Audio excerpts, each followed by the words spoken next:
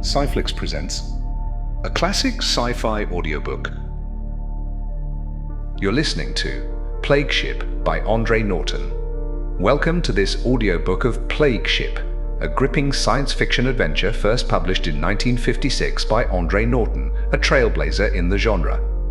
This is the second book in the Solar Queen series, following the crew of a free trader spaceship as they navigate the perilous edges of legal commerce and galactic politics.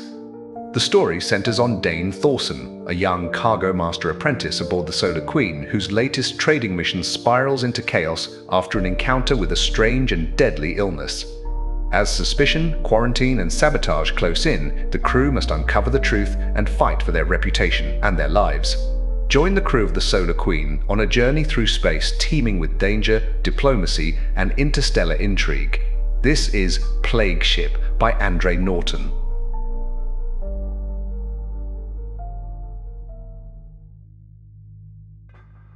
Dane Thorson, cargo master apprentice of the Solar Queen, galactic free trader spacer, Terra Registry, stood in the middle of the ship's cramped bather while Rip Shannon, assistant astrogator and his senior in the service of trade by some 4 years, applied gobs of highly scented paste to the skin between Dane's rather prominent shoulder blades. The small cabin was thickly redolent with spicy odors, and Rip sniffed appreciatively. "You're sure going to be about the best-smelling Terran who ever set boot on Sargol's soil?" His soft slur of speech ended in a rich chuckle. Dane snorted and tried to estimate progress over one shoulder. "The things we have to do for trade." His comment carried a hint of present embarrassment. "Get it well in this stuff supposed to hold for hours. It had better. According to Van, those Salariki can talk your ears right off your head and say nothing worth hearing. And we have to sit and listen until we get a straight answer out of them." "Phew!" He shook his head.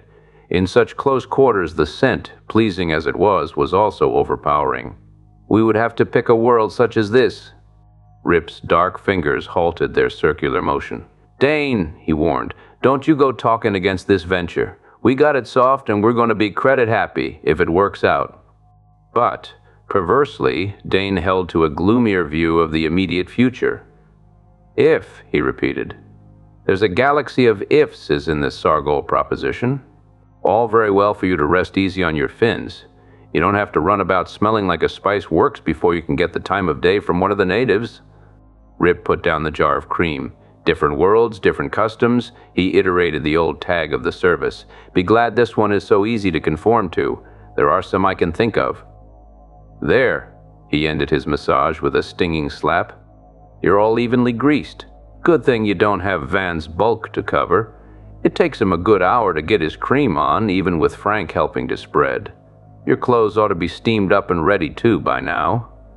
He opened a tight wall cabinet, originally intended to sterilize clothing which might be contaminated by contact with organisms inimical to Terrans. A cloud of steam, fragrant with the same spicy scent, poured out. Dane gingerly tugged loose his trade uniform, its brown silky fabric damp on his skin as he dressed. Luckily, Sargol was warm. When he stepped out on its ruby-tinted soil this morning, no lingering taint of his off-world origin must remain to disgust the sensitive nostrils of the Salariki. He supposed he would get used to this process. After all, this was the first time he had undergone the ritual, but he couldn't lose the secret conviction that it was all very silly. Only what Rip had pointed out was the truth. One adjusted to the customs of aliens, or one didn't trade, and there were other things he might have had to do on other worlds, which would have been far more upsetting to that core of private fastidiousness, which few would have suspected existed in his tall, lanky frame. "Whew! Out in the open with you!" Ali Camille, apprentice engineer, screwed his two regular features into an expression of extreme distaste and waved Dane by him in the corridor. For the sake of his shipmates' olfactory nerves, Dane hurried onto the port which gave on the ramp, now tying the Queen to Sargol's crust. But there he lingered, waiting for Van Ryke, the cargo master of the spacer and his immediate superior. It was early morning, and now that he was out of the confinement of the ship, the fresh morning winds cut about him, rippling through the blue-green grass forest beyond, to take much of his momentary irritation with them. There were no mountains in this section of Sargol. The the highest elevations being rounded hills tightly clothed with the same 10-foot grass which covered the plains. From the Queen's observation ports, one could watch the constant ripple of the grass, so that the planet appeared to be largely clothed in a shimmering, flowing carpet. To the west were the sea's stretches of shallow water, so cut up by strings of islands that they more resembled a series of salty lakes. And it was what was to be found in those seas which had lured the Solar Queen to Sargol, though by rights the discovery was that of another trader, Traxt Cam, who would bid for trading rights to Sargol, hoping to make a comfortable fortune, or at least expenses, with a slight profit. In the perfume trade, exporting from the scented planet some of its most fragrant products. But once on Sargol, he had discovered the Koros stones, gems of a new type, a handful of which offered across the board in one of the inner planet trading marts had nearly caused a riot among bidding gem merchants. And Cam had been well on the way to becoming one of the princes of trade when he had been drawn into the vicious net of the Limbian pirates and finished off. Because they, too, had stumbled into the trap which was Limbo, and had had a very definite part in breaking up that devilish installation, the crew of the Solar Queen had claimed as their reward the trading rights of Traxt Cam in default of legal heirs. And so here they were on Sargol with the notes left by Cam as their guide, and as much lore concerning the Salariki as was known crammed into their minds. Dane sat down on the end of the ramp, his feet on Sargolian soil, thin, red soil with glittering bits of gold flake in it. He did not doubt that he was under observation from hidden eyes, but he tried to show no sign that he guessed it. The adult Salariki maintained at all times an attitude of aloof and complete indifference toward the traders, but the juvenile population were as curious as their elders were contemptuous. Perhaps there was a method of approach in that. Dane considered the idea. Van Ryke and Captain Jellicoe had handled the first negotiations, and the process had taken most of a day, the result totaling exactly nothing. In their contacts with the off-world men, the feline-ancestored Salariki were ceremonious, wary, and completely detached. But Cam had gotten to them somehow, or he would not have returned from his first trip with that pouch of Koros stones.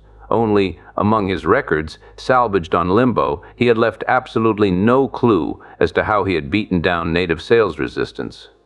It was baffling, but patience had to be the middle name of every trader, and Dane had complete faith in Van. Sooner or later, the cargo master would find a key to unlock the Salariki.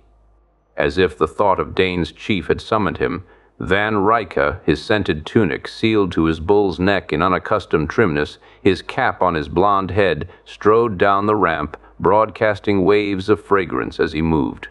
He sniffed vigorously as he approached his assistant and then nodded in approval. "So you're all greased and ready. Is the captain coming too, sir?" Van Ryke shook his head. "This is our headache. Patience, my boy, patience." He led the way through a thin screen of the grass on the other side of the scorched landing field to a well-packed earth road. Again, Dane felt eyes, knew that they were being watched. But no, Salaric stepped out of concealment. At least they had nothing to fear in the way of attack. Traders were immune, taboo, and the trading stations were set up under the white diamond shield of peace, a peace guaranteed on blood oath by every clan chieftain in the district, even in the midst of interclan. Feuding deadly enemies met in amity under that shield and would not turn claw-knife against each other within a 2-mile radius of its protection. The grass forests rustled betrayingly, but the Terrans displayed no interest in those who spied upon them. An insect with wings of brilliant green gauze detached itself from the stalk of a grass tree and fluttered ahead of the traders as if it were an official herald. From the red soil crushed by their boots arose a pungent odor which fought with the scent they carried with them. Dane swallowed 3 or 4 times and hoped that his superior officer had not noticed that sign of discomfort. Though Van Ryke, in spite of his general air of sleepy benevolence and careless goodwill, noticed everything, no matter how trivial, which might have a bearing on the delicate negotiations of galactic trade. He had not climbed to his present status of expert cargo master by overlooking anything at all. Now he gave an order. "Take an equalizer." Dane reached for his belt pouch, flushing, fiercely determined inside himself that no matter how smells warred about him that day, he was not going to let it bother him. He swallowed the tiny pellet medic Tal had prepared for just such trials and tried to occupy his mind with the work to come. If there would be any work, or would another long day be wasted in futile speeches of mutual esteem which gave formal lip service to trade and its manifest benefits? Who? The cry, which was half wail, half arrogant warning, sounded along the road behind them. Van Rycke's stride did not vary. He did not turn his head, show any sign he had heard that heralding fanfare for a clan chieftain. And he continued to keep to the exact center of the road. Dane, the regulation, one pace to the rear and left, as befitted his lower rank. Hoo! That blast from the throat of a Salaric, especially chosen for his lung power, was accompanied now by the hollow drum of many feet. The Terrans neither looked around, nor withdrew from the center, nor did their pace quicken. That, too, was in order, Dane knew. To the rank-conscious Salariki clansman, you did not yield precedence unless you wanted at once to acknowledge your inferiority. And if you did that by some slip of admission or omission, there was no use in trying to treat face-to-face with their chieftains again. Whoa! The blast behind was a scream as the retinue it announced swept around the bend in the road to catch sight of the two traders oblivious of it. Dane longed to be able to turn his head, just enough to see which one of the local lordlings they blocked. Who? There was a questioning note in the cry now, and the heavy thud-thud of feet was slacking. The clan party had seen them, were hesitant about the wisdom of trying to shove them aside. Van Rycke marched steadily onward, and Dane matched his pace. They might not possess a leather-lunged herald to clear their road, but they gave every indication of having the right to occupy as much of it as they wished. And that unruffled poise had its affect upon those behind. The pound of feet slowed to a walk which would keep a careful distance behind the two Terrans. It had worked.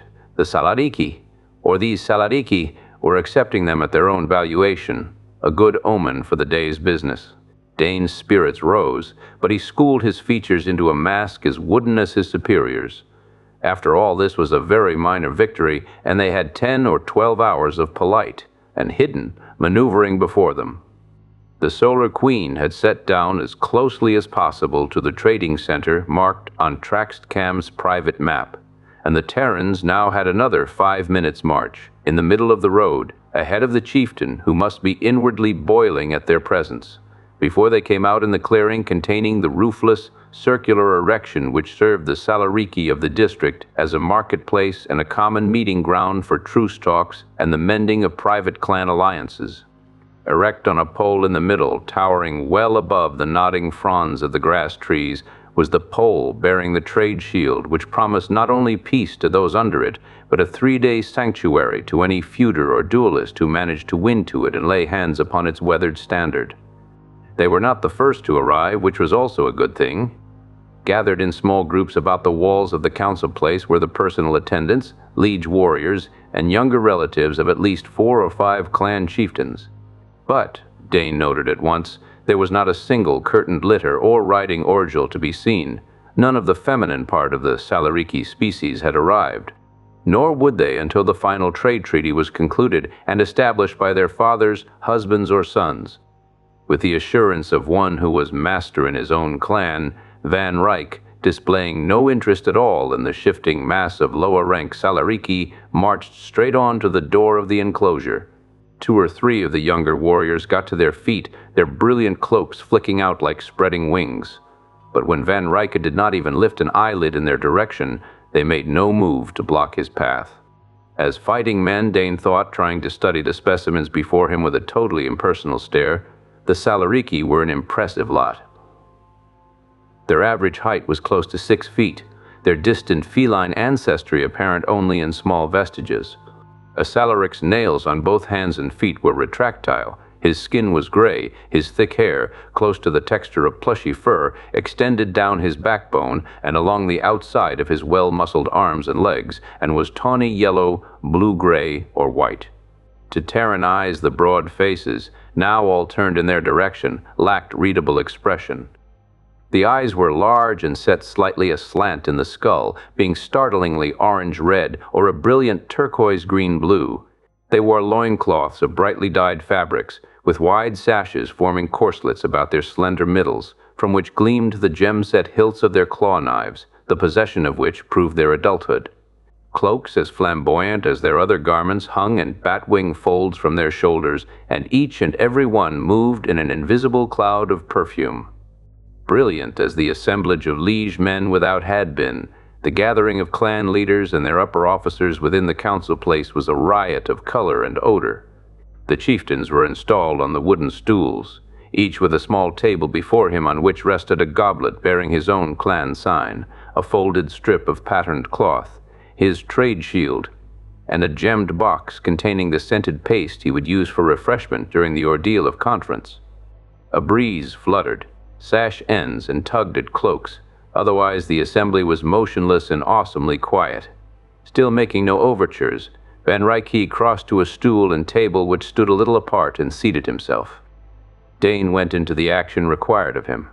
Before his superior, he set out a plastic pocket flask, its color as alive in the sunlight as the crudely cut gems which the Salariki sported, a fine silk handkerchief, and, last of all, a bottle of Terran-smelling salts provided by Medic Tau as a necessary restorative after some hours' combination of Salariki oratory and Salariki perfumes. Having thus done the duty of liege man, Dane was at liberty to seat himself, cross-legged on the ground behind his chief, as the other sons, heirs, and advisers had gathered behind their lords. The chieftain, whose arrival they had in a manner delayed, came in after them, and Dane saw that it was Fashdor.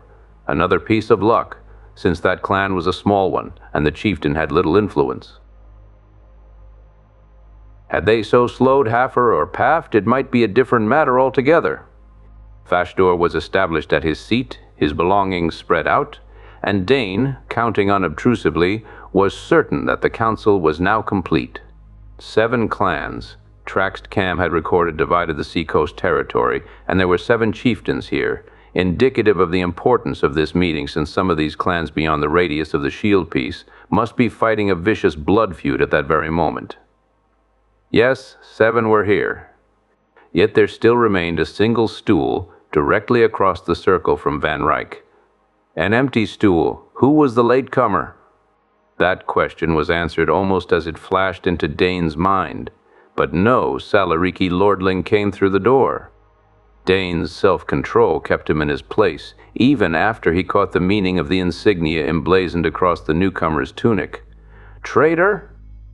And not only a traitor, but a company man. But why and how? The companies only went after big game. This was a planet thrown open to free traders, the independents of the star lanes. By law and right, no company man had any place here, unless, behind a face Dane strove to keep as impassive as Van's, his thoughts raced. Traxt Cam, as a free trader, had bid for the right to exploit Sargol when its sole exportable product was deemed to be perfume, a small, unimportant trade as far as the companies were concerned. And then the Koro stones had been found, and the importance of Sargol must have boomed as far as the big boys could see. They probably knew of Traxt Cam's death as soon as the patrol report on Limbo had been sent to headquarters. The companies all maintained their private information and espionage services, and, with Traxt Cam dead without an heir, they had seen their chance and moved in. Only, Dane's teeth set firmly, they didn't have the ghost of a chance now. Legally, there was only one trader on Sargol, and that was the Solar Queen. Captain Jellicoe had his record signed by the patrol to prove that. And all this intersolar man would do now was to bow out and try poaching elsewhere. But the IS man appeared to be in no haste to follow that only possible course. He was seating himself with arrogant dignity on that unoccupied stool, and a younger man in IS uniform was putting before him the same type of equipment Dane had produced for Van Ryck. The cargo master of the Solar Queen showed no surprise, if the IZ's appearance had been such to him. One of the younger warriors in Paft's train got to his feet and brought his hands together with a clap, which echoed across the silent gathering with the force of an archaic, solid projectile shot. A Salaric, wearing the rich dress of the upper ranks, but also the collar forced upon a captive taken in combat, came into the enclosure carrying a jug in both hands. Preceded by Paft's son, he made the rounds of the assembly, pouring a purple liquid from his jug into the goblet before each chieftain, a goblet which Paft's heirs tasted ceremoniously before it was presented to the visiting clan leader. When they paused before Van Rycke, the Salaric nobleman touched the side of the plasta flask in token. It was recognized that off-world men must be cautious over the sampling of local products, and that when they joined in the taking of the first cup of peace, they did so symbolically. Paft raised his cup, his gesture copied by everyone around the circle. In the harsh tongue of his race, he repeated a formula so archaic that few of the Salarici could now translate the sing-song words. They drank, and the meeting was formally opened. But it was an elderly Salaric seated to the right of Halfor, a man who wore no claw knife, and whose dusky yellow cloak and sash made a subdued note amid the splendor of his fellows, who spoke first, using the click-clack of the trade lingo his nation had learned from Cam. Under the white, he pointed to the shield aloft, we assembled to hear many things, but now come two tongues to speak where once there was but one father of a clan. Tell us, outlanders, which of you must we now hark to in truth? He looked from Van Rycke to the IS representative. The cargo master from the Queen did not reply. He stared across the circle at the company man. Dane waited eagerly. What was the IS going to say to that? But the fellow did have an answer, ready and waiting. It is true, fathers of clans, that here are two voices, where by right and custom there should only be one. But this is a matter which can be decided between us. Give us leave to withdraw from your sight, and speak privately together. Then he who returns to you will be the true voice, and there shall be no more division. It was Paft who broke in before Halfor's spokesman could reply. It would have been better to have spoken together before you came to us. Go then, until the shadow of the shield is not, then return hither and speak truly. We do not wait upon the pleasure of outlanders. A murmur approved that tart comment. Until the shadow of the shield is not. They had until noon. Van Rycke rose, and Dane gathered up his chief's possessions. With the same superiority to his surroundings he had shown upon entering, the cargo master left the enclosure, the Izes following. But they were away from the clearing, out upon the road back to the Queen before the two from the company caught up with them. Captain Grange will see you right away. The Ize cargo master was beginning when Van Rycke met him with a quelling stare. If you poachers have anything to say, you say it at the Queen and to Captain Jellicoe, he stated flatly and started on. Above his tight tunic collar the other's face flushed. His teeth flashed as he caught his lower lip between them, as if to forcibly restrain an answer he longed to make. For a second he hesitated, and then he vanished down a side path with his assistant. Van Rycke had gone a quarter of the distance back to the ship before he spoke. I thought it was too easy, he muttered. Now we're in for it, maybe right up the rockets. By the spike tail of Exol, this is certainly not our lucky day. He quickened pace until they were close to trotting. That's far enough, Ize. Although traders by law and tradition carried no more potent personal weapons, except in times of great crisis, than hand sleep rods, the resultant shot from the latter was just as unpleasant for temporary periods as a more forceful beam, and the threat of it was enough to halt the three men who had come to the foot of the Queen's ramp and who could see the rod held rather negligently by Ali. Ali's eyes were anything but negligent, however, and free traders had reputations to be respected by their rivals of the companies. The very nature of their roving lives taught them savage lessons, which they either learned or died. Dane, glancing down over the engineer apprentice's shoulder, saw that Van Rycke's assumption of confidence had indeed paid off. They had left the trade enclosure of the Salarici barely 3/4 of an hour ago, but below now stood the bebadged captain of the IS ship and his cargo master. I want to speak to your captain, snarled the Ize officer. Ali registered faint amusement, an expression which tended to rouse the worst in the spectator, as Dane knew of old when that same mocking appraisal had been turned on him as the rawest of the Queen's crew. "But does he wish to speak to you?" countered Camille. "Just stay where you are, Izzy, until we are sure about that fact."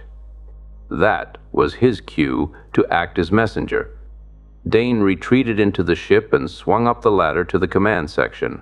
As he passed Captain Jellicoe's private cabin, he heard the muffled squall of the commander's unpleasant pet, Quex, the Hubot, a nightmare combination of crab, parrot, and toad, wearing a blue feather coating and inclined to scream and spit at all comers. Since Quex would not be howling in that fashion if its master was present, Dane kept on to the control cabin, where he blundered in upon an executive-level conference of captain, cargo master, and astrogator. "Well?" Jellicoe's blaster-scarred left cheek twitched as he snapped that impatient inquiry at the messenger. "Izzy, captain below, sir, with his cargo master. They want to see you." Jellicoe's mouth was a straight line, his eyes very hard. By instinct, Dane's hand went to the grip of the sleep rod slung at his belt. When the old man put on his fighting face, "Look out! Here we go again," he told himself, speculating as to just what type of action lay before them now. "Oh, they do they?" Jellicoe began, and then throttled down the temper he could put under iron control when and if it were necessary. "Very well, tell them to stay where they are. Van, we'll go down." For a moment, the cargo master hesitated. His heavy-lidded eyes looked sleepy. He seemed almost disinterested in the suggestion. And when he nodded, it was with the air of someone about to perform some boring duty. "Right, sir."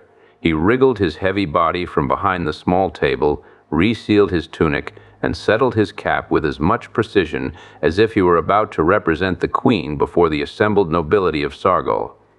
Dane hurried down the ladders, coming to a halt beside Ali. It was the turn of the man at the foot of the ramp to bark an impatient demand. "Well?" Was that the theme word of every captain's vocabulary? "You wait," Dane replied, with no inclination to give the IZ officer any courtesy address. Close to a Terran year aboard the Solar Queen had inoculated him with pride in his own section of service. A free trader was answerable to his own officers and to no one else on Earth or among the stars, no matter how much discipline and official etiquette the companies used to enhance their power. He half expected the IS officers to leave after an answer such as that. For a company captain to be forced to wait upon the convenience of a free trader must be galling in the extreme.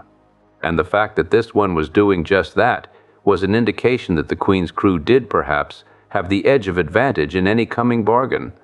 In the meantime, the IZ contingent fumed below while Ali lounged whistling against the exit port, playing with his sleep rod, and Dane studied the grass forest. His boot nudged a packet just inside the port casing, and he glanced inquiringly from it to Ali. "Cat ransom," the other answered his unspoken question. "And?" So that was it. The fee for Sinbad's return. What is it today? "Sugar about a tablespoonful," the engineer assistant returned, "and 2 colored stelos. So far they haven't run up the price on us. I think they're sharing out the spoil evenly. A new cub brings him back every night." As did all Terran ships, the Solar Queen carried a cat as an important member of the regular crew, and the portly Sinbad, before their landing on Sargol, had never presented any problem. He had done his duty of ridding the ship of unusual and usual pests and cargo despoilers with dispatch, neatness, and energy, and when in port on alien worlds had never shown any inclination to go a-roving. But the sense of Sargol had apparently intoxicated him, shearing away his solid dignity and middle-aged dependability. Now Sinbad flashed out of the Queen at the opening of her port in the early morning and was brought back, protesting with both voice and claws, at the end of the day by that member of the juvenile population whose turn it was to collect the standing reward for his forceful delivery. Within 3 days it had become an accepted business transaction which satisfied everyone but Sinbad. The scrape of metal boot soles on ladder rungs warned of the arrival of their officers. Ali and Dane withdrew down the corridor, leaving the entrance open for Jellicoe and Van Ryck. Then they drifted back to witness the meeting with the IZs.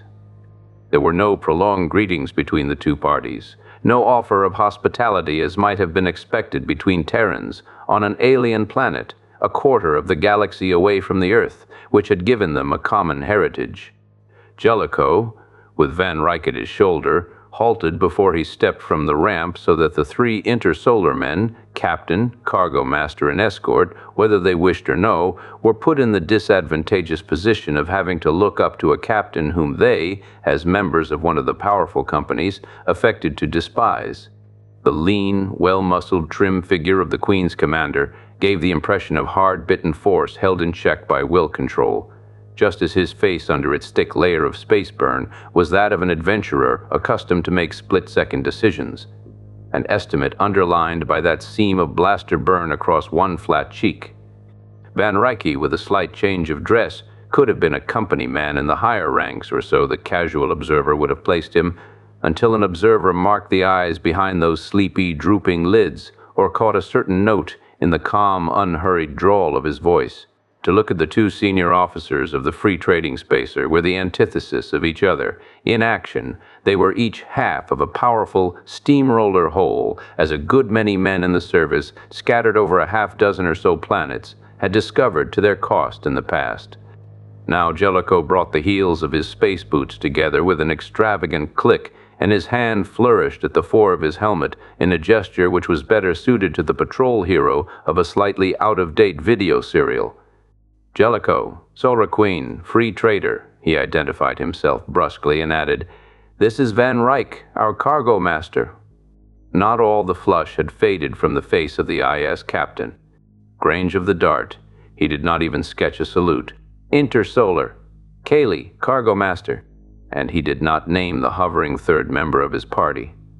Jellicoe stood waiting, and after a long moment of silence, Grange was forced to state his business. "We have until noon." Jellicoe, his fingers hooked in his belt, simply waited, and under his level gaze the icy captain began to find the going hard. "They have given us until noon," he started once more, "to get together." Jellicoe's voice came, coldly remote. "There is no reason for any getting together, Grange. By rights, I can have you up before the trade board for poaching. The Solar Queen has sole trading rights here. If you upship within a reasonable amount of time, I'll be inclined to let it pass. After all, I've no desire to run all the way to the nearest patrol post to report you. You can't expect to buck intersolar. We'll make you an offer." That was Callie's contribution, made probably because his commanding officer couldn't find words explosive enough. Jellicoe, whose forte was more direct action, took an excursion into heavy-handed sarcasm. "You IZs have certainly been given excellent briefing. I would advise a little closer study of the code, and not the sections in small symbols at the end of the tape either. We're not bucking anyone. You'll find our registration for Sargol down on tapes at the center, and I suggest that the sooner you withdraw the better before we cite you for illegal planeting." Grange had gained control of his emotions. "We're pretty far from Seta here," he remarked. It was a statement of fact, but it carried overtones which they were able to assess correctly. The Solar Queen was a free trader, alone on an alien world. But the IS ship might be cruising in company, ready to summon aid, men, and supplies.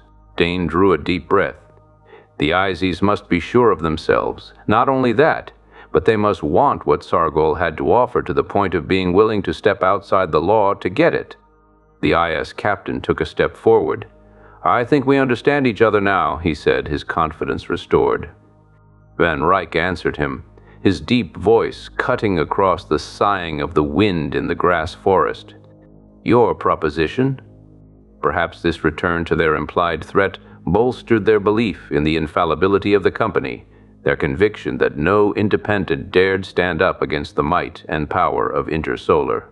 Callie replied, "We'll take up your contract at a profit to you, and you upship before the Salariki are confused over whom they are to deal with."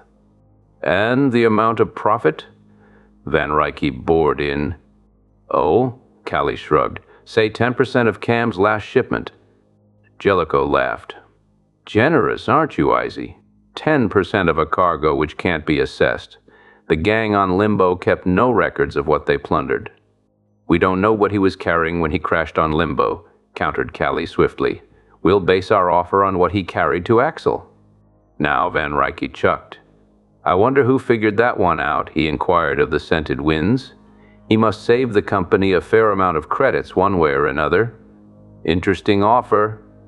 By the bland satisfaction to be read on the three faces below, the IS men were assured of their victory. The Solar Queen would be paid off with a pittance. Under the vague threat of company retaliation, she would upship from Sargol, and they would be left in possession of the rich Koros trade to be commended and rewarded by their superiors. Had they, Dane speculated, ever had any dealings with free traders before, at least with the brand of independent adventurers such as Manned the Solar Queen? Van Ryke burrowed in his belt pouch and then held out his hand. On the broad palm lay a flat disc of metal. Very interesting, he repeated. I shall treasure this recording. The sight of that disc wiped all satisfaction from the icy faces. Grange's purplish flush spread up from his tight tunic collar. Callie blinked, and the unknown third's hand dropped to his sleep rod, an action which was not overlooked by either Dane or Ali. A smooth set down to you, Jellicoe gave the conventional leave-taking of the service. You'd better, the icy captain began hotly, and then seeing the disc Van Ryke held, that sensitive bit of metal and plastic which was recording this interview for future reference, he shut his mouth tight. Yes? The Queen's cargo master prompted politely, but Callie had taken his captain's arm and was urging Grange away from the spacer.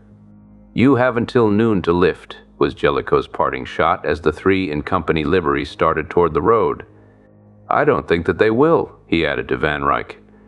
The cargo master nodded. You wouldn't in their place, he pointed out reasonably.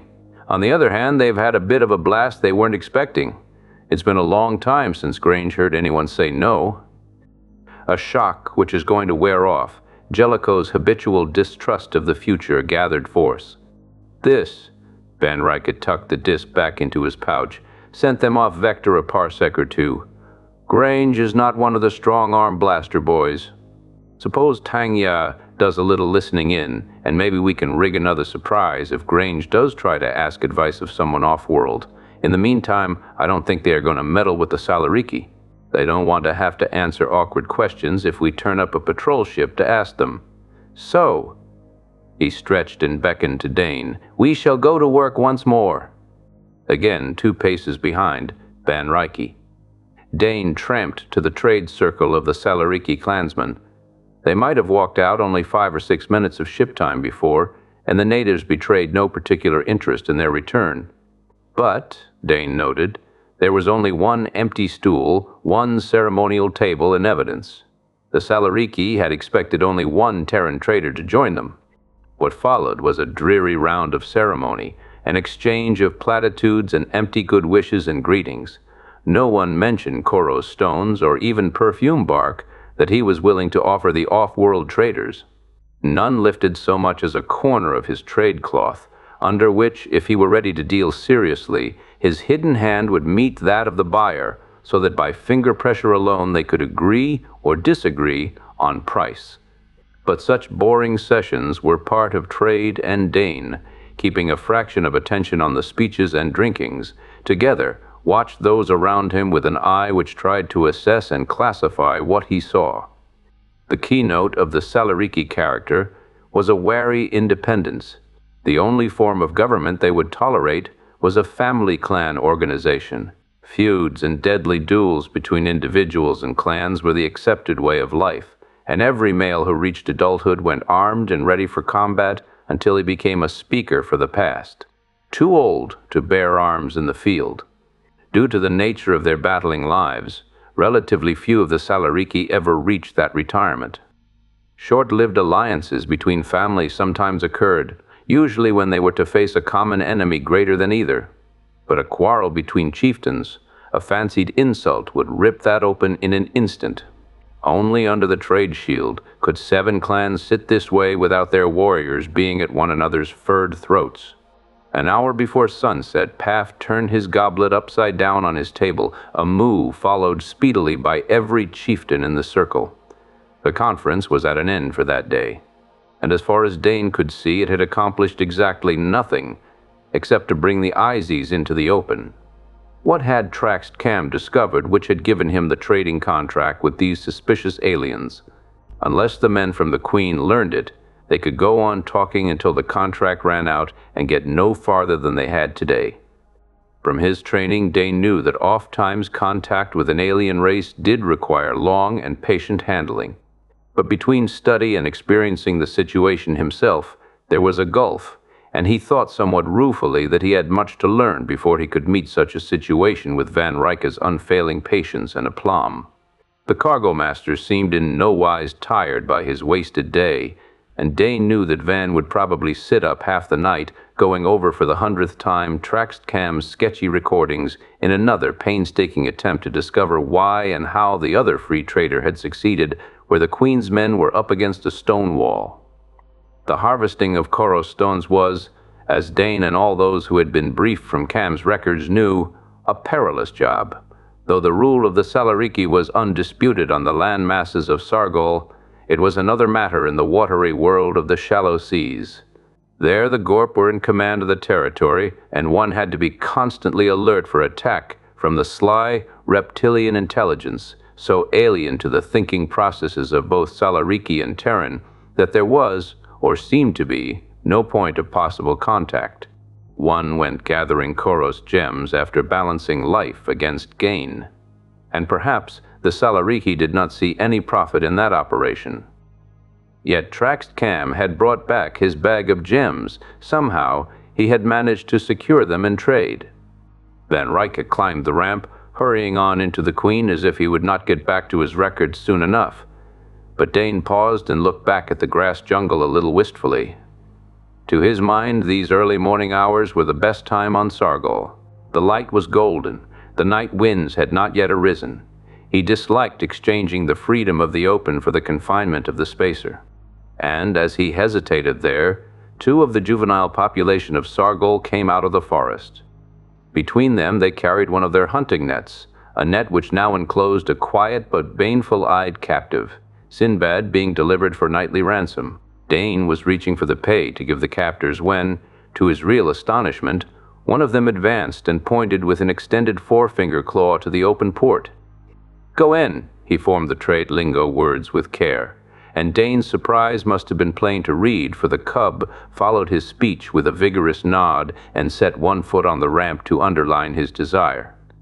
For one of the Salariki, who had continually manifested their belief that Terrans and their ship were an offense to the nostrils of all right living men, to wish to enter the spacer was an astonishing about-face. But any advantage, no matter how small, which might bring about a closer understanding, must be seized at once. Dane accepted the growling Sinbad and beckoned, knowing better than to touch the boy. "Come!" Only one of the junior clansmen obeyed that invitation. The other watched, big-eyed, and then scuttled back to the forest when his fellow called out some suggestion. He was not going to be trapped. Dane led the way up the ramp, paying no visible attention to the young Salaric, nor did he urge the other on when he lingered for a long moment or two at the port. In his mind, the cargo master apprentice was feverishly running over the list of general trade goods. What did they carry which would make a suitable and intriguing gift for a small alien with such a promising bump of curiosity? If he had only time to get Van Rycke. The Salaric was inside the corridor now, his nostrils spread, assaying each and every odor in this strange place. Suddenly his head jerked as if tugged by one of his own net ropes. His interest had been riveted by some scent his sensitive senses had detected. His eyes met Dane's in appeal. Swiftly the Terran nodded, and then followed with a lengthened stride as the Salaric sped down into the lower reaches of the Queen, obviously in quest of something of great importance. "What in?" Frank Mura, steward, storekeeper, and cook of the Queen, retreated into the nearest cabin doorway as the young Salaric flashed down the ladder into his section. Dane, with the now resigned Sinbad in the crook of his arm, had tailed his guest and arrived just in time to see the native come to an abrupt halt before one of the most important doors in the spacer. the portal of the hydro garden, which renewed the ship's oxygen and supplied them with fresh fruit and vegetables to vary their diet of concentrates. The Salaric laid one hand on the smooth surface of the sealed compartment and looked back over his shoulder at Dane with an inquiry to which was added something of a plea. Guided by his instinct that this was important to them all, Dane spoke to Mura. "Can you let him in there, Frank?" It was not sensible. It might even be dangerous. But every member of the crew knew the necessity for making some sort of contact with the natives. Mura did not even nod, but squeezed by the Salaric and pressed the lock. There was a sign of air and the crisp smell of growing things, lacking the languorous perfumes of the world outside, puffed into the faces. The cub remained where he was, his head up, his wide nostrils visibly drinking in that smell. Then he moved with the silent, uncanny speed which was the heritage of his race, darting down the narrow aisle toward a mass of greenery at the far end. Sinbad kicked and growled. This was his private hunting ground, the preserve he kept free of invaders. Dane put the cat down. The Salaric had found what he was seeking. He stood on tiptoe to sniff at a plant, his yellow eyes half closed, his whole stance spelling ecstasy. Dane looked to the steward for enlightenment. "What's he so interested in, Frank?" "Catnip." "Catnip?" Dane repeated. The word meant nothing to him, but Mura had a habit of picking up strange plants and cultivating them for study. "What is it?" "One of the Terran mints, an herb." Mura gave a short explanation as he moved down the aisle toward the alien. He broke off a leaf and crushed it between his fingers. Dane, his sense of smell largely deadened by the pungency with which he had been surrounded by most of that day, could distinguish no new odor. But the young Salaric swung around to face the steward, his eyes wide, his nose questing. And Sinbad gave a whining yowl and made a spring to push his head against the steward's now aromatic hand. So, now they had it, an opening wedge. Dane came up to the three. "All right to take a leaf or two?" he asked Mura. "Why not? I grow it for Sinbad. To a cat it is like hemel smoke or a tankard of lackybod." And by Sinbad's actions, Dane guessed that the plant did hold for the cat the same attraction those stimulants produced in human beings. He carefully broke off a small stem supporting 3 leaves and presented it to the Salaric, who stared at him, and then, snatching the twig, raced from the hydro garden as if pursued by feuding clansmen. Dane heard the pad of his feet on the ladder. Apparently the cub was making sure of escape with his precious find, but the cargo master apprentice was frowning. As far as he could see, there were only 5 of the plants. "That's all the catnip you have?" Mura tucked Sinbad under his arm and shooed Dane before him out of the hydro. There was no need to grow more. A small portion of the herb goes a long way with this one. He put the cat down in the corridor. "The leaves may be preserved by drying. I believe that there is a small box of them in the galley." A strictly limited supply. Suppose this was the key which would unlock the Koros trade, and yet it was to be summed up in 5 plants and a few dried leaves? However, Van Ryck must know of this as soon as possible. But to Dane's growing discomfiture, the cargo master showed no elation as his junior poured out the particulars of his discovery. Instead, there were definite signs of displeasure to be read by those who knew Van Ryck well. He heard Dane out and then got to his feet. Tolling the younger man with him by a crooked finger, he went out of his combined office living quarters to the domain of medic Craig Tau. "Problem for you, Craig." Van Ryck seated his bulk on the wall jump seat Tau pulled down for him. Dane was left standing just within the door, very sure now that instead of being commended for his discovery of a few minutes before, he was about to suffer some reprimand. And the reason for it still eluded him. "What do you know about that plant? Mura grows in the hydro, the one called catnip?" Tau did not appear surprised at that demand. The medic of a free-trading spacer was never surprised at anything. He had his surfeit of shocks during his first years of service, and after that accepted any occurrence, no matter how weird, as matter of fact. In addition, Tau's hobby was magic. the hidden knowledge possessed and used by witch doctors and medicine men on alien worlds. He had a library of recordings, odd scraps of information, of certified results of certain very peculiar experiments. Now and then he wrote a report which was sent into Central Service, read with raised eyebrows by perhaps half a dozen incredulous desk warmers, and filed away to be safely forgotten. But even that had ceased to frustrate him. "It's an herb of the mint family from Terra," he replied. "Mura grows it for. Sinbad has quite a marked influence on cats. Frank's been trying to keep him anchored to the ship by allowing him to roll in fresh leaves. He does it, then continues to sneak out whenever he can." That explained something for Dane, why the Salariki cub wished to enter the Queen tonight. Some of the scent of the plant had clung to Sinbad's fur, had been detected, and the Salaric had wanted to trace it to its source. "Is it a drug?" Van Ryke prodded. "In the way that all herbs are drugs. Human beings have dosed themselves in the past with a tea made of the dried leaves. It has no great medicinal properties. To felines, it is a stimulation, and they get the same satisfaction from rolling in and eating the leaves as we do from drinking. The Salariki are, in a manner of speaking, felines," Van Ryke mused. Tao straightened. "The Salariki have discovered catnip, I take it?" Van Ryke nodded at Dane, and for the second time the cargo master apprentice made his report. When he was done, Van Ryke asked a direct question of the medical officer. What effect would catnip have on a Salaric?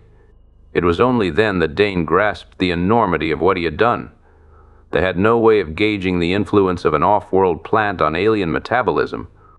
What if he had introduced to the natives of Sargol a dangerous drug started that cub on some path of addiction? He was cold inside. Why, he might even have poisoned the child. Tao picked up his cap, and after a second's hesitation, his emergency medical kit. He had only one question for Dane.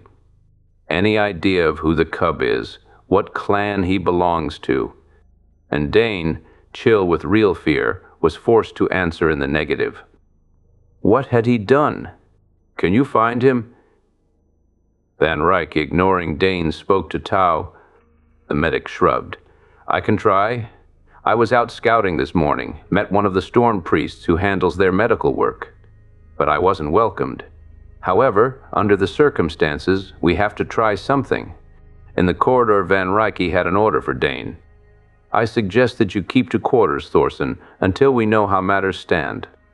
Dane saluted. That note in his superior's voice was like a whiplash, much worse to take than the abuse of a lesser man.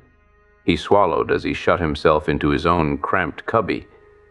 This might be the end of their venture, and they would be lucky if their charter was not withdrawn. Let IS get an inkling of his rash action, and the company would have them up before the board to be stripped of all their rights in the service. Just because of his own stupidity, his pride in being able to break through where Van Ryke and the captain had faced a stone wall. And, worse than the future, which could face the Queen, was the thought that he might have introduced some dangerous drug into Sargol with his gift of those few leaves. When would he learn? He threw himself face down on his bunk and despondently pictured the string of calamities which could, and maybe would, stem from his thoughtless and hasty action. Within the Queen, night and day were mechanical. The lighting in the cabins did not vary much. Dane did not know how long he lay there, forcing his mind to consider his stupid action, making himself face that. In the service, there were no shortcuts which endangered others, not unless those taking the risks were Terrans. Dane, Rip Shannon's voice cut through his self-imposed nightmare, but he refused to answer. Dane, Van wants you on the double. Why? To bring him up before Jellicoe, probably. Dane schooled his expression, got up, pulling his tunic straight, still unable to meet Rip's eyes. Shannon was just one of those he had let down so badly, but the other did not notice his mood. Wait till you see him! Half Sargol must be here yelling for trade. That comment was so far from what he had been expecting that Dane was startled out of his own gloomy thoughts. Rip's brown face was one wide smile, his black eyes danced. It was plain he was honestly elated. "Get a move on, fire rockets," he urged, "or Van will blast you for fair." Dane did move, up the ladder to the next level and out on the port ramp. What he saw below brought him up short. Evening had come to Sargol, but the scene immediately below was not in darkness. Blazing torches advanced in lines from the grass forest, and the portable floodlight of the spacer added to the general glare, turning night into noonday. Van Ryke and Jellicoe sat on stools facing at least 5 of the 7 major chieftains with whom they had conferred to no purpose earlier. And behind these leaders milled a throng of lesser Salariki. Yes, there was at least one carrying chair, and also an orgel from the back of which a veiled noblewoman was being assisted to dismount by 2 retainers. The women of the clans were coming, which could mean only that trade was at last in progress. But trade for what? Dane strode down the ramp. He saw Paft, his hand carefully covered by his trade cloth, advance to Van Ryke, whose own fingers were decently veiled by a handkerchief. Under the folds of fabric, their hands touched. The bargaining was in the first stages, and it was important enough for the clan leaders to conduct themselves, where, according to Cam's records, it had been usual to delegate that power to a favored liege man. Catching the light from the ship's beam and from the softer flares of the Salariki torches was a small pile of stones resting on a stool to one side. Dane drew a deep breath. He had heard the Koros stones described, had seen the tri-D print of one found among Cam's recordings, but the reality was beyond his expectations. He knew the technical analysis of the gems that they were, as the amber of Terra, the fossilized resin exuded by ancient plants, maybe the ancestors of the grass trees, long buried in the saline deposits of the shallow seas where chemical changes had taken place to produce the wonder jewels. In color, they shaded from a rosy apricot to a rich mauve, but in their depths other colors, silver, fiery gold, spun sparks which seemed to move as the gem was turned. And, which was what first endeared them to the Salariki, when worn against the skin and warmed by body heat, they gave off a perfume which enchanted not only the Sargolian natives, but all in the galaxy, wealthy enough to own one. On another stool placed at Van Ryke's right hand, as that bearing the Koros stones was at Paft's, was a transparent plastic box containing some wrinkled, brownish leaves. Dane moved as unobtrusively as he could to his proper place at such a trading session, behind Van Ryke. More. Salariki were tramping out of the forest, torch-bearing retainers and cloaked warriors. A little to one side was a third party Dane had not seen before. They were clustered about a staff which had been driven into the ground, a staff topped with a white streamer marking a temporary trading ground. These were Salariki right enough, but they did not wear the colorful garb of those about them. Instead, they were all clad alike in muffling, sleeved robes of a drab green. The storm, priests, their robes denoting the color of the Sargolian sky just before the onslaught of their worst tempests. Cam had not left many clues concerning the religion of the Salariki, but the storm priests had, in narrowly defined limits, power, and their recognition of the Terran traders would add to good feeling. In the knot of storm priests, a Terran stood, Medic Tau, and he was talking earnestly with the leader of the religious party. Dane would have given much to have been free to cross and ask Tau a question or two. Was all this assembly the result of the discovery in the Hydro? But even as he asked himself that, the trade cloths were shaken from the hands of the bargainers, and Van Ryke gave an order over his shoulder. "Measure out 2 spoonsful of the dried leaves into a box." He pointed to a tiny plastic container. With painstaking care, Dane followed directions. At the same time, a servant of the Salaric chief swept the handful of gems from the other stool and dropped them in a heap before Van Ryke, who transferred them to a strongbox resting between his feet. Paft arose, but he had hardly quitted the trading seat before one of the lesser clan leaders had taken his place, the bargaining cloth ready looped loosely about his wrist. It was at that point that the proceedings were interrupted. A new party came into the open. Their utilitarian trade tunics made a drab blot as they threaded their way in a compact group through the throng of Salariki. IS men, so they had not lifted from Sargol. They showed no signs of uneasiness. It was as if their rights were being infringed by the free traders, and Cally, their cargo master, swaggered straight to the bargaining point. The chatter of Salariki voices was stilled. The Sargolians withdrew a little, letting one party of Terrans face the other, sensing drama to come. Neither Van Ryck nor Jellicoe spoke. It was left to Cally to state his case. "You've crooked your orbit this time, bright boys." His jeer was a paean of triumph. Code 3, Article 6. Or can't you absorb rules tapes with your thick heads? Code 3, Article 6. Dane searched his memory for that law of the service. The words flashed into his mind as the auto-learner had planted them during his first year of training back in the pool. To no alien race shall any trader introduce any drug, food, or drink from off-world until such a substance has been certified as non-harmful to the aliens. There it was. IS had them, and it was all his fault. But if he had been so wrong, why in the world did Van Ryck sit there trading, condoning the error, and making it into a crime for which they could be summoned before the board and struck off the rolls of the service? Van Ryck smiled gently. "Code 4, Article 2, he quoted with the genial air of one playing gift-giver at a Forkadan feasting. Code 4, Article 2. Any organic substance offered for trade must be examined by a committee of trained medical experts, an equal representation of Terrans and aliens." Cayley's sneering smile did not vanish. "Well," he challenged, "where's your board of experts?" "Tau," Van Ryck called to the medic with the storm priests. "Will you ask your colleague to be so kind as to allow the cargo master Cally to be presented?" The tall, dark, young Terran medic spoke to the priest beside him, and together they came across the clearing.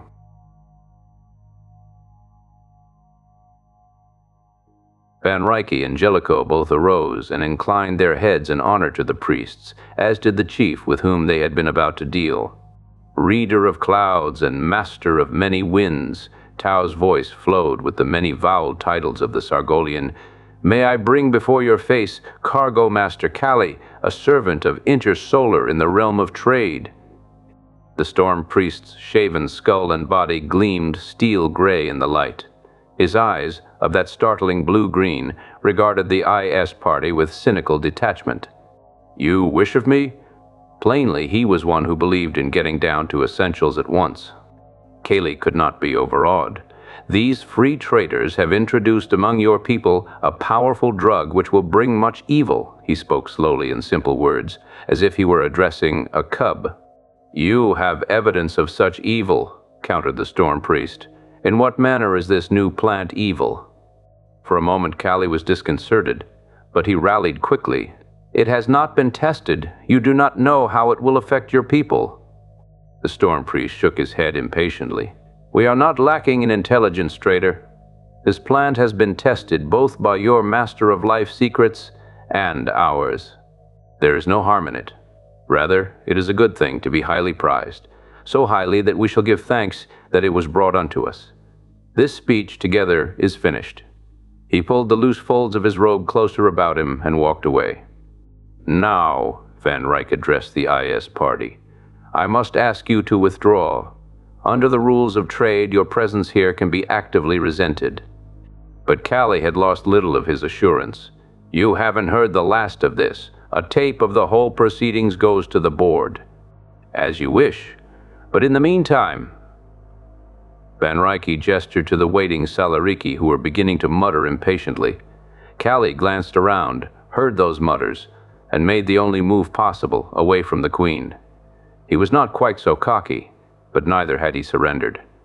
Dane caught at Tau's sleeve and asked the question which had been burning in him since he had come upon the scene. "What happened about the catnip?" There was lightening of the serious expression on Tau's face. "Fortunately for you, that child took the leaves to the storm priest. They tested and approved it, and I can't see that it has any ill effects. But you were just lucky, Thorson. It might have gone another way." Dane sighed. "I know that, sir," he confessed. "I'm not trying to rock it out." Tau gave a half-smile. "We all off-fire our tubes at times," he conceded. "Only next time." He did not need to complete that warning as Dane caught him up. "There isn't going to be a next time like this, sir. Ever." But the interruption had disturbed the tenor of trading. The small chief, who had so eagerly taken Paff's place, had only 2 Koros stones to offer, and even to Dane's inexperienced eyes, they were inferior in size and color to those the other clan leader had tendered. The Terrans were aware that Koros mining was a dangerous business, but they had not known that the stock of available stones was so very small. Within 10 minutes, the last of the serious bargaining was concluded, and the clansmen were drifting away from the burned-over space about the Queen's standing fins. Dane folded up the bargain cloth, glad for a task. He sensed that he was far from being back in Van Rycke's good graces. The fact that his superior did not discuss any of the aspects of the deals with him was a bad sign. Captain Jellicoe stretched. Although his was not, or never, what might be termed a good-humored face, he was at peace with his world. That would seem to be all. "What's the haul, Van?" 10 first-class stones, about 52nd grade, and 20 or so of third. The chiefs will go to the fisheries tomorrow. Then we'll be in to see the really good stuff. "And how's the herbs holding out?" That interested Dane, too. Surely the few plants in the hydro and the dried leaves could not be stretched too far. "As well as we could expect." Van Rycke frowned. "But Craig thinks he's on the trail of something to help." The storm priests had uprooted the staff marking the trading station and were wrapping the white streamer about it. Their leader had already gone, and now Tao came up to the group by the ramp. "Van says you have an idea," the captain hailed him. "We haven't tried it yet, and we can't unless the priests give it a clear lane." "That goes without saying," Jellicoe agreed. The captain had not addressed that remark to him personally, but Dane was sure it had been directed at him. Well, they needn't worry. Never again was he going to make that mistake. They could be very sure of that. He was part of the conference which followed in the mess cabin only because he was a member of the crew. How far the reason for his disgrace had spread, he had no way of telling, but he made no overtures, even to Rip. Tao had the floor with Mura as an efficient lieutenant. He discussed the properties of catnip and gave information on the limited supply the Queen carried. Then he launched into a new suggestion. Felines of Terra, in fact a great many other of our native mammals, have a similar affinity for this. Mura produced a small flask and Tao opened it, passing it to Captain Jellicoe and so from hand to hand about the room. Each crewman sniffed at the strong aroma. It was a heavier scent than that given off by the crushed catnip. Dane was not sure he liked it. But a moment later, Sinbad streaked in from the corridor and committed the unpardonable sin of leaping to the tabletop just before Mura, who had taken the flask from Dane. He meowed plaintively and clawed at the steward's cuff. Mura stoppered the flask and put the cat down on the floor. "What is it?" Jellicoe wanted to know. "Anisette, a liquor made from the oil of anise from seeds of the anise plant. It is a stimulant, but we use it mainly as a condiment. If it is harmless for the Salariki, it ought to be a bigger bargaining point than any perfumes or spices IS can import. And remember, with their unlimited capital, they can flood the market with products we can't touch, selling at a loss if need be to cut us out. Because their ship is not going to lift from Sargol just because she has no legal right here. There's this point," Van Rycke added to the lecture.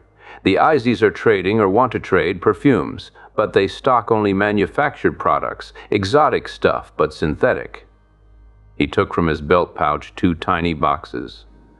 Before he caught the rich scent of the paste inside them, Dane had already identified each as luxury items from Casper Chemical Products, which sold well and at high prices in the civilized ports of the galaxy. The cargo master turned the boxes over, exposing the symbol on their undersides, the mark of IS. "These were offered to me in trade by a Salaric. I took them, just to have proof that the Izis are operating here. But, note, they were offered to me in trade, along with 2 top Koros for what? 1 spoonful of dried catnip leaves. Does that suggest anything?" Mura answered first. "The Salariki prefer natural products to synthetic." "I think so." "Do you suppose that was Cam's secret?" speculated astrogator Steen Wilcox. If it was, Jellicoe cut in, he certainly kept it. If we had only known this earlier. They were all thinking of that, of their storage space carefully packed with useless trade goods. Where, if they had known, the same space could have carried herbs with 5 or 25 times as much buying power. Maybe now that their sales resistance is broken, we can switch to some of the other stuff, Tang Ya, torn away from his beloved communicators for the conference, said wistfully. They like color. How about breaking out some rolls of Harlinian moth silk? Van Rycke sighed wearily. Oh, we'll try. We'll bring out everything and anything, but we could have done so much better. He brooded over the tricks of fate which had landed them on a planet wild for trade with no proper trade goods in either of their holds. There was a nervous little sound of a throat being apologetically cleared. Jasper Weeks, the small wiper from the engine room detail, the third-generation Venusian colonist whom the more vocal members of the Queen's complement were apt to forget upon occasion, seeing all eyes upon him, spoke, though his voice was hardly above a hoarse whisper. Cedar lac will bark forsh, weed. Cinnamon, Marais added to the list, imported in small quantities. Naturally. Only the problem now is, how much cedar, lac will bark, forsh weed, cinnamon do we have on board? Demanded Van Rycke.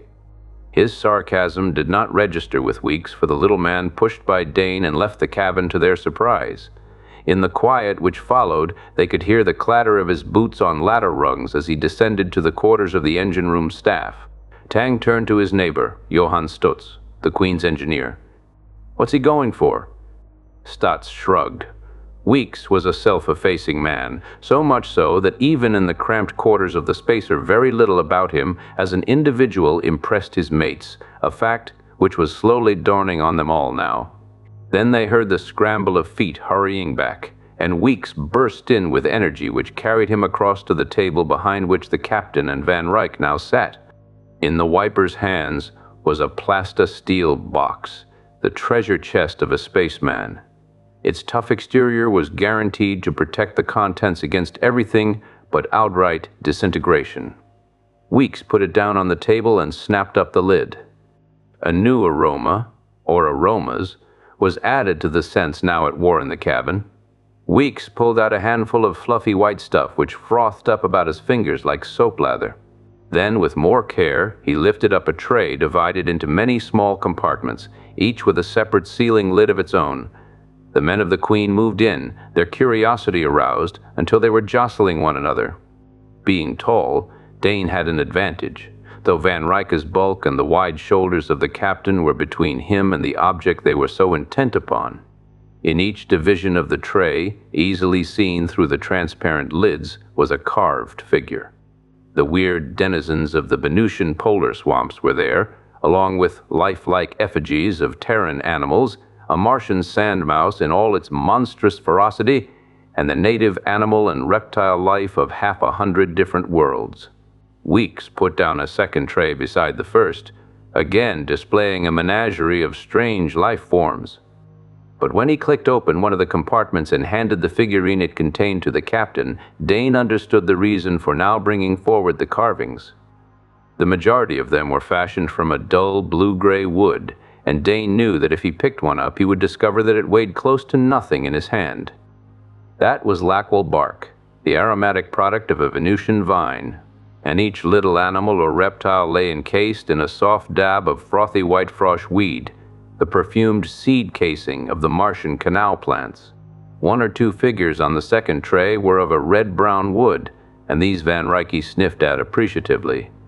"Cedar Terran cedar," he murmured. Weeks nodded eagerly, his eyes alight.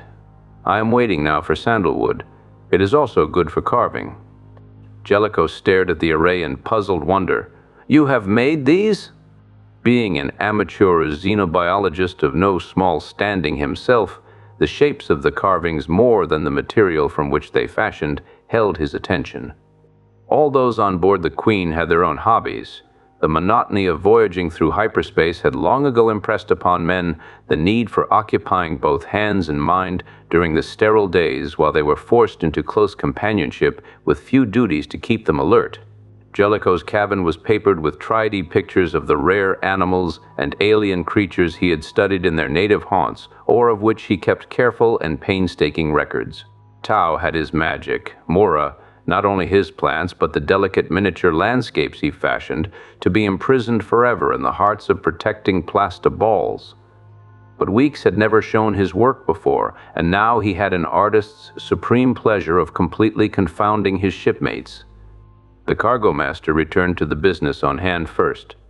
"You're willing to transfer these to cargo?" he asked briskly. "How many do you have?"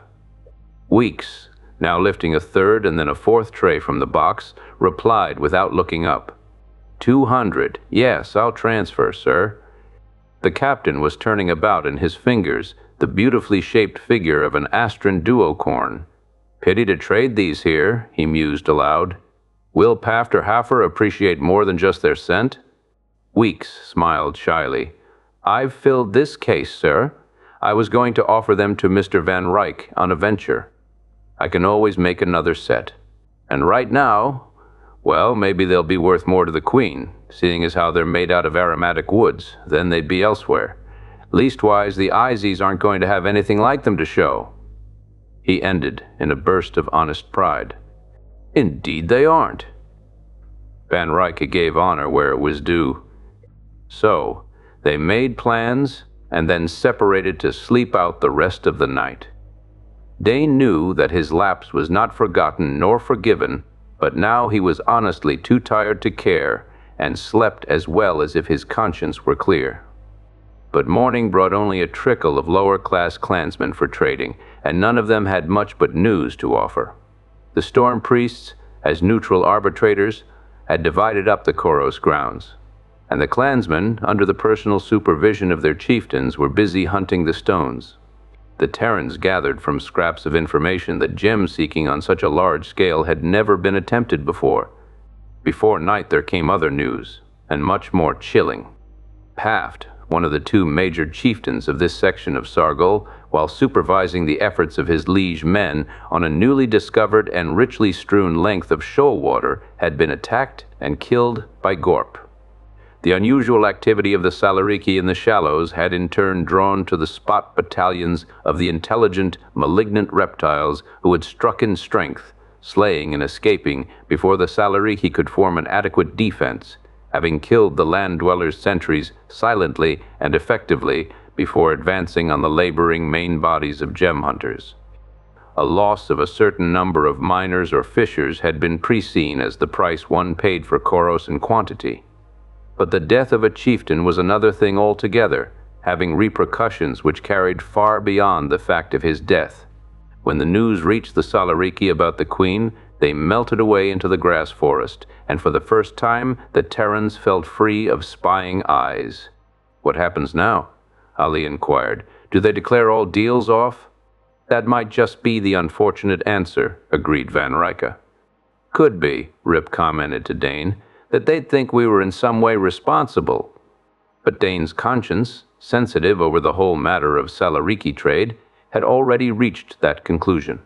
The Terran party, unsure of what were the best tactics, wisely decided to do nothing at all for the time being. But when the Salariki seemed to have completely vanished on the morning of the second day, the men were restless. Had Paft's death resulted in some interclan quarrel over the airship, and the other clans withdrawn to let the various contendants for that honor fight it out?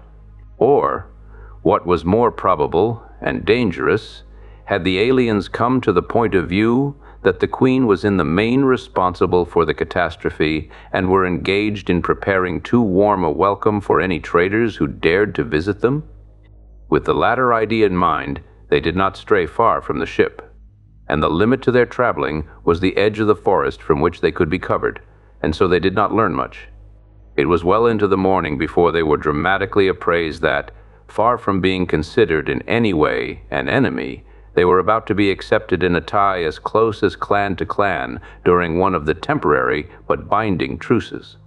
The messenger came in state, a young Salaric warrior, his splendid cloak rent and hanging in tattered pieces from his shoulders as a sign of his official grief.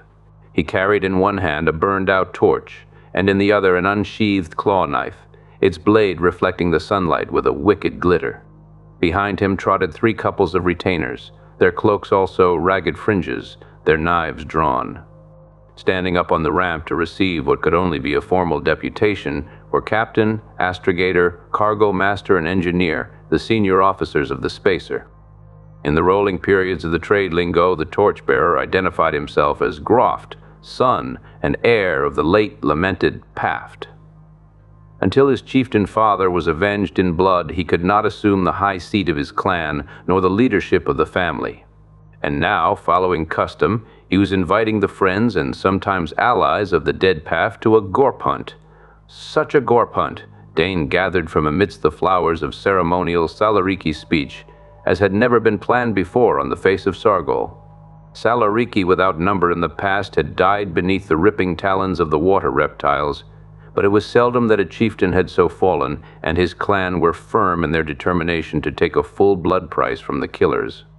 And so, Sky Lords, Groft brought his oration to a close, we come to ask that you send your young men to this hunting so that they may know the joy of plunging knives into the scaled death and see the horned ones die bathed in their own vile blood. Dane needed no hint from the Queen's officers that this invitation was a sharp departure from custom. By joining with the natives in such a foray, the Terrans were being admitted to kinship of a sort, cementing relations by a tie which the IS or any other interloper from off-world would find hard to break.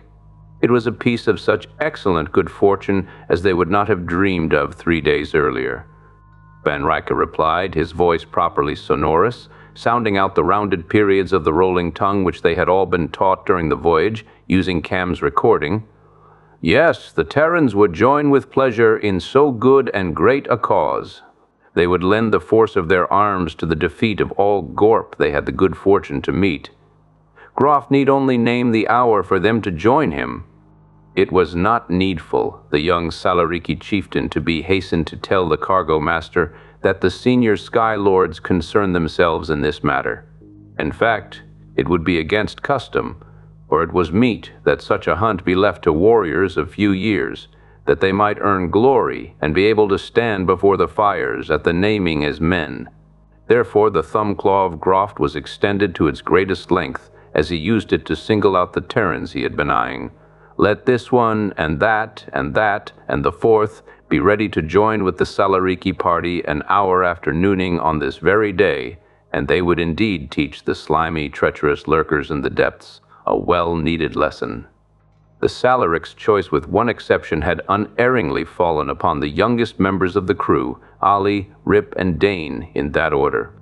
But his 4th edition had been Jasper Weeks. Perhaps because of his native pallor of skin and slightness of body, the oiler had seemed, to the alien, to be younger than his years. At any rate, Groft had made it very plain that he chose these men, and Dane knew that the Queen's officers would raise no objection which might upset the delicate balance of favorable relations. Van Rycke did ask for one concession, which was reluctantly granted. He received permission for the Spacer's men to carry their sleep rods. Though the Salariki, apparently for some reason of binding and hoary custom, were totally opposed to hunting their age-old enemy with anything other than their duelists' weapons of net and claw knife. Go along with them, Captain Jellicoe gave his final orders to the 4. As long as it doesn't mean your own necks, understand? On the other hand, dead heroes have never helped to lift a ship, and these gorp are tough from all accounts. You'll just have to use your own judgment about springing your rods on them. He looked distinctly unhappy at that thought. Ali was grinning, and Little Weeks tightened his weapon belt with a touch of swagger he had never shown before. Rip was his usual soft-voiced self, dependable as a rock, and a good base for the rest of them, taking command without question as they marched off to join Groft's company. The gorp hunters straggled through the grassed forest in family groups, and the Terrans saw that the enterprise had forced another uneasy truce upon the district, for there were representatives from more than just Paft's own clan. All the Salariki were young, and the parties babbled together in excitement. It was plain that this hunt, staged upon a large scale, was not only a means of revenge upon a hated enemy, but also a sporting event of outstanding prestige. Now the grass trees began to show ragged gaps, open spaces between their clumps, until the forest was only scattered groups, and the party that Terrans had joined walked along a trail cloaked in knee-high yellow-red fern growth. Most of the Salariki carried unlit torches, some having 4 or 5 bundled together, as if gorp hunting must be done after nightfall. And it was fairly late in the afternoon before they topped a rise of ground and looked out upon one of Sargol's seas. The water was a dull metallic gray, broken by great swaths of purple, as if an artist had slapped a brush of color across it in a hit-or-miss fashion. Sand of the red grit, lightened by the golden flecks which glittered in the sun, stretched to the edge of the wavelets, breaking with only languor on the curve of earth. The bulk of islands arose in serried ranks farther out, crowned with grass trees all rippling under the sea wind. They came out upon the beach where one of the purple patches touched the shore, and Dane noted that it left a scummy deposit there. The Terrans went on to the water's edge. Where it was clear of the purple stuff, they could get a murky glimpse of the bottom, but the scum hid long stretches of shoreline and outer wave, and Dane wondered if the gorp used it as a protective covering. For the moment, the Salariki made no move toward the sea, which was to be their hunting ground. Instead, the youngest members of the party, some of whom were adolescents not yet entitled to wear the claw knife of manhood, spread out along the shore and set industriously to gathering driftwood, which they brought back to heap on the sand. Dane, watching that harvest, caught sight of a smoothly polished length. He called Week's attention to the water-rounded cylinder. The oiler's eyes lighted, and he stooped to pick it up. Where the other sticks were from grass trees, this was something else. And among the bleached pile it had the vividness of flame, for it was a strident scarlet. Weeks turned it over in his hands, running his fingers lovingly across its perfect grain. Even in this crude state it had beauty. He stopped the Salaric, who had just brought in another armload of wood. "This is what?" He spoke the trade lingo haltingly. The native gazed somewhat indifferently at the branch. "Tanso," he answered. "It grows on the islands." He made a vague gesture to include a good section of the western sea before he hurried away. Weeks now went along the tide line on his own quest, Dane trailing him. At the end of a quarter hour, when a hail summoned them back to the site of the now lighted fire, they had some 10 pieces of the tansel wood between them. The fines ranged from a 3-foot section some 4 inches in diameter to some slender twigs no larger than a writing stilo, but all with high polish, the warm flame coloring. Weeks lashed them together before he joined the group, where Groft was outlining the technique of gorp hunting for the benefit of the Terrans. Some 200 feet away, a reef, often awash and stained with the purple scum, angled out into the sea in a long curve which formed a natural breakwater. This was the point of attack. But first, the purple film must be removed, so that land and sea dwellers could meet on common terms. The fire blazed up, eating hungrily into the driftwood, and from it ran the young Salariki with lighted brands, which at the water's edge they whirled about their heads and then hurled out onto the purple patches. Fire arose from the water and ran with frantic speed across the crests of the low waves, while the Salariki coughed and buried their noses in their perfume boxes, for the wind drove shoreward an overpowering stench. Where the cleansing fire had run on the water, there was now only the natural metallic gray of the liquid. The cover was gone. Older Salariki warriors were choosing torches from those they had brought, doing it with care. Groft approached the Terrans, carrying 4. "These you use now?" "What for?" Dane wondered. The sky was still sunlit. He held the torch, watching to see how the Salariki made use of them. Groft led the advance, running lightly out along the reef with agile and graceful leaps to cross the breaks where the sea hurled in over the rock, and after him followed the other natives, each with a lighted torch in hand. The torch they hunkered down to plant firmly in some crevice of the rock before taking a stand beside that beacon. The Terrans, less sure-footed in the space boots, picked their way along the same path, wet with spray, wrinkling their noses against the lingering puffs of the stench from the water. Following the example of the Salariki, they faced seaward, but Dane did not know what to watch for. Cam had left only the vaguest general descriptions of gorp, And beyond the fact that they were reptilian, intelligent, and dangerous, the Terrans had not been briefed. Once the warriors had taken up their stand along the reef, the younger Salariki went into action once more. Lighting more torches at the fire, they ran out along the line of their elders and flung their torches as far as they could hurl them into the sea outside the reef. The gray steel of the water was now yellow with the reflection of the sinking sun, but that ochre and gold became more brilliant yet as the torches of the Salariki set blazing up far floating patches of scum. Dane shielded his eyes against the glare and tried to watch the water, with some idea that this move must be provocation, and what they hunted would so be driven into view. He held his sleep rod ready, just as the Salaric on his right had claw knife in one hand and in the other, open and waiting, the net intended to entangle and hold fast, a victim binding him for the kill.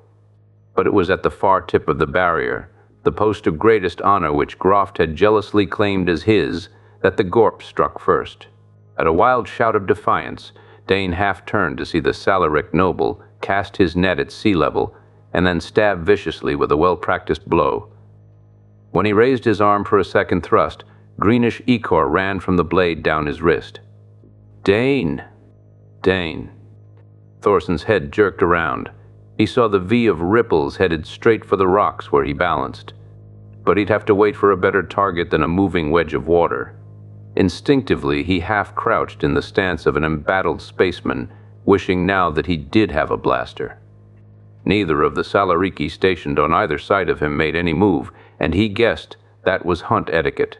Each man was supposed to face and kill the monster that challenged him without assistance. And upon his skill during the next few minutes might rest the reputation of all Terrans as far as the natives were concerned. There was a shadow outline beneath the surface of the metallic water now, but he could not see well because of the distortion of the murky waves. He must wait until he was sure. Then the thing gave a spurt, and, only inches beyond the toes of his boots, a nightmare creature sprang halfway out of the water, pincher claws as long as his own arms snapping at him. Without being conscious of his act, he pressed the stud of the sleep rod, aiming in the general direction of that horror from the sea.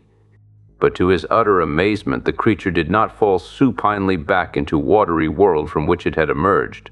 Instead, those claws snapped again, this time scrapping across the top of Dane's foot, leaving a furrow in material the keenest of knives could not have scored. "Give it to him!" That was Rip shouting encouragement from his own place farther along the reef. Dane pressed the firing stud again and again. The claws waved as the monstrosity slavered from a gaping frog's mouth, a mouth which was fanged with a shark's vicious teeth. It was almost wholly out of the water, creeping on a crab's many legs, with a clawed upper limb reaching for him, when suddenly it stopped, its huge head turning from side to side in the sheltering carapace of scaled, natural armor. It settled back as if crouching for a final spring. A spring which would push Dane into the ocean. But that attack never came.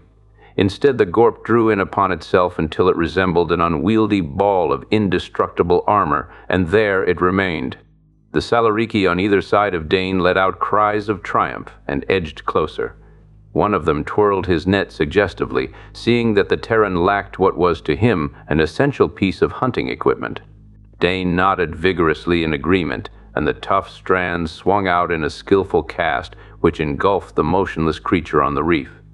But it was so protected by its scales that there was no opening for the claw knife. They had made a capture, but they could not make a kill.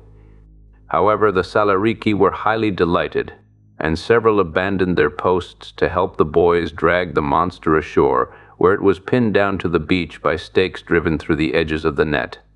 But the hunting party was given little time to gloat over this stroke of fortune.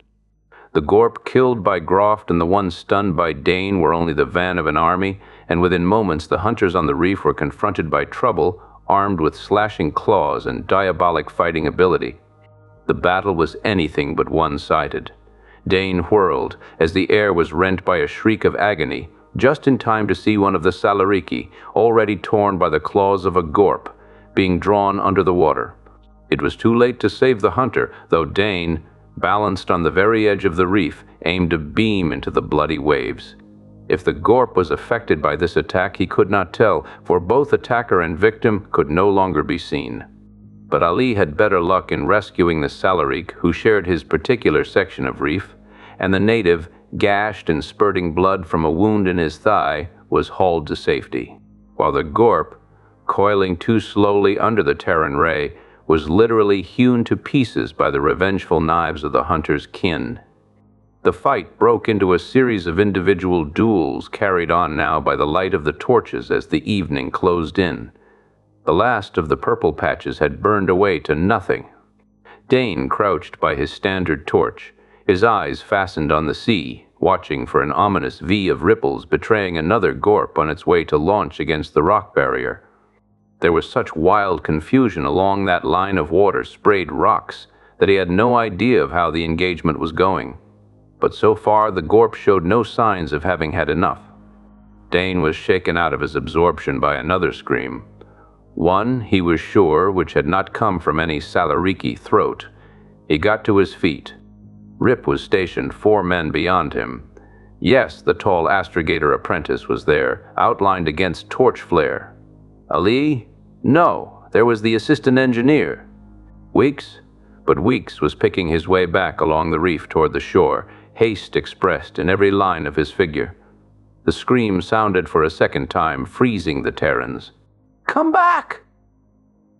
That was Weeks gesturing violently at the shore and something floundering in the protecting circle of the reef. The younger Salarique who had been feeding the fire were now clustered at the water's edge. Ali ran and with a leap covered the last few feet, landing reckless knee-deep in the waves. Dane saw light strike on his rod as he swung it in a wide arc to center on the struggle, churning the water into foam. A third scream died to a moan, and then the Salarique dashed into the sea, their nets spread, drawing back with them through the surf, a dark and now quiet mass.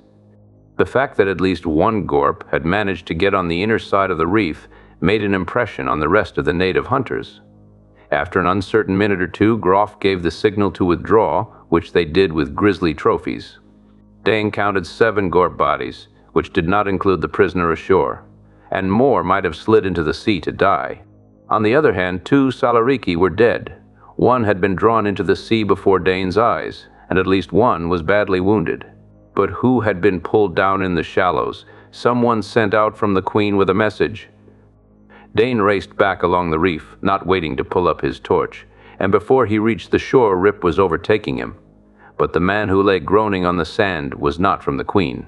The torn and blood-stained tunic covering his lacerated shoulders had the IS badge. Ali was already at work on his wounds, giving temporary first aid from his belt kit. To all their questions, he was stubbornly silent. Either he couldn't or wouldn't answer. In the end, they helped the Salarique rig 3 stretchers. On one, the largest, the captive Gorp, still curled in a round carapace-protected ball, was bound with the net. The second supported the wounded Salaric clansman, and onto the third the Terrans lifted the IS man. "We'll deliver him to his own ship," Rip decided. He must have tailed us here as a spy. He asked a passing Salaric as to where they could find the company spacer. "They might just think we are responsible," Ali pointed out. "But I see your point. If we do pack him back to the Queen and he doesn't make it, they might say that we fired his rockets for him. All right, boys, let's up ship. He doesn't look too good to me." With a torch-bearing Salaric boy as a guide, they hurried along a path, taking in turns the burden of the stretcher. Luckily, the IS ship was even closer to the sea than the Queen, and as they crossed the slag ground, congealed by the break fire, they were trotting. Though the company ship was probably one of the smallest intersolar carried on her rosters, it was a third again, as large as the Queen, with part of that third undoubtedly dedicated to extra cargo space. Beside her, their own spacer would seem not only smaller, but battered and worn. But no free trader would have willingly assumed the badges of a company man, not even for the command of such a ship fresh from the cradles of a builder. When a man went up from the training pool for his first assignment, he was sent to the ship where his temperament, training, and abilities best fitted. And those who were designated as free traders would never fit into the pattern of company men. Of late years, the breach between those who lived under the strict parental control of one of the 5 great galaxy-wide organizations and those still too much of an individual to live any life but that of a half-explorer, half-pioneer, which was the free traders, had widened alarmingly. Antagonism flared, rivalry was strong. But as yet the great companies themselves were at polite cold war with one another for the big plums of the scattered systems. The free traders took the crumbs, and there was not much disputing, save in cases such as had arisen on Sargol, when suddenly crumbs assumed the guise of very rich cake, rich and large enough to attract a giant. The party from the Queen was given a peremptory challenge as they reached the other ship's ramp. Rip demanded to see the officer of the watch, and then told the story of the wounded man as far as they knew it. The Izzy was hurried aboard, nor did his shipmates give a word of thanks. "That's that." Rip shrugged. "Let's go before they slam the hatch so hard they'll rock their ship off her fins." "Polite, aren't they?" asked Weeks mildly. "What do you expect of Izzy's?" Ali wanted to know. "To them, free traders are just rim planet trash. Let's report back where we are appreciated." They took a shortcut which brought them back to the Queen, and they filed up her ramp to make their report to the captain. But they were not yet satisfied with Groft and his Gorpslayers. No Salarique appeared for trade in the morning, surprising the Terrans. Instead, a second delegation, this time of older men and a storm priest, visited the spacer with an invitation to attend Paf's funeral feast, a rite which would be followed by the formal elevation of Groft to his father's position, now that he had revenged that parent. And from remarks dropped by members of the delegation, it was plain that the bearing of the Terrans who had joined the hunting party was esteemed to have been in highest accord with Salarique tradition. They drew lots to decide which 2 must remain with the ship, and the rest perfumed themselves so as to give no offense which might upset their now cordial relations. Again, it was mid-afternoon when the Salarique escort sent to do them. Honor waited at the edge of the wood, and Mura and Tong saw them off. With a herald booming before them, they traveled the beaten earth road in the opposite direction from the trading center, off through the forest until they came to a wide section of several miles which had been rigorously cleared of any vegetation which might give cover to a lurking enemy. In the center of this was a 12-foot-high stockade of the bright red, burnished wood which had attracted Weeks on the shore. Each paling was the trunk of a tree, and it had been sharpened at the top to a wicked point. On the field side was a wide ditch, crossed at the gate by a bridge, the planking of which might be removed at will. And as Dane passed over, he looked down into the moat that was dry. The Salarique did not depend upon water for a defense, but on something else which his experience of the previous night had taught him to respect. There was no mistaking that shade of purple. The highly inflammable scum the hunters had burnt from the top of the waves had been brought inland and lay a greasy blanket some 8 feet below. It would only be necessary to toss a torch on that, and the defenders of the stockade would create a wall of fire to baffle any attackers. The Salarique knew how to make the most of their world's natural resources. Inside the red stockade there was a crowded community. The Salarique demanded privacy of a kind, and even the unmarried warriors did not share barracks, but each had a small cubicle of his own, so that the mud, brick, and timber erections of one of their clan cities resembled nothing so much as the comb cells of a busy beehive. Although Paf's was considered a large clan, it numbered only about 200 fighting men and their numerous wives, children, and captive servants. Not all of them normally lived at this center, but for the funeral feasting they had assembled, which meant a lot of doubling up and tenting out under makeshift cover between the regular buildings of the town, so that the Terrans were glad to be guided through this crowded maze to the great hall which was its heart. As the trading center had been, the hall was a circular enclosure open to the sky above, but divided in wheel-spoke fashion with posts of the red wood, each supporting a metal basket filled with inflammable material. Here were no lowly stools or trading tables. One vast circular board, broken only by a gap at the foot, ran completely around the wall. At the end opposite the entrance was the high chair of the chieftain, set on a 2-step dais.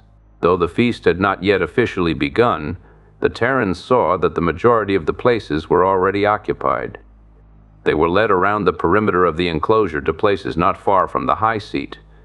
Van Rycke settled down with a grunt of satisfaction.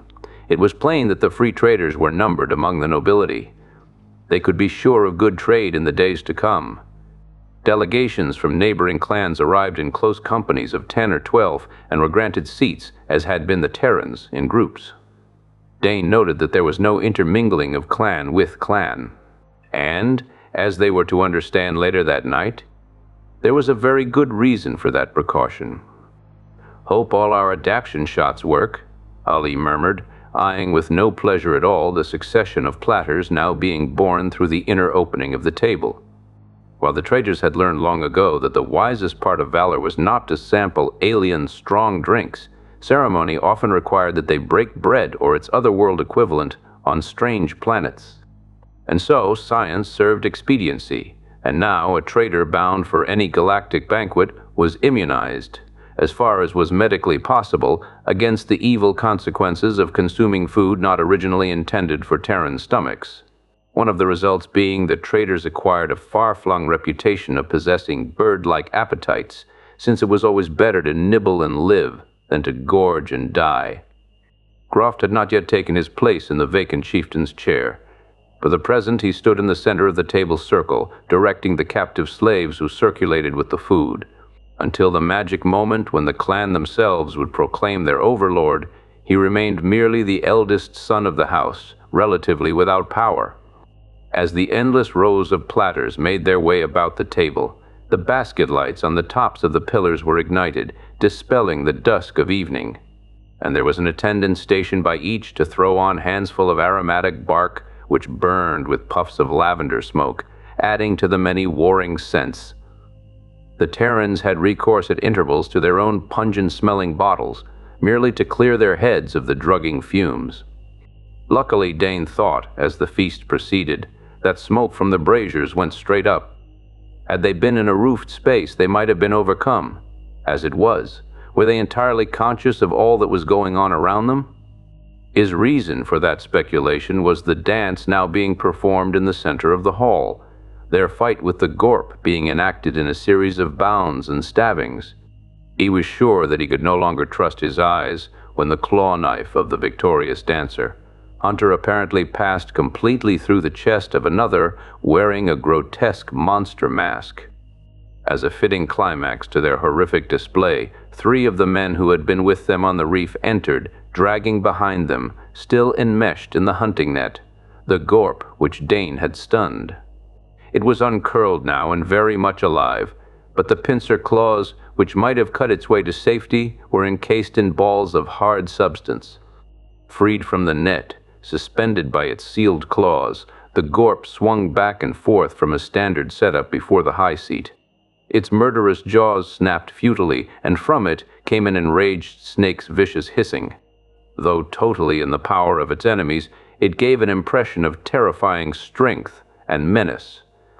The sight of their ancient foe aroused the Salariki, inflaming warriors who leaned across the table to hurl tongue-twisting invective at the captive monster. Dane gathered that seldom had a living Gorp been delivered helpless into their hands, and they proposed to make the most of this wonderful opportunity. And the Terran suddenly wished the monstrosity had fallen back into the sea.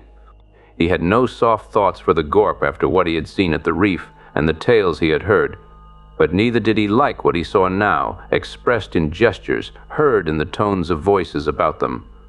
A storm priest put an end to the outcries. His dun cloak making a spot of darkness amid all the flashing color, he came straight to the place where the Gorp swung. As he took his stand before the wriggling creature, the din gradually faded. The warriors settled back into their seats. A pool of quiet spread through the enclosure.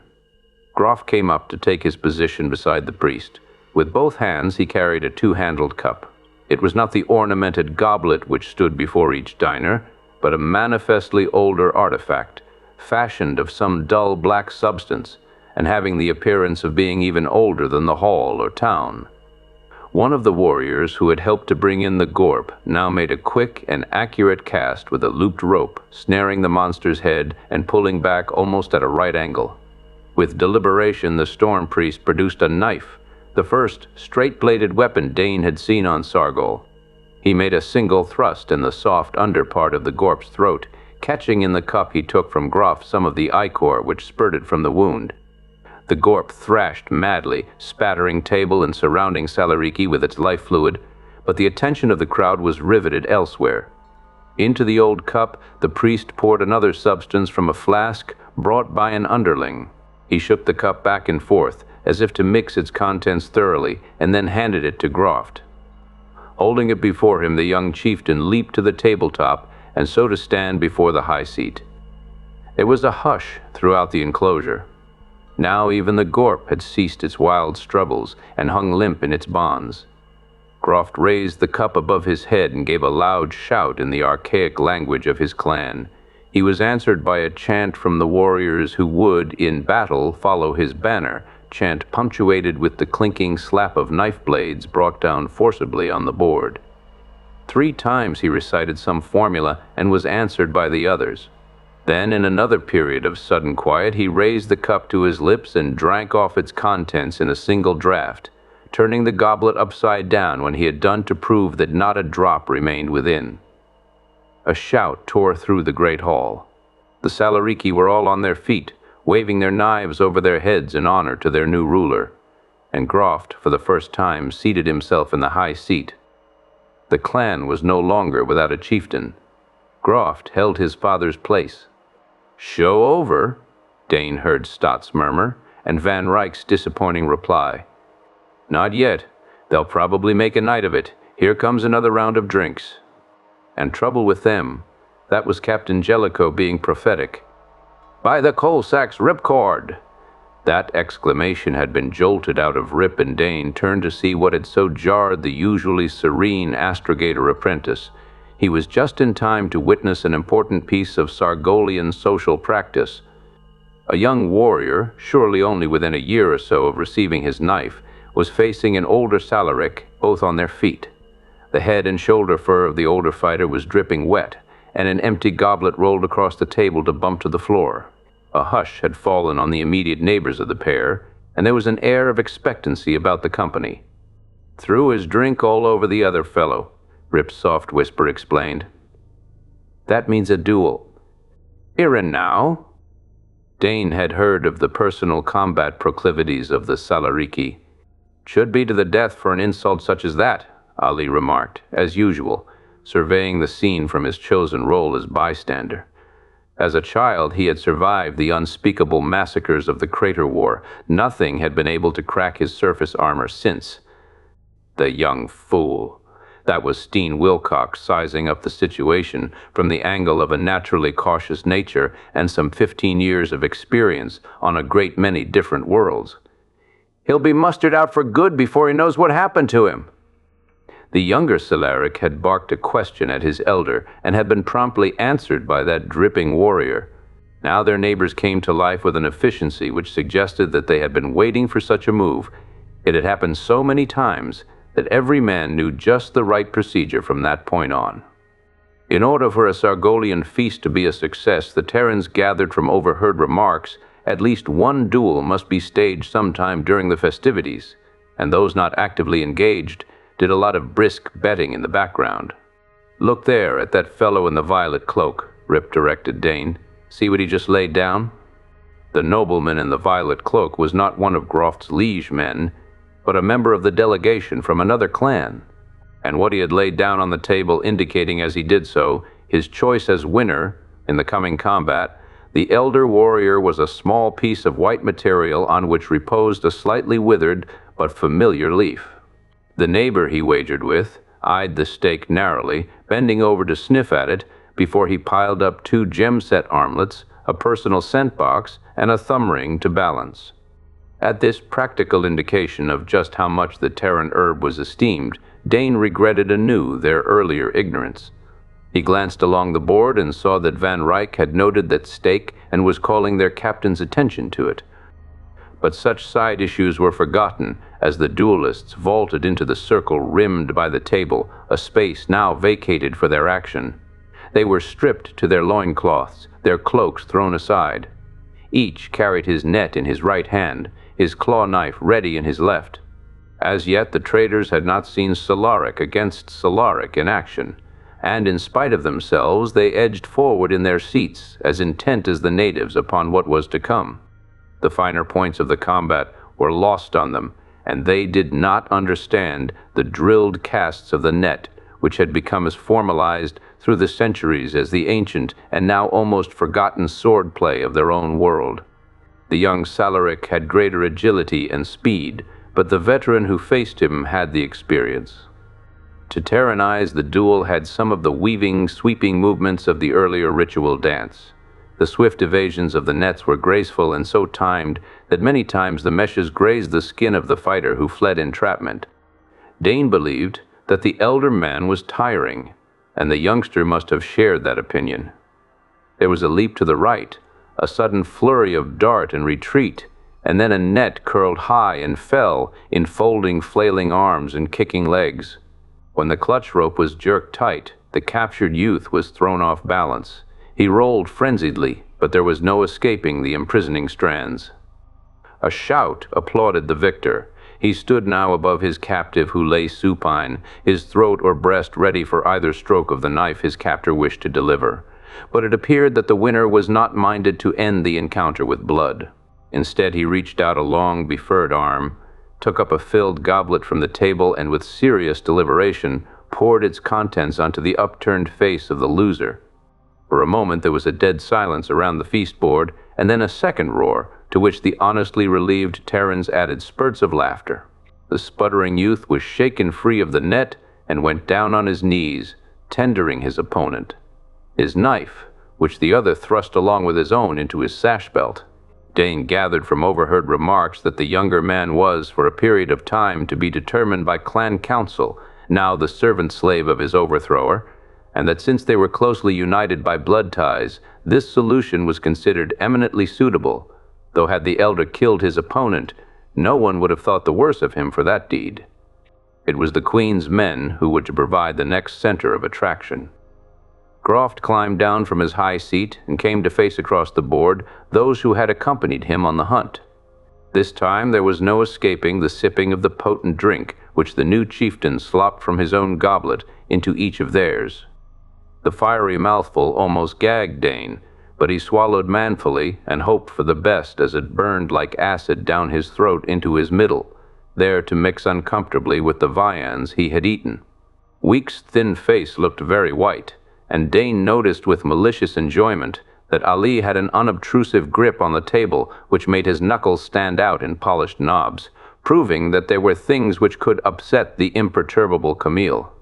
Fortunately, they were not required to empty that flowing bowl in one gulp as Groft had done. The ceremonial mouthful was deemed enough, and Dane sat down thankfully, but with uneasy fears for the future. Groft had started back to his high seat when there was an interruption which had not been foreseen.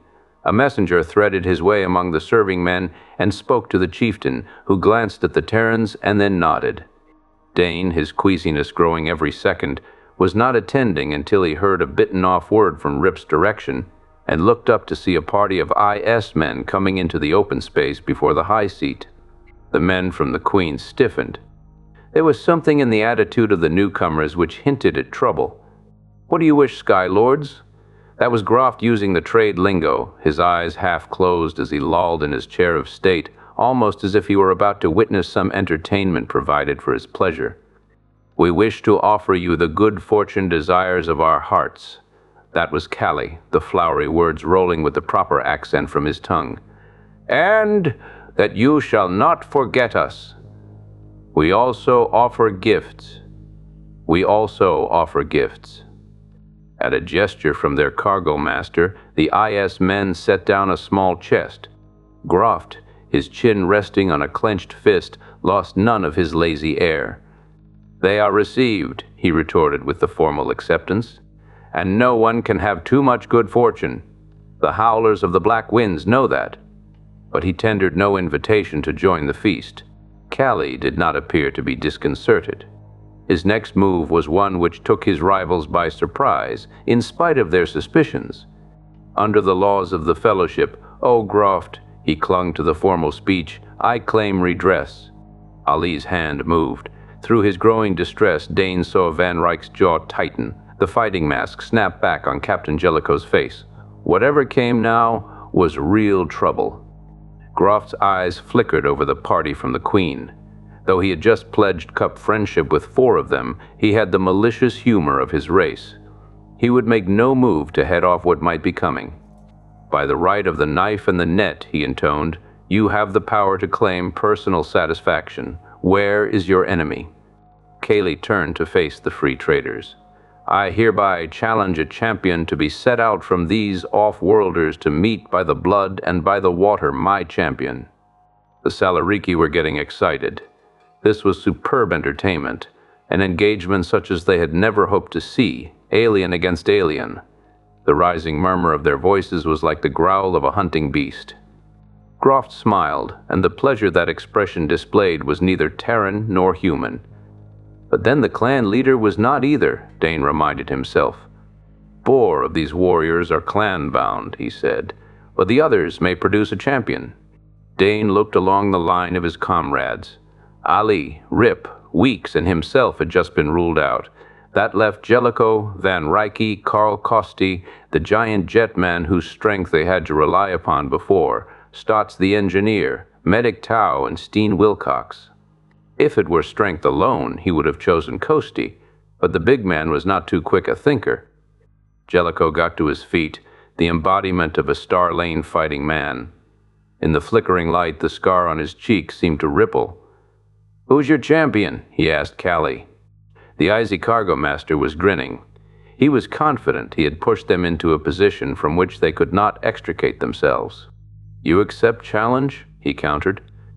Jellicoe merely repeated his question, and Callie beckoned forward one of his men. The IZ who stepped up was no match for Costi. He was a slender, almost wan-slim young man whose pleased smirk said that he, too, was about to put something over on the notorious free traders. Jellicoe studied him for a couple of long seconds, during which the hum of Salariki voices was the threatening buzz of a disturbed wasp's nest. There was no way out of this. To refuse conflict was to lose all they had won with the clansmen, and they did not doubt that Callie had, in some way, triggered the scales against them. Jellicoe made the best of it. "We accept challenge," his voice was level. "We, being guesting in Groff's holding, will fight after the manner of the Salariki who are proven warriors." He paused as roars of pleased acknowledgement arose around the board. "Therefore, let us follow the custom of warriors and take up the net and the knife." Was there a shade of dismay on Callie's face? "And the time?" Groff leaned forward to ask, but his satisfaction at such a fine ending for his feast was apparent. This would be talked over by every Sargolian for many storm seasons to come. Jellicoe glanced up at the sky. "Say an hour after dawn, chieftain. With your leave, we shall confer concerning a champion." "My council room is yours." Groff signed for a liege man to guide them. The morning winds rustled through the grass forest and, closer to hand, it pulled at the cloaks of the Salariki. Clan nobles sat on stools, lesser folk squatted on the trampled stubble of the cleared ground outside the stockade. In their many-colored splendor, the drab tunics of the Terrans were a blot of darkness at either end of the makeshift arena which had been marked out for them. At the conclusion of their conference, the Queen's men had been forced into a course Jellicoe had urged from the first. He, and he alone, would represent the free traders in the coming duel. And now he stood there in the early morning, stripped down to shorts and boots, wearing nothing on which a net could catch and so trap him. The free traders were certain that the IS men, having any advantage, would press it to the ultimate limit, and the death of Captain Jellicoe would make a great impression on the Salariki. Jellicoe was taller than the Icy who faced him, but almost as lean. Hard muscles moved under his skin, pale where space tan had not burned in the years of his star voyaging. And his every movement was with the liquid grace of a man who, in his time, had been a master of the force blade. Now he gripped in his left hand the claw knife given him by Groff himself, and in the other he looped the throwing rope of the net. At the other end of the field, The icy man was industriously moving his boot soles back and forth across the ground, intent upon coating them with as much of the gritty sand as would adhere, and he displayed the supreme confidence in himself which he had shown at the moment of challenge in the Great Hall. None of the free trading party made the mistake of trying to give Jellicoe advice. The captain had not risen to his command without learning his duties, and the duties of a free trader covered a wide range of knowledge and practice. One had to be equally expert with a blaster and a slingshot when the occasion demanded. Though Jellicoe had not fought a Salariki duel with net and knife before, he had a deep memory of other weapons, other tactics which could be drawn upon and adapted to his present need.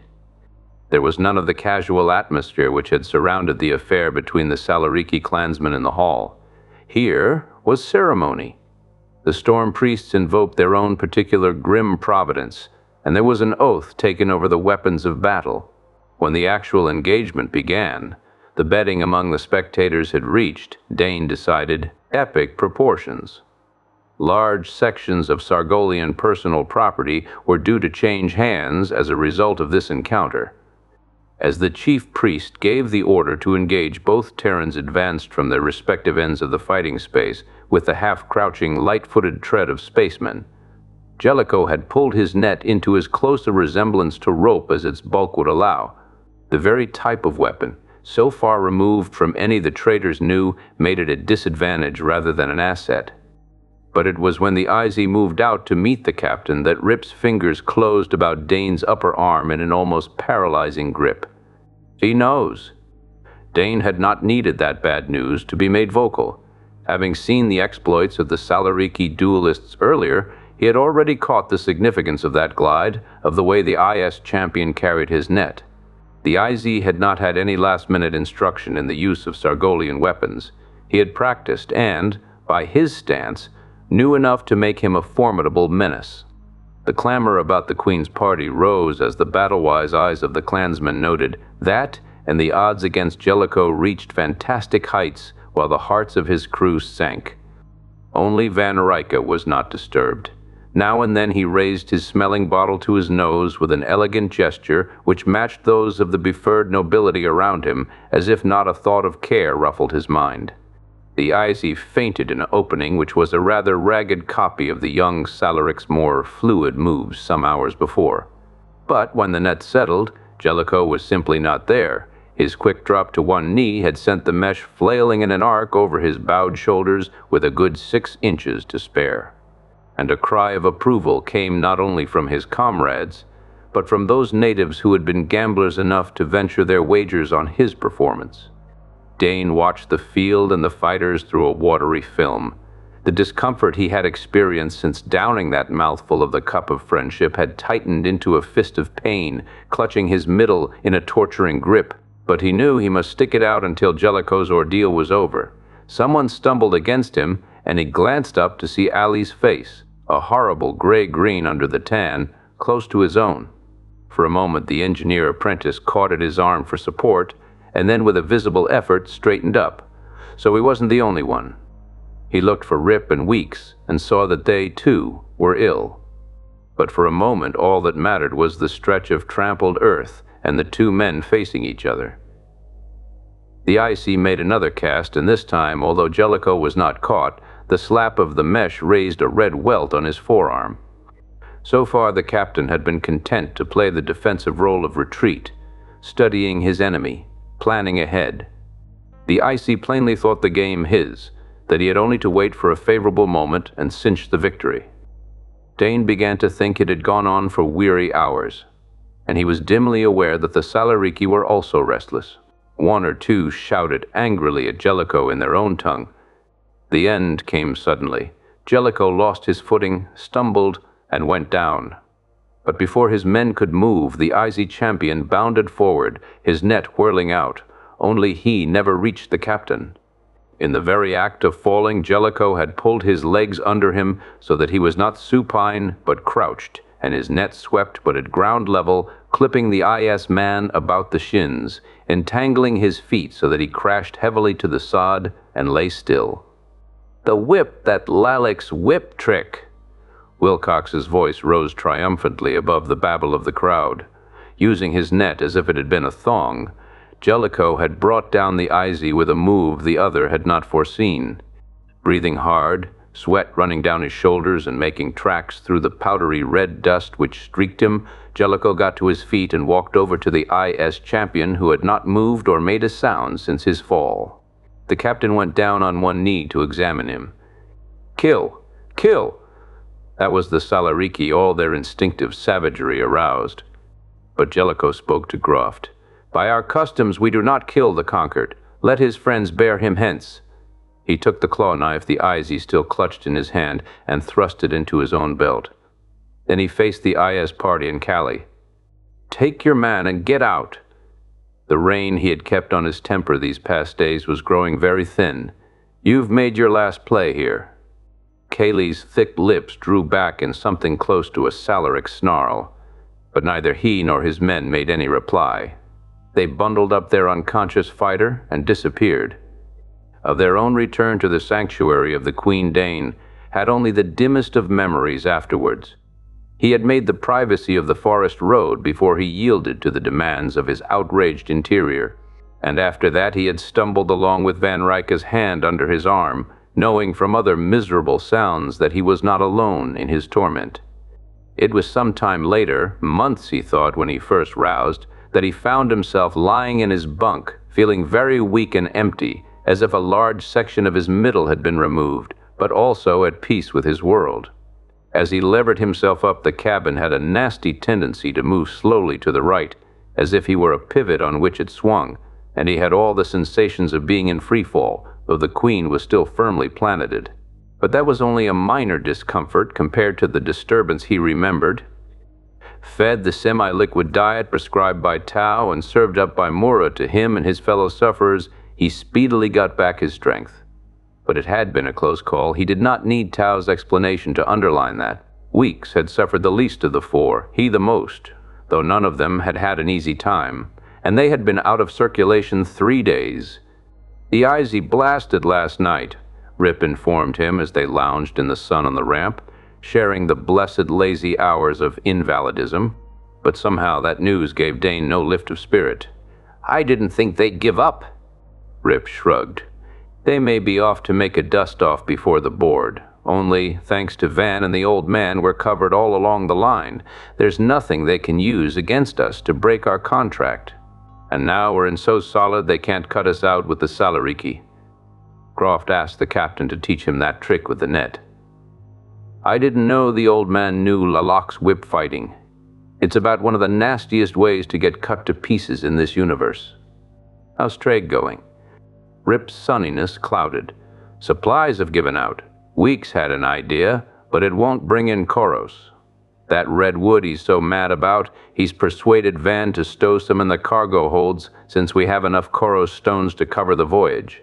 Luckily, the clansmen will take ordinary trade goods in exchange for that, and Weeks thinks it will sell on Terra. It's tough enough to turn a steel knife blade, and yet it is light and easy to handle when it's cured. Queer stuff, and the color's interesting. That stockade of it planted around Groff's town has been up close to 100 years, and not a sign of rot in a log of it. Where is Van?" "The storm priest sent for him.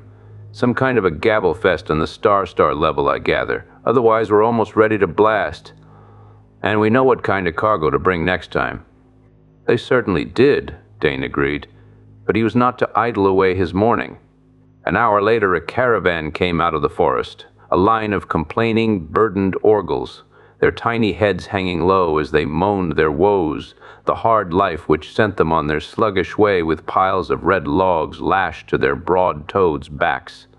Weeks was in charge of the procession, and Dane went to work with the cargo plan Van had left, seeing that the brilliant scarlet lengths were hoisted into the lower cargo hatch and stacked according to the science of stowage. He discovered that Rip had been right. The wood, for all its incredible hardness, was light of weight. Weak as he still was, he could lift and stow a full-sized log with no great difficulty. And he thought Weeks was correct in thinking that it would sell in their home world. The color was novel, the durability an asset. It would not make fortunes as the Koros stones might, but every bit of profit helped, and this cargo might cover their fielding fees on Terra. Sinbad was in the cargo space when the first of the logs came in. With his usual curiosity, the striped tomcat prowled along the wood, sniffing industriously. Suddenly, he stopped short, spat, and backed away, his spine fur a roughened crest. Having backed as far as the inner door, he turned and slunk out. Puzzled, Dane gave the wood a swift inspection. There were no cracks or crevices in the smooth surfaces, but as he stopped over the logs, he became conscious of a sharp odor. So this was one scent of the perfume planet Sinbad did not like. Dane laughed. Maybe they had better have Weeks make a gate of the stuff and slip it across the ramp, keeping Sinbad on shipboard. Odd. It wasn't an unpleasant odor. At least to him it wasn't, just sharp and pungent. He sniffed again and was vaguely surprised to discover that it was less noticeable now. Perhaps the wood, when taken out of the sunlight, lost its scent. They packed the lower hold solid in accordance with the rules of stowage and locked the hatch before Van Ryck returned from his meeting with the storm priests. When the cargo master came back, he was followed by 2 servants bearing between them a chest. But there was something in Van Ryck's attitude, apparent to those who knew him best, that proclaimed he was not too well pleased with his morning's work. Sparing the feelings of the accompanying storm priests about the offensiveness of the spacer, Captain Jellicoe and Steen Wilcox went out to receive them in the open. Dane watched from the hatch, aware that in his present pariahhood it would not be wise to venture closer. The Terran traders were protesting some course of action that the Salariki were firmly insistent upon. In the end, the natives won, and Kosti was summoned to carry on board the chest which the servants had brought. Having seen it carried safely inside the spacer, the aliens departed. But Van Ryck was frowning, and Jellicoe's fingers were beating a tattoo on his belt as they came up the ramp. "I don't like it," Jellicoe stated as he entered. "It was none of my doing," Van Ryck snapped. "I'll take risks if I have to, but there's something about this one." He broke off, 2 deep lines showing between his thick brows. "Well, you can't teach a sasseral to spit," he ended philosophically. "We'll have to do the best we can." But Jellicoe did not look at all happy as he climbed to the control section. And before the hour was out, the reason for the captain's uneasiness was common property throughout the ship. Having sampled the delights of off-world herbs, the Salariki were determined to not be cut off from their source of supply. 6. Terran months from the present Sargolian date would come the great yearly feast of the 50 storms, and the priests were agreed that this year their influence and power would be doubled if they could offer the devout certain privileges in the form of Terran plants. Consequently, they had produced and forced upon the reluctant Van Ryck the Koros collection of their order, with instructions that it be sold on Terra and the price returned to them in the precious seeds and plants. In vain the cargo master and captain had pointed out that galactic trade was a chancy thing at the best. That accident might prevent return of the Queen to Sargol. But the priests had remained adamant and saw in all such arguments only a devious attempt to raise prices. They quoted in their turn the information they had levered out of the company men, that traders had their code, and that once pay had been given in advance, the contract must be fulfilled. They, and they alone, wanted the full cargo of the Queen on her next voyage, and they were taking the one way they were sure of achieving that result. So a fortune in Koros stones, which as yet did not rightfully belong to the traders, was now in the Queen's strong room, and her crew were pledged by the strongest possible tie known in their service to set down on Sargol once more before the allotted time had passed. The free traders did not like it. There was even a vaguely superstitious feeling that such a bargain would inevitably draw ill luck to them. But they were left with no choice if they wanted to retain their influence with the Salariki. "Cutting orbit pretty fine, aren't we?" Ali asked Rip across the mess table. "I saw your 2-star man sweating it out before he came down to shoot the breeze with us rocket monkeys." Rip nodded. "Steen's double-checked every computation, and some he's done 4 times. He ran his hands over his close-cropped head with a weary gesture. As a semi-invalid, he had been herded down with his fellows to swallow the builder Murrah had concocted, and Tau insisted that they take, but he had been doing a half a night's work on the plotter under his chief's exacting eye before he came. The latest news is that, barring accident, we can make it with about 3 weeks' grace. give or take a day or two. Barring accident, the words rang in the air. Here on the frontiers of the star lanes there were so many accidents, so many delays which could put a ship behind schedule. Only on the main star trails did the huge liners or company ships attempt to keep on regularly timed trips. A free trader did not really dare to have an inelastic contract. "What does Stotts say?" Dane asked Ali. "He says he can deliver. We don't have the headache about setting a course. You point the nose and we only give her the boost to send her along." Rip sighed. "Yes, point her nose." He inspected his nails. "Goodbye," he added gravely. "These won't be here by the time we planet here again. I'll have my fingers gnawed off to the first knuckle." "Well, we lifted 6 hours. Pleasant strap down."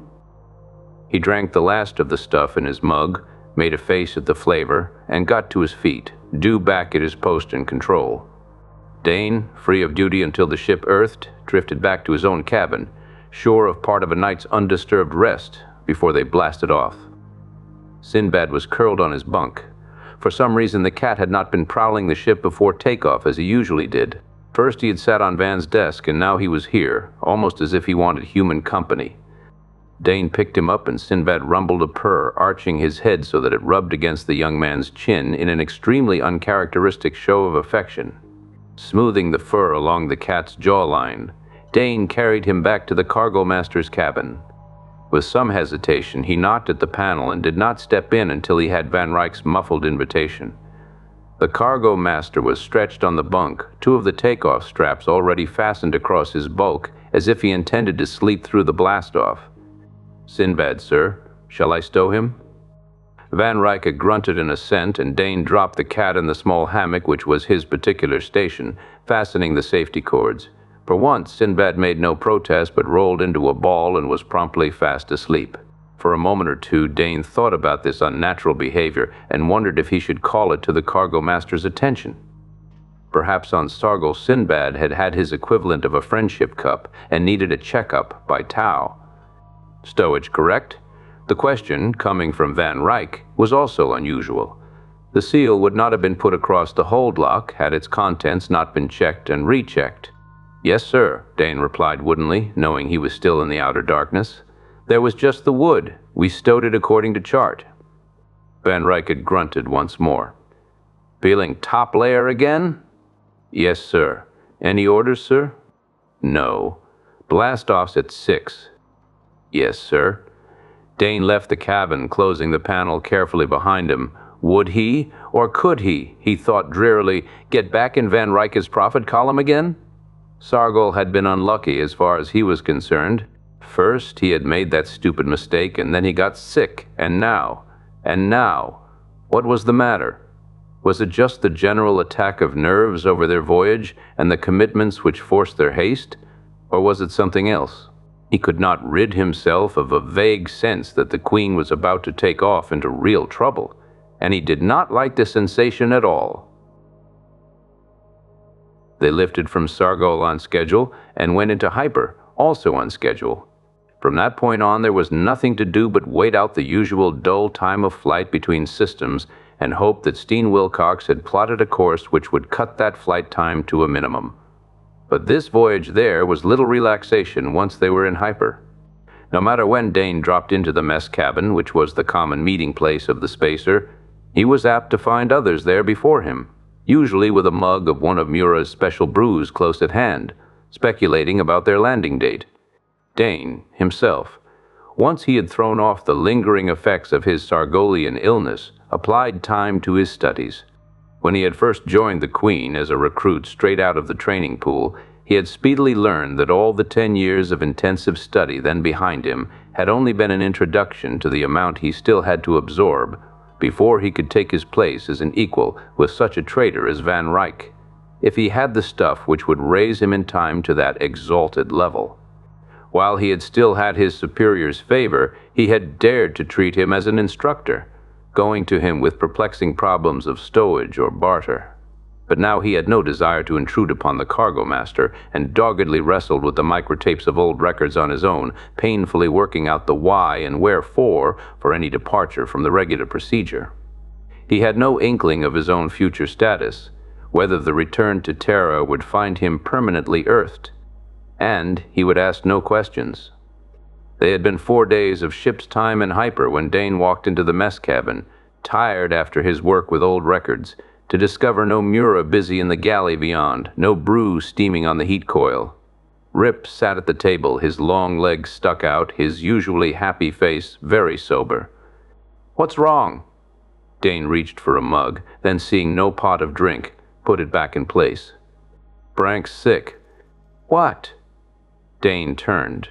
Illness such as they had run into on Sargol had a logical base, but illness on board ship was something else. Tau has him isolated. He has a bad headache and he blacked out when he tried to sit up. Tau's running tests. Dane sat down. "Could be something he ate." Rip shook his head. "He wasn't at the feast, remember? And he didn't eat anything from outside. He swore that to Tau. In fact, he didn't go dirt much while we were down." That was only too true, as Dane could now recall, and the fact that the steward had not been at the feast, had not sampled native food products, wiped out the simplest and most comforting reasons for his present collapse. "What's this about, Frank?" Ali stood in the doorway. "He said yesterday that he had a headache, but now Tau has him shut off." But he wasn't at that feast. Ali stopped short as the implications of that struck him. "How's Tang feeling?" "Fine. Why?"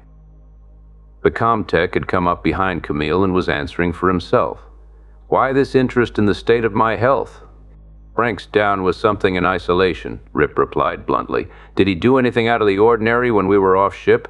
For a long moment the other stared at Shannon, and then he shook his head. "No. And he wasn't dirt-side to any extent either. So Tau's running tests." He lapsed into silence. None of them wished to put their thoughts into words. Dane picked up the microtape he had brought with him and went on down the corridor to return it. The panel of the cargo office was ajar, and to his relief, he found Van Ryke out. He shoved the tape back in its case and pulled out the next one. Sinbad was there, not in his own private hammock, but sprawled out on the cargo master's bunk. He watched Dane lazily, mouthing a silent mew of welcome. For some reason, since they had blasted from Sargo, the cat had been lazy, as if his adventures afield there had sapped much of his vitality. "Why aren't you out working?" Dane asked as he leaned over to scratch under a furry chin, raised for the benefit of such a caress. "You inspect the hold lately, boy?" Sinbad merely blinked, and after the manner of his species looked infinitely bored. As Dane turned to go, the cargo master came in. He showed no surprise at Dane's presence. Instead, he reached out and fingered the label of the tape Dane had just chosen. After a glance at the identifying symbol, he took it out of his assistant's hand, plopped it back in its case, and stood for a moment, eyeing the selection of past voyage records. With a tongue click of satisfaction, he pulled out another and tossed it across the desk to Dane. "See what you can make out of this tangle," he ordered. But Dane's shoulders went back as if some weight had been lifted from them. The old easiness was still lacking, but he was no longer exiled to the outer darkness of Van Ryke's displeasure. Holding the microtape as if it were a first-grade Koros stone, Dane went back to his own cabin, snapped the tape into his reader, adjusted the ear buttons, and lay back on his bunk to listen. He was deep in the intricacy of a deal so complicated that he was lost after the first two moves when he opened his eyes to see Ollie at the door panel. The engineer apprentice made an emphatic beckoning wave, and Dane slipped off the ear buttons. "What is it?" His question lacked a cordial note. "I've got to have help." Ali was terse. "Costy's blacked out." "What?" Dane sat up and dropped his feet to the deck in almost one movement. "I can't shift him alone," Ali stated the obvious. The giant jetman was almost double his size. "We must get him to his quarters. And I won't ask Stotts." For a perfectly good reason, Dane knew. An assistant, two of the apprentices could go sick, but their officers' continued good health meant the most to the Queen. If some infection were aboard, it would be better for Ali and himself to be exposed than to have Johann Stotts, with all his encyclopedic knowledge of the ship's engines, contract any disease. They found the jetman half sitting, half lying in the short foot or so of corridor which led to his own cubby. He had been making for his quarters when the seizure had taken him. and by the time the two reached his side, he was beginning to come around, moaning, his hands going to his head. Together they got him on his feet and guided him to his bunk, where he collapsed again, dead weight they had to push into place. Dane looked at Ali. "Gaw?" "Haven't had time to call him yet." Ali was jerking at the thigh straps which fastened Kosti's space boots. "I'll go." Glad for the task, Dane sped up the ladder to the next section and threaded the narrow side hall to the medic's cabin, where he knocked on the panel. There was a pause before Craig Tao looked out, deep lines of weariness bracketing his mouth, etched between his eyes. "Kosti, sir," Dane gave his bad news quickly. "He's collapsed. We got him to his cabin." Tao showed no sign of surprise. His hand shot out for his kit. "You touched him?" At the other's nod, he added an order. "Stay in your quarters until I have a chance to look you over, understand?" Dane had no chance to answer. The medic was already on his way. He went to his own cabin, understanding the reason for his imprisonment, but inwardly rebelling against it. Rather than sit idle, he snapped on the reader. But although facts and figures were dunned into his ears, he really heard very little. He couldn't apply himself, not with a new specter leering at him from the bulkhead. The dangers of the space lanes were not to be numbered. Death walked among the stars, a familiar companion of all spacemen. And to the free trader it was the extra and invisible crewman on every ship that raised.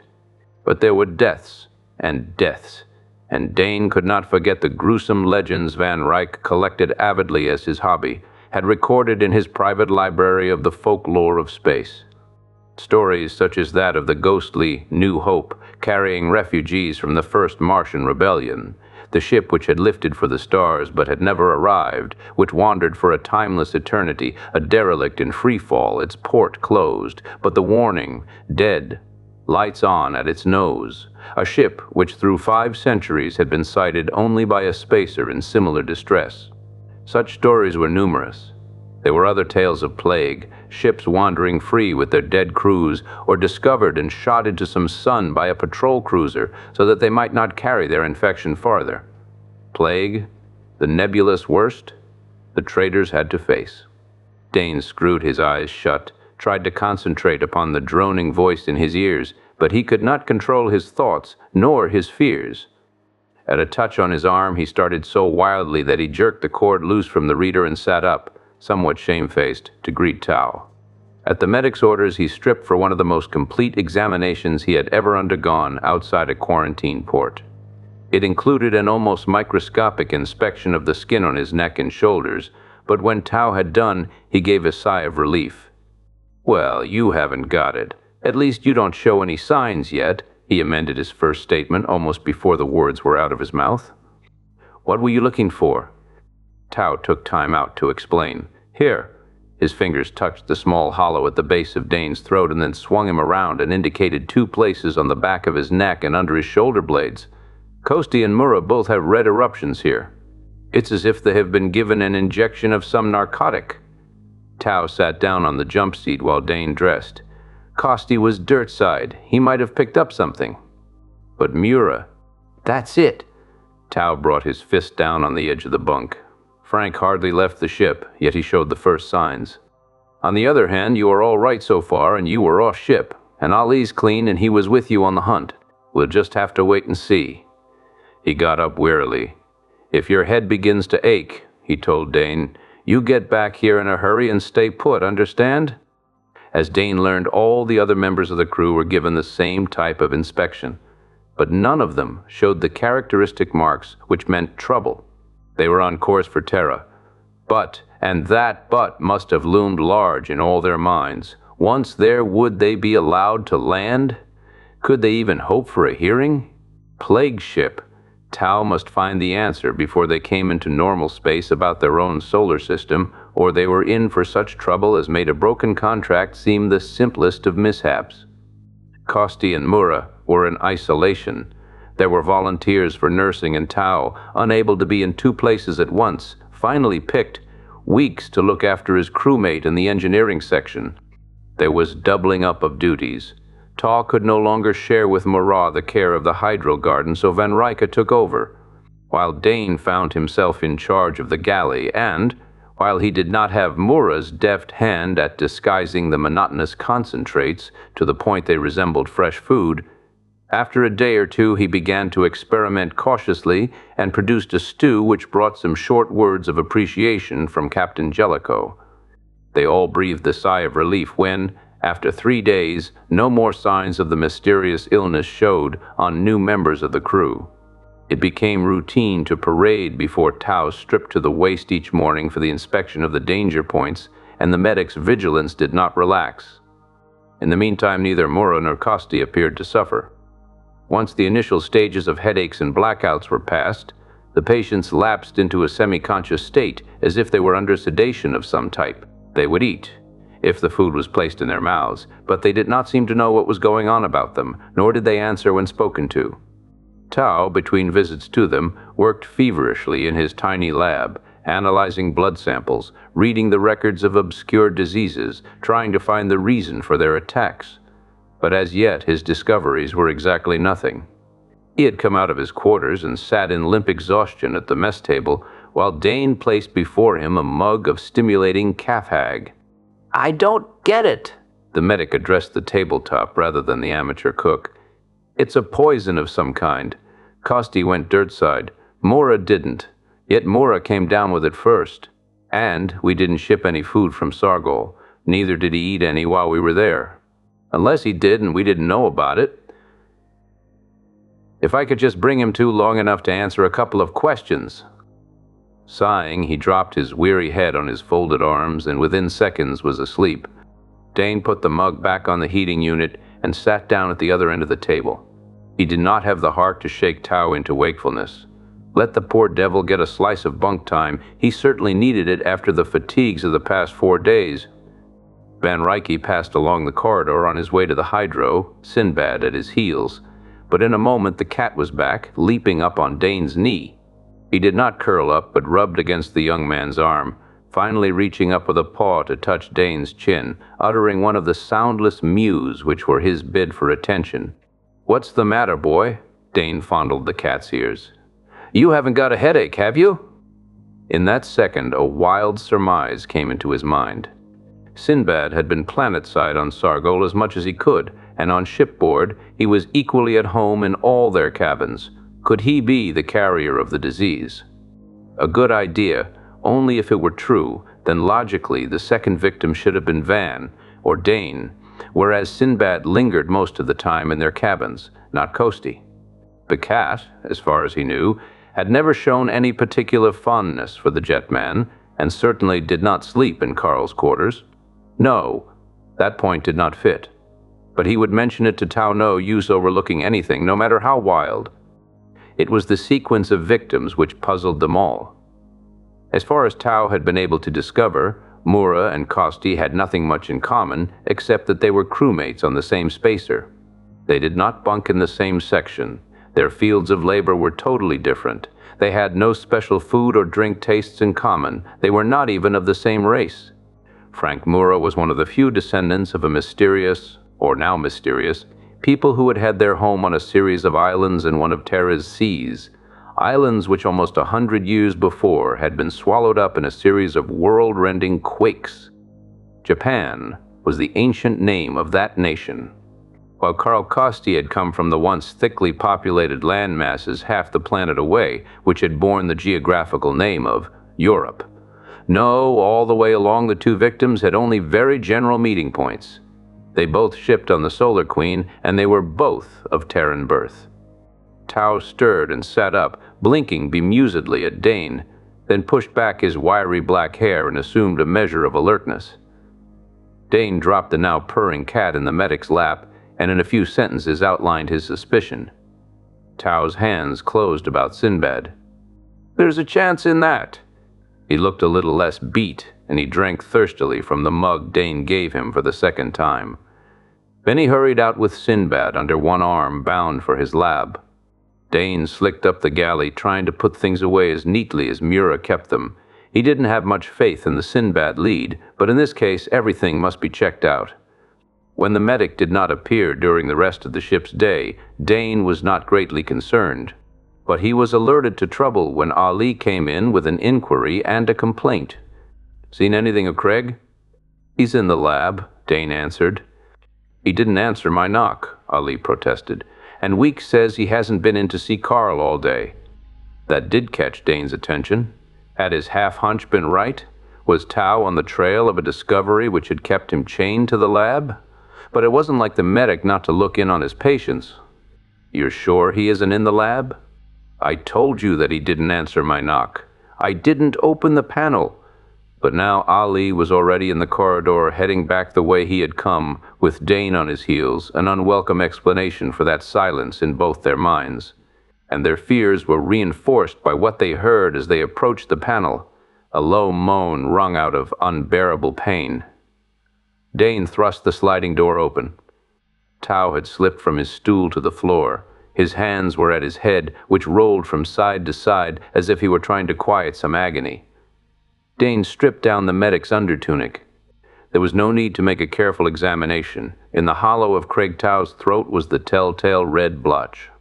"Sinbad," Dane glanced about the cabin. "Did Sinbad get out past you?" he demanded of the puzzled Ali. "No, I haven't seen him all day." Yet the cat was nowhere in the tiny cabin, and it had no concealed hiding place. To make doubly sure, Dane secured the panel before they carried Tao to his bunk. The medic had blacked out again, passed into the lethargic second stage of the malady. At least he was out of the pain, which appeared to be the worst symptom of the disease. "It must be Sinbad," Dane said as he made his report directly to Captain Jellicoe. "And yet—" "Yes, he's been staying in Van's cabin," the captain mused. "And you've handled him. He slept on your bunk. Yet you and Van are all right. I don't understand that. Anyway, to be on the safe side, we'd better find and isolate him before." He didn't have to underline any words for the grim-faced men who listened. With Tao, their one hope of fighting the disease gone, they had a black future facing them. They did not have to search for Sinbad. Dane, coming down to his own section, found the cat crouched before the panel of Van Ryke's cabin, his eyes glued to the thin crack of the door. Dane scooped him up and took him to the small cargo space intended for the safeguarding of choice items of commerce. To his vast surprise, Sinbad began fighting wildly as he opened the hatch, kicking and then slashing with ready claws. The cat seemed to go mad, and Dane had all he could do to shut him in. When he snapped the panel, he heard Sinbad launch himself against the barrier as if to batter his way out. Dane, blood welling in several deep scratches, went in search of first aid. But some suspicion led him to pause as he passed Van Ryke's door, and when his knock brought no answer, he pushed the panel open. Van Ryke lay on his bunk, his eyes half closed in a way which had become only too familiar to the crew of the Solar Queen. And Dane knew that when he looked for it, he would find the mark of the strange plague on the cargo master's body. Jellicoe and Steen Wilcox pored over the few notes Tao had made before he was stricken, but apparently the medic had found nothing to indicate that Sinbad was the carrier of any disease. Meanwhile, the captain gave orders for the cat to be confined. A difficult task, since Sinbad crouched close to the door of the storage cabin and was ready to dart out when food was taken in for him. Once he got a good way down the corridor before Dane was able to corner and return him to keeping. Dane, Ali, and Weeks took on the full care of the 4 sick men, leaving the few regular duties of the ship to the senior officers, while Rip was installed in charge of the hydro garden. Mura, the first to be taken ill, showed no change. He was semi-conscious. He swallowed food if it were put in his mouth. He responded to nothing around him. And Kosti, Tao, and Van Ryke followed the same pattern. They still held morning inspection of those on their feet for signs of a new outbreak, but when no one else went down during the next 2 days, they regained a faint spark of hope. Hope, which was snapped out when Ali brought the news that Stotts could not be roused and must have taken ill during a sleep period. One more inert patient was added to the list, and nothing learned about how he was infected, except that they could eliminate Sinbad, since the cat had been in custody during the time Stotts had apparently contracted the disease. Weeks, Ali, and Dane, though they were in constant contact with the sick men, and though Dane had repeatedly handled Sinbad, continued to be immune. A fact, Dane thought more than once, which must have significance if someone with Tao's medical knowledge had been able to study it. By all rights, they should be the most susceptible. But the opposite seemed true, and Wilcox duly noted that fact among the data they had recorded. It became a matter of watching each other, waiting for another collapse, and they were not surprised when Tanya reeled into the mess, his face livid and drawn with pain. Rip and Dane got him to his cabin before he blacked out, but all they could learn from him during the interval before he lost consciousness was that his head was bursting and he couldn't stand it. Over his limp body they stared at one another bleakly. 6 down, Ali observed, and 6 to go. How do you feel? Tired, that's all. What I don't understand is that once they go into this stupor, they just stay. They don't get any worse, they have no rise in temperature. It's as if they are in a modified form of cold sleep. How is Tang? Rip asked from the corridor. Usual pattern, Ali answered. He's sleeping. Got a pain, fella? Rip shook his head. Right as a comm unit. I don't get it. Why does it strike Tang, who didn't even hit dirt much, and yet you keep on? Dane grimaced. If we had an answer to that, maybe we'd know what caused the whole thing. Ali's eyes narrowed. He was staring straight at the unconscious Comtech, as if he did not see that supine body at all. I wonder if we've been salted, he said slowly. We've been what? Dane demanded. Look here, we three, with Weeks, drank that brew of the Salariki, didn't we? And we were as sick as Venusian gobblers afterwards, agreed Rip. Light dawned. Do you mean, began Dane. So that's it, flashed Rip. It might just be, Ali said. Do you remember how the settlers on Cambline brought their Terran cattle through the first year? They fed them salt mixed with fancel grass. The result was that the herds didn't take to fancel grass fever when they turned them out to pasture in the dry season. All right, maybe we had our salt in that drink. The fancel salt makes the cattle filthy sick when it's forced down their throats, but after they recover, they're immune to the fever. And nobody on Cambline buys unsalted cattle now. It sounds logical, admitted Rip. But how are we going to prove it? Ali's face was black once more.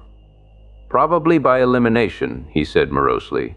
If we keep our feet and all the rest go down, that's our proof. But we ought to be able to do something, protested Shannon. Just how? Ali's slender brows arched. Do you have a gallon of that Salariki brew on board you can serve out? We don't know what was in it, nor are we sure that this whole idea has any value. All of them had had first aid and basic preventative medicine as part of their training, but the more advanced laboratory experimentation was beyond their knowledge and skill. Had Tao still been on his feet, perhaps he could have traced that lead and brought order out of the chaos which was closing in upon the Solar Queen. But, though they reported their suggestion to the captain, Jellicoe was powerless to do anything about it. If the 4 who had shared that upsetting friendship cup were immune to the doom which now overhung the ship, there was no possible way for them to discover why or how. Ship's time came to have little meaning, and they were not surprised when Steen Wilcox slipped from his seat before the computer to be stowed away with what had become a familiar procedure. Only Jellicoe withstood the contagion apart from the younger 4, taking his turn at caring for the helpless men. There was no change in their condition.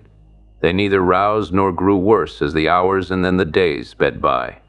But each of those units of time in passing brought them nearer to greater danger. Sooner or later they must make the transition out of hyper into system space, and the jump out of warp was something not even a veteran took lightly. Rip's round face thinned while they watched. Jellicoe was still functioning. But if the captain collapsed, the whole responsibility for the snap-out would fall directly on Shannon. An infinitesimal error would condemn them to almost hopeless wandering, perhaps forever. Dane and Ali relieved Rip of all duty, but that which kept him chained in Wilcox's chair before the computers. He went over and over the data of the course the astrogator had set. And Captain Jellicoe, his eyes sunk in dark pits, checked and rechecked. When the fatal moment came, Ali manned the engine room with Weeks at his elbow to tend the controls the acting engineer could not reach. and Dane, having seen the sick all safely stowed in crash webbing, came up to the control cabin, riding out the transfer in Tanya's place. Rip's voice hoarsened into a croak, calling out the data. Dane, though he had had basic theory, was completely lost before Shannon had finished the first set of coordinates. But Jellicoe replied, hands playing across the pilot's board. "Stand by for snap out." The croak went down to the engines, where Ali now held Stotz's post. "Engines ready." The voice came back, thinned by its journey from the Queen's interior. "Aught, 5, 9. That was Jellicoe. Dane found himself suddenly unable to watch. He shut his eyes and braced himself against the vertigo of snap-out. It came, and he whirled sickeningly through unstable space. Then he was sitting in the laced Comtech seat looking at Rip. Runnels of sweat streaked Shannon's brown face.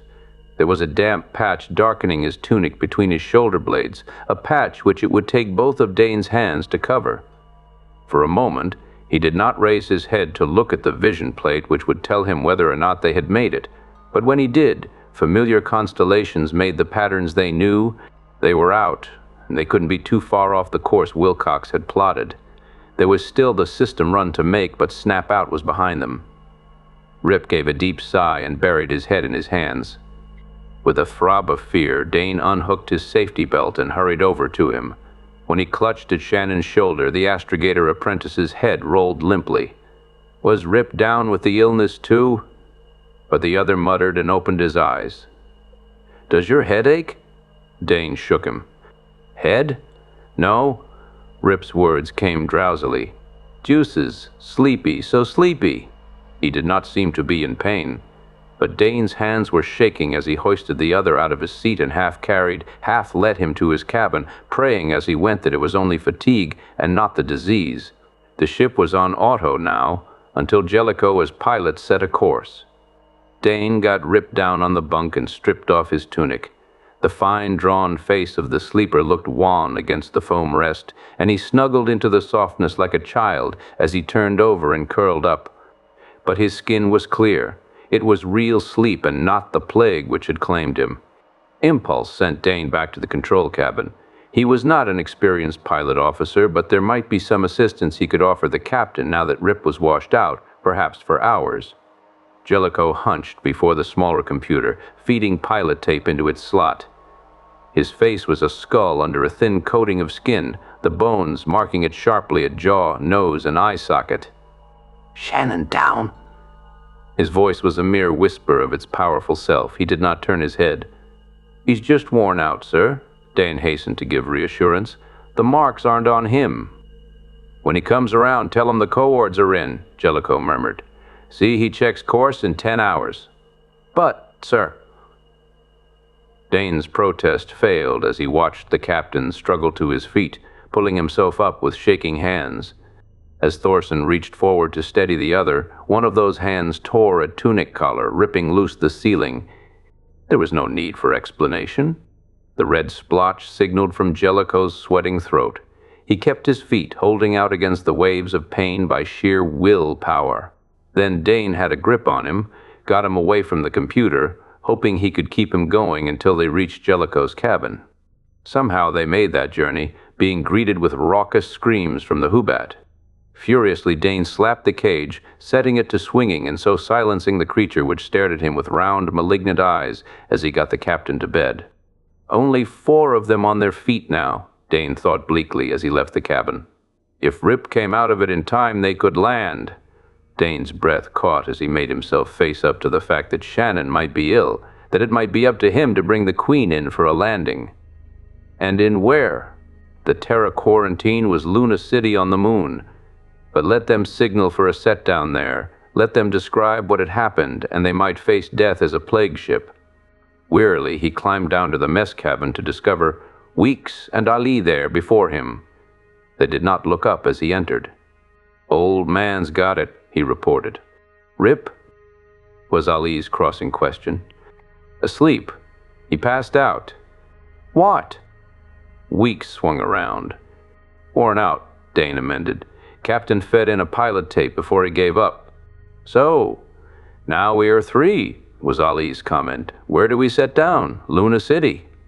"If they let us," Dane hinted at the worst. Dean hinted at the worst. "But they've got to let us," Weeks exclaimed. "We can't just wander around out here." "It's been done," Ali reminded them brutally, and that silenced Weeks. "Did the old man set Luna?" After a long pause, Ali inquired. "I didn't check," Dane confessed. "He was giving out, and I had to get him to his bunk." "It might be well to know." The engineer apprentice got up, his movements lacking much of the elastic spring which was normally his. When he climbed to control, both the others followed him. Ali's slender fingers played across a set of keys, and in the small screen mounting on the computer, a set of figures appeared. Dane took up the master course book, read the connotation, and blinked. "Not Luna?" Ali asked. "No." "But I don't understand. This must be for somewhere in the asteroid belt." Ali's lips stretched into a pale caricature of a smile. Good for the old man. He still had his wits about him, even after the bug bit him. "But why are we going to the asteroids?" Weeks asked, reasonably enough. "They're medics at Luna City. They can help us." "They can handle known diseases," Ali pointed out. "But what of the code?" Weeks dropped into the Comtex place as if some of the stiffening had vanished from his thin but sturdy legs. "They wouldn't do that," he protested, but his eyes said that he knew that they might. They well might. "Oh no, face the facts, man." Ali sounded almost savage. "We come from a frontier planet. We're a plague ship." He did not have to underline that. They all knew too well the danger in which they now stood. "Nobody's died yet." Weeks tried to find an opening in the net being drawn about them. "And nobody's recovered." Ali crushed that thread of hope. "We don't know what it is, how it is contracted, anything about it. Let us make a report saying that, and you know what will happen, don't you?" They weren't sure of the details, but they could guess. "So I say," Ali continued, "the old man was right when he set us on an evasion course. If we can stay out until we really know what is the matter, we'll have some chance of talking over the high brass at Luna when we do planet." In the end, they decided not to interfere with the course the captain had set. It would take them into the fringes of solar civilization, but give them a fighting chance at solving their problem before they had to report to the authorities. In the meantime, they tended their charges, let Rip sleep, and watched each other with desperate but hidden intentness, ready for another to be stricken. However, they remained, although almost stupid with fatigue at times, reasonably healthy. Time was proving that their guess had been correct. They had been somehow inoculated against the germ or virus which had struck the ship. Rip slept for 24 hours, ship time, and then came into the mess cabin ravenously hungry to catch up on both food and news. And he refused to join with the prevailing pessimistic view of the future. Instead, he was sure that their own immunity having been proven, they had a talking point to use with the medical officials at Luna, and he was eager to alter course directly for the quarantine station. Only the combined arguments of the other three made him, unwillingly, agree to a short delay. And how grateful they should be for Captain Jellicoe's foresight, they learned within the next day. Ali was at the comm unit, trying to pick up Solarian news reports. When the red alert flashed on throughout the ship, it brought the others hurrying to the control cabin. The code squeaks were magnified as Ali switched on the receiver full strength, to be translated as he pressed a second button. "Repeat, repeat, repeat. Free Trader, Solar Queen, Terra Registry, 657249110JK, suspected plague ship took off from infected planet. Warn off. Warn off reports such ship to Luna Station. Solar Queen from infected planet to be warned off and reported." The same message was repeated 3 times before going off ether. The 4 in the control cabin looked at each other blankly. "But," Dane broke the silence, "how did they know? We haven't reported in." "The ISIS." Ali had the answer ready. "That IS ship must be having the same sort of trouble and reported to her company. They would include us in their report and believe that we were infected too, or it would be easy to convince the authorities that we were." "I wonder." Rip's eyes were narrowed slits as he leaned back against the wall. "Look at the facts. The survey ship which charted Sargol. They were dirt-side there about 3-4 months, yet they gave it a clean bill of health and put it up for trading rights auction. Then Cam bought those rights. He made at least 2 trips in and out before he was blasted on limbo. No infection bothered him or Survey. But you've got to admit it hit us, Weeks protested. Yes, and the IZ ship was able to foresee it, report us before we snapped out of hyper. Sounds almost as if they expected us to carry plague, doesn't it? Shannon wanted to know. Planted? Ali frowned at the banks of controls. But how? No IZ came on board, no Salaric either, except for the cub who showed us what they thought of catnip.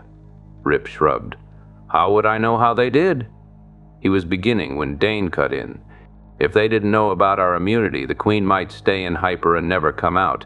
There wouldn't be anyone to set the snap out. Right enough. But on the chance that somebody did keep on his feet and bring her home, they were ready with a cover. If no one raises a howl, Sargol will be written off the charts as infected. IS sits on her tail fins a year or so, and then she promotes an investigation before the board.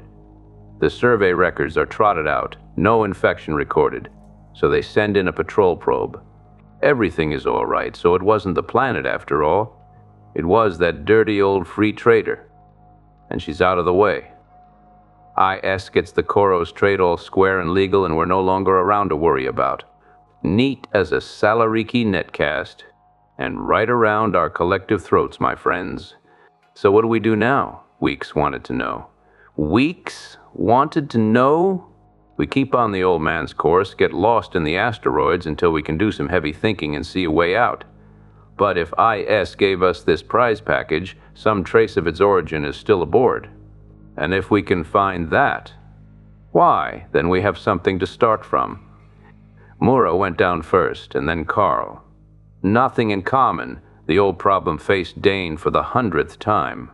No, but, Ali arose from his place at the comm unit, I'd suggest a real search of first Frank's and then Carl's quarters, a regular turnout down to the bare walls of their cabins. Are you with me?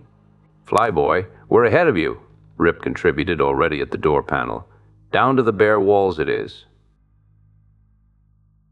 Since Mura was in the isolation of ship sick bay, the stripping of his cabin was a relatively simple job. But though Rip and Dane went over it literally by inches, they found nothing unusual.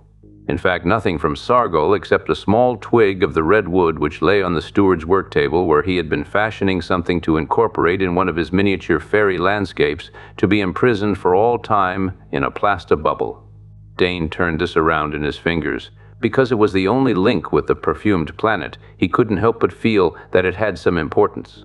But Costi had not shown any interest in the wood, and he, himself, and Weeks had handled it freely before they had tasted Graf's friendship cup and had no ill effects, so it couldn't be the wood. Dane put the twig back on the work table and snapped the protecting cover over the delicate tools, never realizing until days later how very close he had been in that moment to the solution of their problem. After 2 hours of shifting every one of the steward's belongings, of crawling on hands and knees about the deck and climbing to inspect perfectly bare walls, they had found exactly nothing. Rip sat down on the end of the denuded bunk. There's the hydro. Frank spent a lot of time in there. And the storeroom, he told the places off on his fingers. The galley and the mess cabin. Those had been the extent of Mura's world. They could search the storeroom, the galley, and the mess cabin, but to interfere with the hydro would endanger their air supply. It was for that very reason that they now looked at each other in startled surmise. The perfect place to plant something. Dane spoke first. Rip's teeth caught his underlip. The hydro something planted there could not be routed out unless they made a landing on a port field and had the whole section stripped. Devilish? Rip's mobile lips drew tight. But how could they do it? Dane didn't see how it could have been done either. No one but the Queen's own crew had been on board the ship during their entire stay on Sargol, except for the young Salaric. Could that cub have brought something? But he and Mura had been with the youngster every minute that he had been in the hydro. To the best of Dane's memory, the cub had touched nothing and had been there only for a few moments. That had been before the feast also. Rip got to his feet. We can't strip the hydro in space. He pointed out the obvious quietly. Dane had the answer. Then we've got to Earth. You heard that warn-off. If we try it, what about an emergency station? Rip stood very still, his big hands locked about the buckle of his arms belt. Then, without another word, he went out of the cabin and at a pounding pace up the ladder, bound for the captain's cabin and the records Jellicoe kept there. It was such a slim chance, but it was better than none at all. Dane shouldered into the small space in his wake to find Rip making a selection from the astrogation tapes. There were E-stats among the asteroids. Points prospectors or small traders in sudden difficulties might contact for supplies or repairs. The big companies maintained their own. The patrol had several for independence. No patrol one. Rip managed to smile. I haven't gone space whirly yet, was his comment. He was feeding a tape into the reader on the captain's desk. In the cage over his head, the blue Hubat squatted, watching him intently. For the first time since Dane could remember showing no sign of resentment by weird screams or wild spitting. Patrol, E-stat A54, the reader squeaked. Rip hit a key and the wire clicked to the next entry. Combine E-stat, another punch and click. Patrol E-stat A55, punch click. Interstellar. This time Rip's hand did not hit the key and the squeak continued. Coordinates. Rip reached for a stilo and jotted down the list of figures. Got to compare this with our present course? But that's an IS stat, began Dane, and then he laughed as the justice of such a move struck him. They did not dare set the Queen down at any patrol station. But a company, one which would be manned by only 2 or 3 men, and not expecting any but their own people. And IS owed them help now. There may be trouble, he said. Not that he would have any regrets if there was. If the ISIs were responsible for the present plight of the Queen, he would welcome trouble, the kind which would plant his fists on some sneering ISI face. We'll see about that when we come to it, Rip went on to the control cabin with his figures. Carefully, he punched the combination on the plotter and watched it be compared with the course Jellicoe had set before his collapse.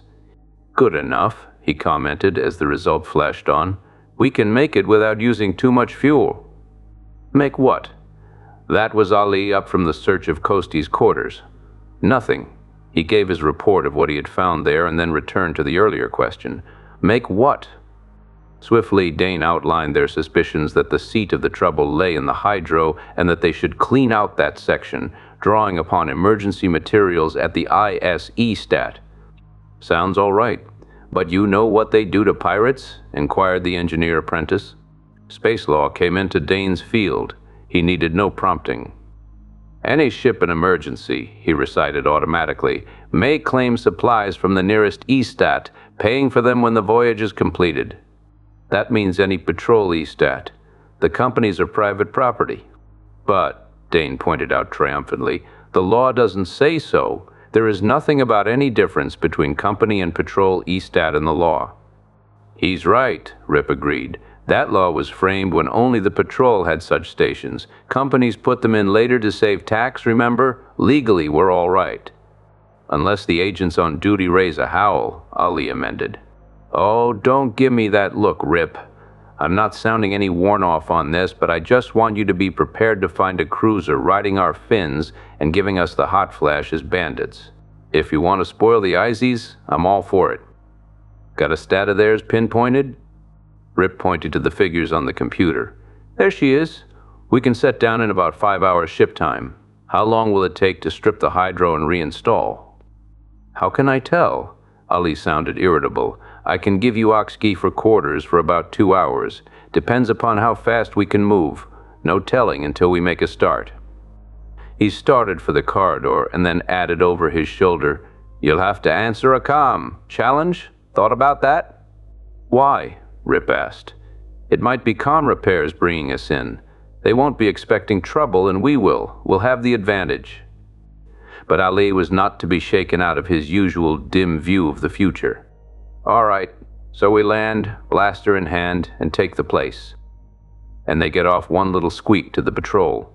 Well, a short life, but an interesting one.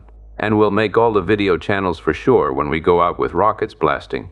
Nothing like having a little excitement to break the dull routine of a voyage. "We aren't going to, are we?" Dane protested. "Land armed, I mean?" Ali stared at him, and Rip, to Dane's surprise, did not immediately repudiate that thought. "Sleep rods, certainly," the astrogator apprentice said after a pause. "We'll have to be prepared for the moment when they find out who we are. And you can't reset a hydro in a few minutes, not when we have to keep oxygen on for the others. If we were able to turn that off and work in suits, it'd be a quicker job. We could dump before we set down and then pile it in at once. But this way, it's going to be piecework. And it all depends on the agents at the stat whether we have trouble or not. We had better break out the suits now," Ali added to Rip's estimate of the situation. "If we set down and pile out wearing suits at once, it will build up our tale of being poor, wrecked spacemen."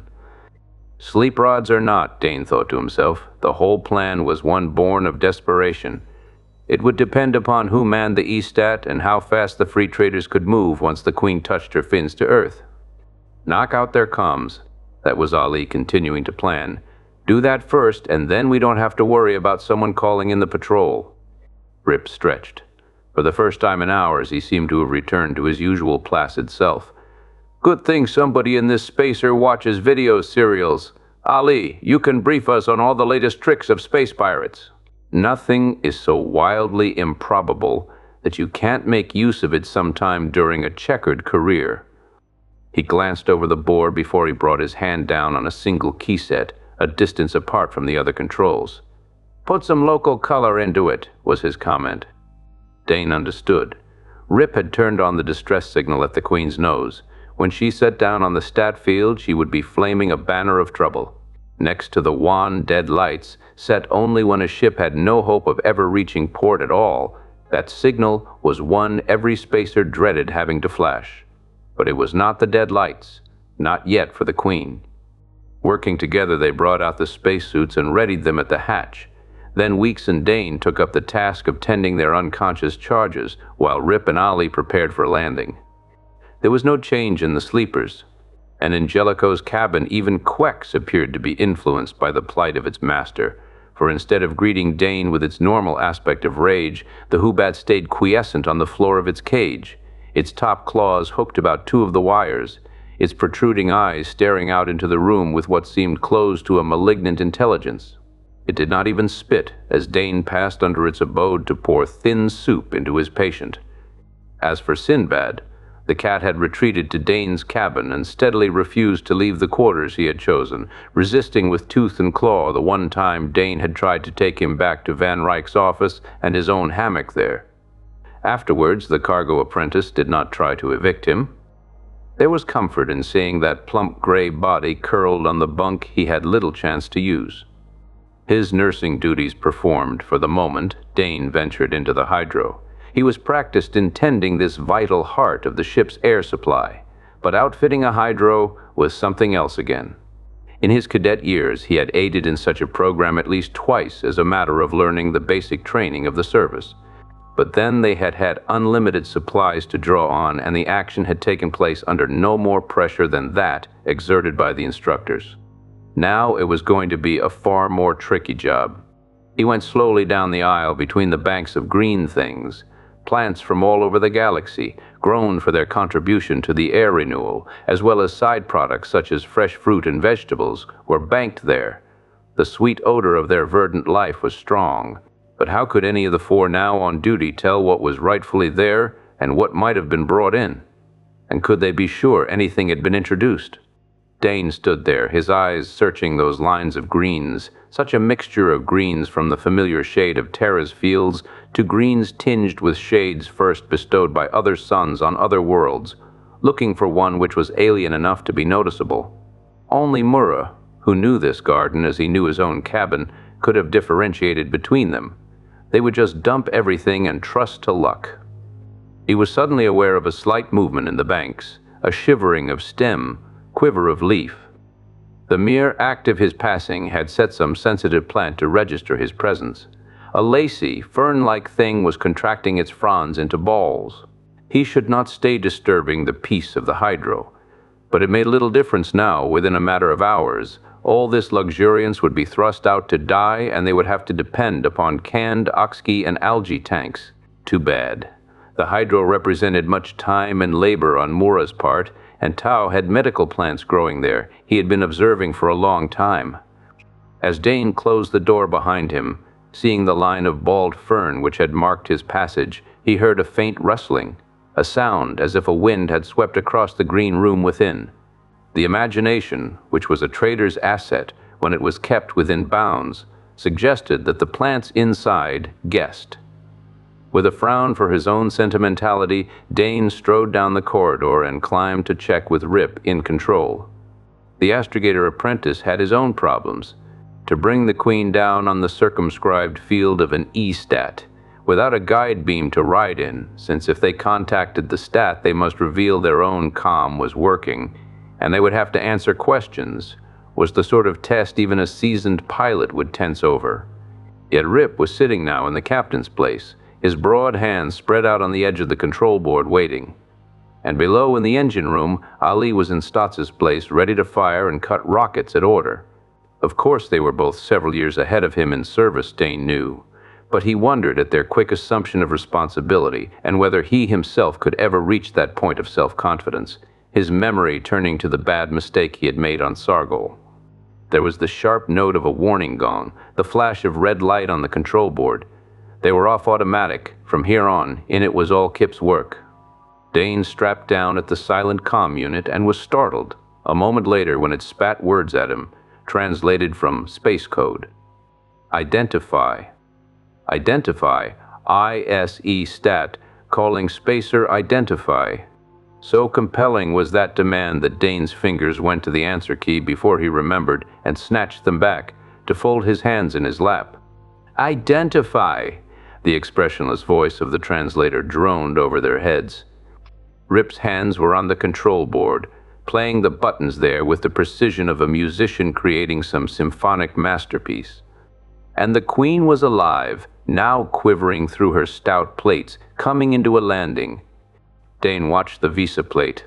The E-stat asteroid was of a reasonable size, but in their eyes it was a bleak, torn mote of stuff swimming through vast emptiness.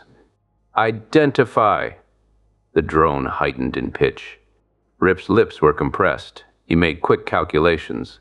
And Dane saw that, though Jellicoe was the master, Rip was fully fit to follow in the captain's bootprints. There was a sudden silence in the cabin. The demand had stopped. The agents below must now have realized that the ship, with the distress signals blazing on her nose, was not going to reply. Dane found he could not watch the visa plate now. Rip's hands about their task filled his whole range of sight.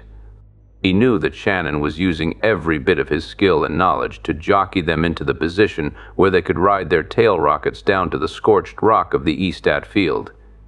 Perhaps it wasn't as smooth a landing as Jellicoe could have made, but they did it. Rip's hands were quiet. Again that patch of darkness showed on the back of his tunic. He made no move from his seat. Secure? Ali's voice floated up to them. Dane unbuckled his safety webbing and got up, looking to Shannon for orders. This was Rip's plan they were to carry through. Then something moved him to give honor where it was due. He touched that bowed shoulder before him. Fin landing, brother. 4 points and down. Rip glanced up. A grin made him look his old self. Ought to have a recording of that for the board when I go up for my pass-through. Dane matched his smile. Too bad we didn't have someone out there with a Tri-D machine. More likely it'd be evidence at our trial for piracy. Their words must have reached Ali on the ship's intercom, for his deflating reply came back to remind them of why they had made that particular landing. Do we move now? Check first, Rip said into the mic. Dane looked at the visa plate. Against a background of jagged rock teeth was the bubble of the E-stat housing, more than 3/4 of it being in the hollowed-out sections below the surface of the miniature world which supported it, as Dane knew. But a beam of light shone from the dome to center on the grounded Queen. They had not caught the stat agents napping. They made the rounds of the spacer, checking on each of the semi-conscious men.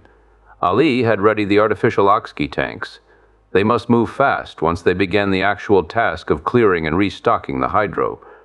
"Hope you have a good story ready," he commented as the other three joined him by the hatch to don the suits which would enable them to cross the airless, heatless surface of the asteroid. "We have a poisoned hydro," Dane said. "One look at the plants we dump will give you the lie. They won't accept our story without investigation." Dane was aroused. Did Ali think he was as stupid as all that? "If you'd take a look in there now, you'd believe me," he snapped. "What did you do?" Ali sounded genuinely interested. "Chucked a heated can of Licoil over a good section. It's wilting down fast in big patches." Rip snorted. "Good old Licoil. You drink it, you wash in it, now you kill off the hydro with it. Maybe we can give the company an extra testimonial for the official jabber and collect when we hit Terra." "All right, Weeks," he spoke to the little man. "You listen in on the comm. It's tuned to our helmet units. We'll climb into these pipe suits and see how many tears we can wring out of the Izies with our sad, sad tale." They got into the awkward, bulky suits and squeezed into the hatch while Weeks slammed the locked door at their backs and operated the outer opening. Then they were looking out across the ground, still showing signs of the heat of their landing and lighted by the dome beam. "Nobody hurrying out with an aid and comfort kit," Rip's voice sounded in Dane's earphones. "A little slack, aren't they?" Slack? Or was it that the Izies had recognized the Queen and was preparing the sort of welcome the remnant of her crew could not withstand? Dane, wanting very much in his heart to be elsewhere, climbed down the ladder in Rip's wake, both of them spotlighted by the immovable beam from the stat dome. Measured in distance and time, that rough walk in the ponderous suits across the broken terrain of the asteroid was a short one. Measured by the beating of his own heart, Dane thought it much too long. There was no sign of life by the airlock of the bubble. No move on the part of the men stationed there to come to their assistance. "You suppose we're invisible?" Ali's disembodied voice clicked in the helmet earphones. "Maybe we'll wish we were." Dane could not forego that return. Rip was almost to the airlock door now.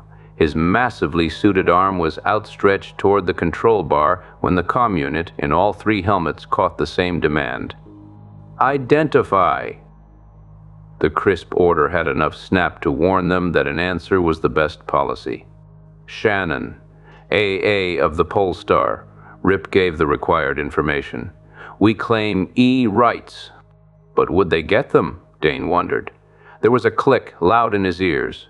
The metal door was yielding to Rip's hand. At least those on the inside had taken off the lock.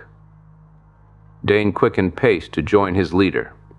Together, the three from the Queen crowded through the locked door, saw that swing shut and seal behind them as they stood waiting for the moment they could discard the suits and enter the dome. The odds against them could not be too high. This was a small stat. It would not house more than 4 agents at the most, and they were familiar enough with the basic architecture of such stations to know just what move to make. Ali was to go to the comm room where he could take over if they did meet with trouble. Dane and Rip would have to handle any dissenters in the main section, but they still hoped that luck might ride their fins and they could put over a story which would keep them out of active conflict with the Izies. The gauge on the wall registered safety, and they unfastened the protective clasps of the suits. Standing the cumbersome things against the wall as the inner door to the lock rolled back, they walked into Izie territory. As free traders, they had the advantage of being uniformly tunicked, with no company badge to betray their ship or status. So that could well be the Polestar, standing needle-slim behind them, and not the notorious Solar Queen. But each, as he passed through the inner lock, gave a hitch to his belt, which brought the butt of his sleep rod closer to hand. Innocuous as that weapon was, in close quarters its effects, if only temporary, was to some purpose. And since they were prepared for trouble, they might have a slight edge over the Izies in attack. A company man, his tunic shabby and open in a negligent fashion at his thick throat, stood waiting for them. His unhelmeted head was grizzled, his coarse tanned face with heavy jowls bristly enough to suggest he had not bothered to use smooth cream for some days. An under-officer of some spacer, retired to finish out the few years before pension in this nominal duty-fast letting down the standards of personal regime he had to maintain on shipboard. But he wasn't all fat and soft living. The glance with which he measured them was shrewdly appraising. "What's your trouble?" he demanded without greeting. "You didn't ident coming in?" "Comms are out," Rip replied as shortly. "We need E-hydro." First time I ever heard it that the comms were wired in with the grass. The Izzy's hands were on his hips, in close proximity to something which made Dane's eyes narrow. The fellow was wearing a flare blaster. That might be regulation equipment for an E-stat agent on a lonely asteroid, but he didn't quite believe it. And probably the other was quick on the draw too. "The comms are something else," Rip answered readily. "Our tech is working on them. But the hydro's bad although. We'll have to dump and restock.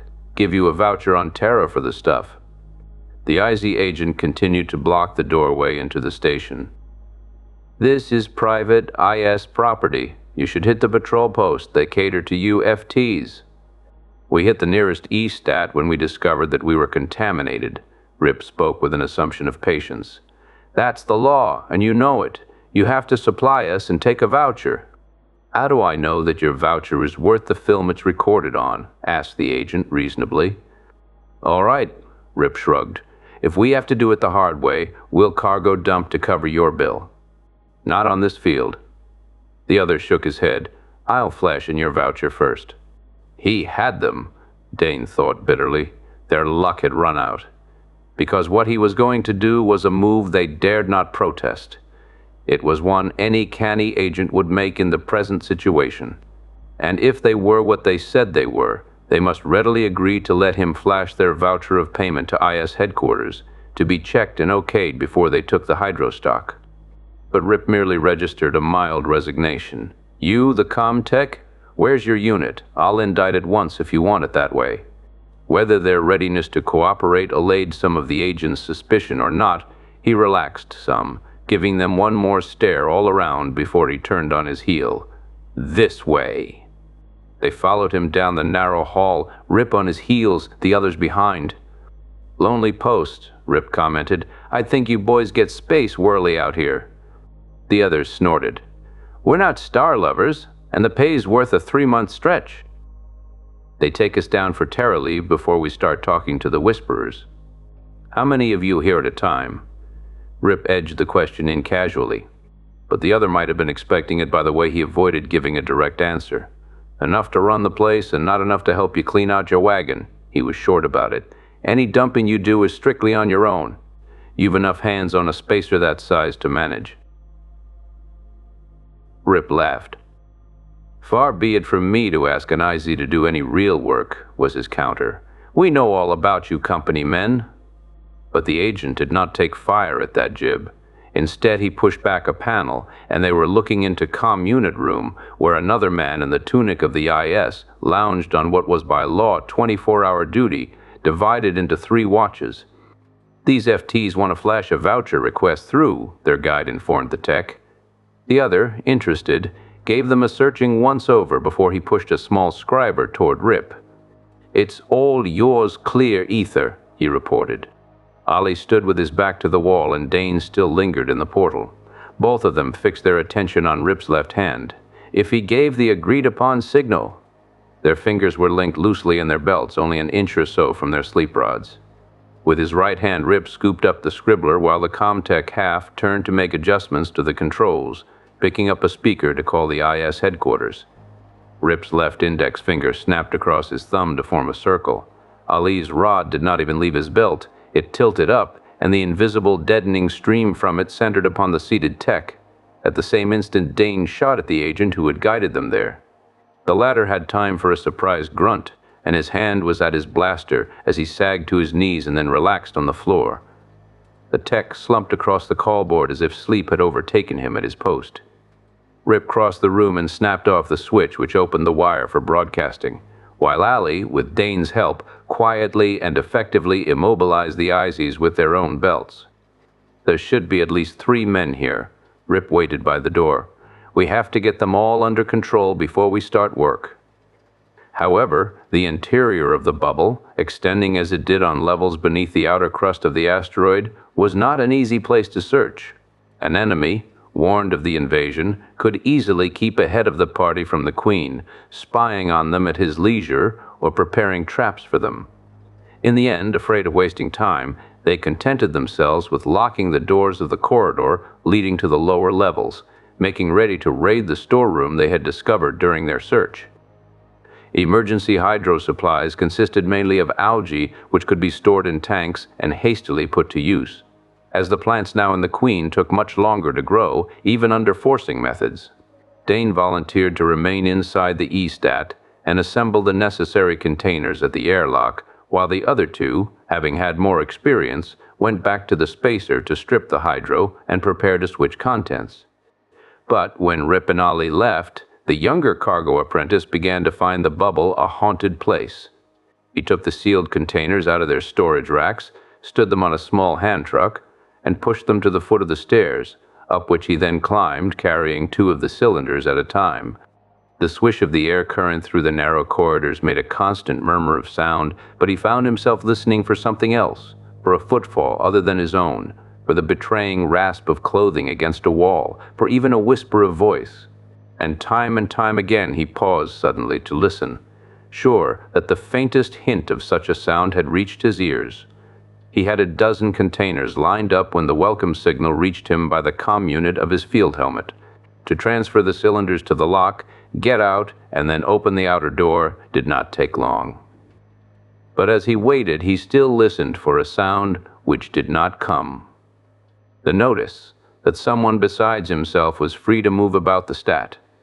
Not knowing just how many of the supply tins were needed, he worked on transferring all there were in the storage racks to the upper corridor and the lock. But he still had half a dozen left to pass through when Rip sent a message that he was coming in.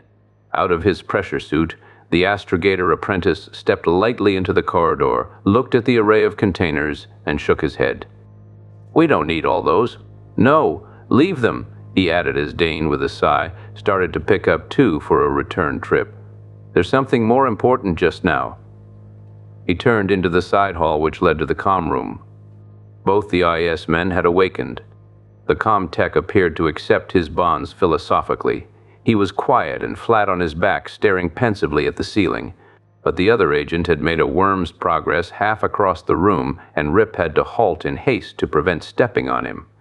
Shannon stooped and, hooking his fingers in the other's tunic, heaved him back while the helpless man favored them with some of the ripest speech. And not trade lingo Dane had ever heard. Rip waited until the man began to run down, and then he broke in with his pleasant soft drawl. "Oh, sure, we're all that. But time runs on, Izzy, and I'd like a couple of answers which may mean something to you. First, when do you expect your relief?" That set the agent off again, and his remarks, edited, were that no something FT was going to get any something information out of him. But it was his companion in misfortune, the comm-tech, who guessed the reason behind Rip's question. "Cut jets," he advised the other. "They're just being soft-hearted." "I take it," he spoke over the other agent, sputtering to Rip, "that you're worried about leaving us finned down. That's it, isn't it?" Rip nodded. "In spite of what you think about us," he replied, "we're not patrol-posted outlaws."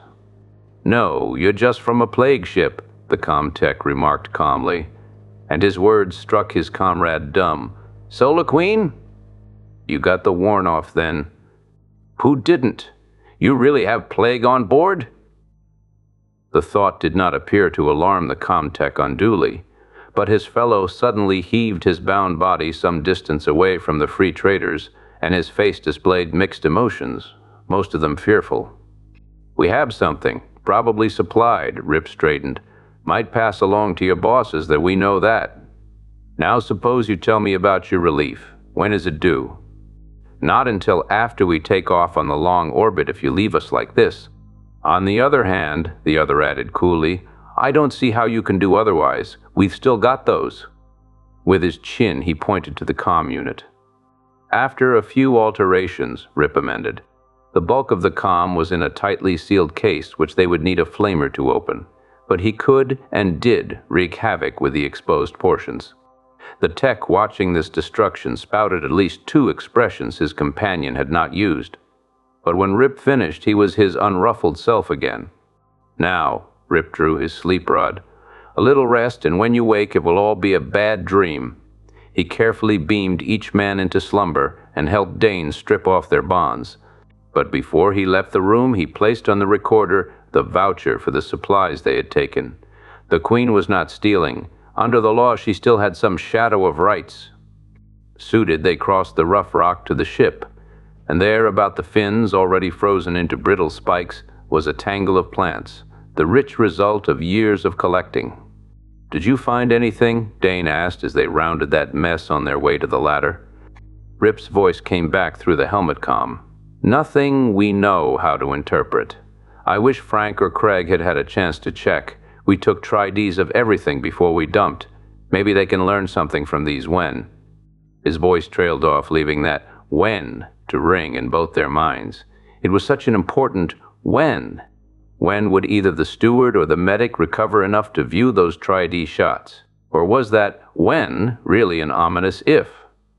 Back in the Queen, sealed once more for blast-off, they took their stations. Dane speculated as to the course Rip had set. Were they just going to wander about the system hoping to escape notice until they had somehow solved their problem? Or did Shannon have some definite port in mind? He did not have time to ask before they lifted. But once they were space-borne again, he voiced his question. Rip's face was serious. "Frankly," he began, and then hesitated for a long moment before he added, "I don't know. If we can only get the captain or Craig on their feet again." "One thing," Ali materialized to join them. "Sinbad's back in the hydro, and this morning you couldn't get him inside the door. It's not a very good piece of evidence." No, it wasn't, but they clung to it as backing for their actions of the past few hours. The cat that had shown such a marked distaste for the company of the stricken and then for the hydro was now content to visit the latter, as if some evil he had sensed there had been cleansed with the dumping of the garden. They had not yet solved their mystery, but another clue had come into their hands. But now the care of the sick occupied ours, and Rip insisted that a watch be maintained by the calm listening in for news which might concern the Queen. They had done a good job at silencing the E-stat, for they had been almost 6 hours in space before the news of their raid was beamed to the nearest patrol post. Ali laughed. "Told you we'd be pirates," he said when he listened to that account of their descent upon the IS station. "Though I didn't see all that blaster work they're now raving about, you'd think we fought a major battle there." Weeks growled. "The Izies are trying to make it look good, make us into outlaws." But Rip did not share in the general amusement at the wild extravagation of the report from the ether. "I noticed they didn't say anything about the voucher we left." Ali's cynical smile curled. "Did you expect them to? The Izies think they have us by the tail fins now. Why should they give us any benefit of the doubt? We junked all our boosters behind us on this takeoff, and don't forget that, my friends." Weeks looked confused. "But I thought you said we could do this legal," he appealed to Rip. "If we're patrol posted as outlaws." "They can't do any more to us than they can for running in a plague ship," Ali pointed out. "Either will get us blasted if we happen into the wrong vector now. So, what do we do?" "We find out what the plague really is," Dane said, and meant every word of it. "How?" Ali inquired. "Through some of Craig's magic?" Dane was forced to answer with the truth. "I don't know yet, but it's our only chance." Rip rubbed his eyes wearily. "Don't think I'm disagreeing, but just where do we start? We've already combed Frank's quarters and Costy's. We cleaned out the hydro." "Those tri-D shots of the hydro, have you checked them yet?" Dane countered. Without a word, Ali arose and left the cabin. He came back with a microfilm roll. Fitting it into the large projector, he focused it on the wall and snapped the button. They were looking at the hydro down the length of space so accurately recorded that it seemed they might walk straight into it. The greenery of the plants was so vivid and alive, Dane felt that he could reach out and pluck a leaf. Inch by inch he examined those ranks, looking for something which was not in order, had no right to be there. The long shot of the hydro as it had been merged into a series of sectional groupings. In silence they studied it intently, using all their field lore in an attempt to spot what each one was certain must be there somewhere. But they were all handicapped by their lack of intimate knowledge of the garden. "Wait!" Weeks's voice scaled up. "Left-hand corner there." His pointing hand broke and shadowed the portion he was calling to their attention. Ali jumped to the projector and made a quick adjustment. Plants, 4 and 5 times life-size, glowed green on the wall. What Weeks had caught they all saw now: ragged leaves, stripped stems. Chewed, Dane supplied the answer. It was only one species of plant which had been so mangled. Other varieties in the same bank showed no signs of disturbance. But all of that one type had at least one stripped branch, and 2 were virtual skeletons. "A pest," said Rip. But Sinbad, Dane began a protest before the memory of the cat's peculiar actions of the past week stopped him. Sinbad had slipped up. The hunter who had kept the Queen free of the outre alien life which came aboard from time to time with cargo had not attacked that which had ravaged the hydroplants. Or if he had done so, he had not, after his usual custom, presented the bodies of the slain to any crew member. "It looks as if we have something at last," Ali observed, and someone echoed that with a sigh of heart-deep relief. "All right, so we think we know a little more," Ali added a moment later. "Just what are we going to do? We can't stay in space forever. There are the small items of fuel and supplies and—" Rip had come to a decision. "We're not going to remain space-borne," he stated with the confidence of one who now saw an open road before him. "Luna." Weeks was plainly doubtful. "No, not after that warn-off. Terra." For a second or two, the other 3 stared at Rip agape. The audacity and danger of what he suggested was a little stunning. Since men had taken regularly to space, no ship had made a direct landing on their home planet. All had passed through the quarantine on Luna. It was not only risky, it was so unheard of that for some minutes they did not understand him. "We try to set down at Terraport," Dane found his tongue first, "and they flame us out." Rip was smiling. "The trouble with you," he addressed them all, "is that you think of Earth only in terms of Terraport." "Well, there is the patrol field at Stella," Weeks agreed doubtfully. "But we'd be right in the middle of trouble there. Did we have a regular port on Sargol, on Limbo, and 50 others I can name out of our log?" Rip wanted to know. Ali voiced a new objection. "So, we have the luck of Jones and we set down somewhere out of sight. Then what do? We seal ship until we find the pest. Then we bring in a medic and get to the bottom of the whole thing." Rip's confidence was contagious. Dane almost believed that it could be done that way. "Did you ever think," Ali cut in, "what would happen if we were wrong, if the Queen really is a plague carrier?" I said, "We seal the ship tight," countered Shannon, "and when we Earth, it'll be where we won't have visitors to infect." "And that is where?"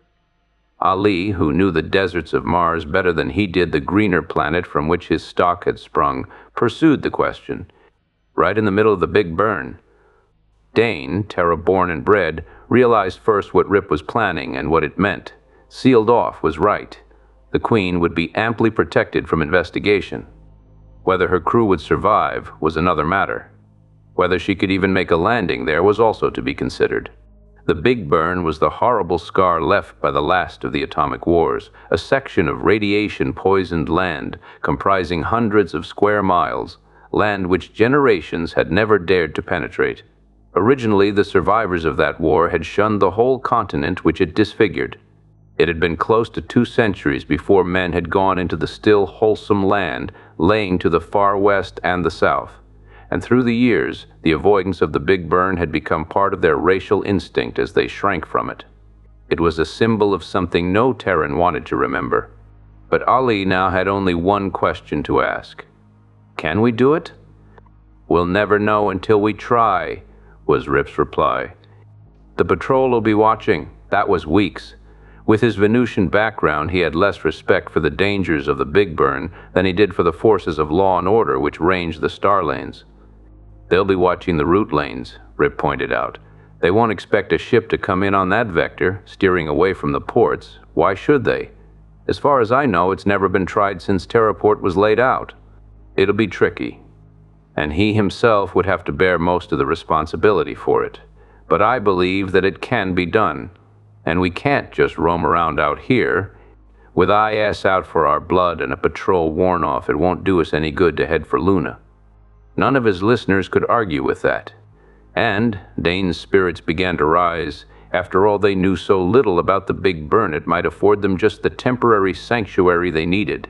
In the end, they agreed to try it, mainly because none of them could see any alternative, except the too dangerous one of trying to contact the authorities and being summarily treated as a plague ship before they could defend themselves. And their decision was ably endorsed, not long afterwards, by a sardonic warning on the come-a warning, which Ali, who had been tending the machine, passed along to them. "Greetings, pirates." "What do you mean?" Dane was heating broth to feed to Captain Jellicoe. "The word has gone out. Our raid on the Estat is now a matter of history and patrol record we've been posted." Dane felt a cold finger drawn along his backbone. Now they were fair game for the whole system. Any patrol ship that wanted could shoot them down with no questions asked. Of course, that had always been a possibility from the first, after their raid on the Estat. But to realize that it was now true was a different matter altogether. This was one occasion when realization was worse than anticipation. He tried to keep his voice level as he answered, "Let us hope we can pull off Rip's plan." "We'd better. What about the big burn anyway, Thorson? Is it as tough as the stories say?" "We don't know what it's like. It's never been explored, or at least those who tried to explore its interior never reported in afterwards. As far as I know, it's left strictly alone." "Is it still all hot?" "Parts of it must be, but all we don't know." With the bottle of soup in his hand, Dane climbed to Jellicoe's cabin, and he was so occupied with the problem at hand that at first he did not see what was happening in the small room. He had braced the captain up into a half-sitting position and was patiently ladling the liquid into his mouth, a spoonful at a time, when a thin squeak drew his attention to the top of Jellicoe's desk. From the half-open lid of a microtape compartment, something long and dark projected, beating the air feebly. Dane, easing the captain back on the bunk, was going to investigate when the Hubbat broke its unnatural quiet of the past few days with an ear-splitting screech of fury. Dane struck at the bottom of its cage, the move its master always used to silence it. But this time, the results were spectacular. The cage bounced up and down on the spring which secured it to the ceiling of the cabin, and the blue-feathered horror slammed against the wires. Either its clawing had weakened them, or some fault had developed, for they parted and the Hubbat came through them to land with a sullen plop on the desk.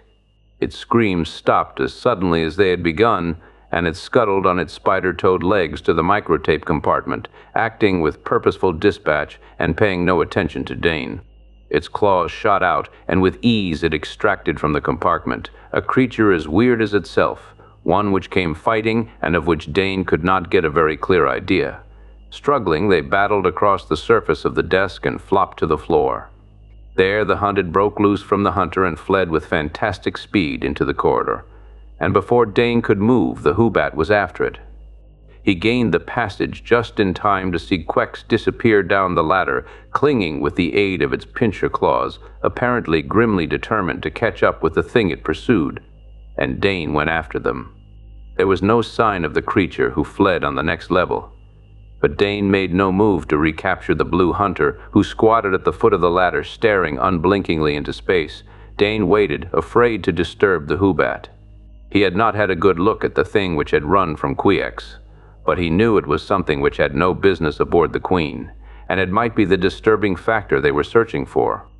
If the Hubbat would only lead him to it. The Hubbat moved, rearing up on the tips of its 6 legs, its necklace head slowly revolving on its puffy shoulders. Along the ridge of its backbone, its blue feathers were rising into a crest, much as Sinbad's fur rose when the cat was afraid or angry. Then, without any sign of haste, it crawled over and began descending the ladder once more, heading toward the lower section which housed the hydro.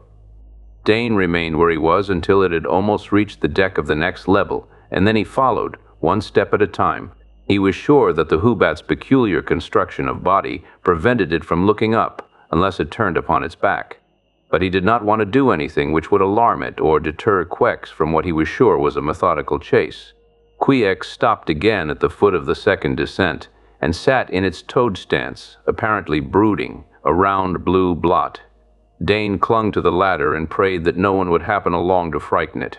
Then, just as he was beginning to wonder if it had lost contact with its prey, once more it arose, and with the same speed it had displayed in the captain's cabin, it shot along the corridor to the hydro.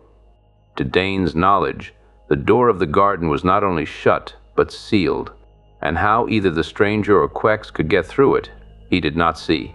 "What the—" Ali clattered down the ladder to halt abruptly as Dane waved at him. "Quex," the cargo apprentice kept his voice to a half-whisper. "It got loose and chased something out of the old man's cabin down here." "Quex," Ali began, and then shut his mouth, moving noiselessly up to join Dane. The short corridor ended at the hydro entrance, and Dane had been right. There they found the Hoobat, crouched at the closed panel, its claws clicking against the metal as it picked away, useless, at the portal, which would not admit it. "Whatever it's after must be in there," Dane said softly. And the hydro, stripped of its luxuriance of plant life, occupied now by the tanks of green scum, would not afford too many hiding places. They had only to let Kiex in and keep watch. As they came up, the Hoobat flattened to the floor and shrilled its war cry, spitting at their boots and then flashing claws against the stout metal-enforced hide. However, though it was prepared to fight them, it showed no signs of wishing to retreat, and for that Dane was thankful. He quickly pressed the release and tugged open the panel. At the first crack of its opening, Quex turned with one of those bursts of astounding speed and clawed for admittance, its protest against the men forgotten. And it squeezed through a space Dane would have thought too narrow to accommodate its bloated body. Both men slipped around the door behind it and closed the panel tight. The air was not as fresh as it had been when the plants were there, and the vats which had taken the places of the banked greenery were certainly nothing to look at. Quex humped itself into a clod of blue, immovable, halfway down the aisle. Dane tried to subdue his breathing, to listen. The Hoobat's actions certainly argued that the alien thing had taken refuge here, though how it had gotten through. But if it were in the hydro, it was well hidden. He had just begun to wonder how long they must wait when Quex again went into action. Its clawed front legs upraised, it brought the pinchers deliberately together and sawed one across the other, producing a rasping sound which was almost a vibration in the air. Back and forth, moved the claws. Watching them produced almost a hypnotic effect, and the reason for such a maneuver was totally beyond the human watchers. But Quex knew what it was doing all right. Ali's fingers closed on Dane's arm in a pincher grip, as painful as if he had been equipped with the horny armament of the Hoobat. Something, a flitting shadow, had rounded one vat and was that much closer to the industrious fiddler on the floor. By some weird magic of its own, the Hoobat was calling its prey to it. Scrape, scrape, the unmusical performance continued with monotonous regularity. Again the shadow flashed, one vat closer. The Hoobat now presented the appearance of one charmed by its own art, sunk in a lethargy of weird music-making.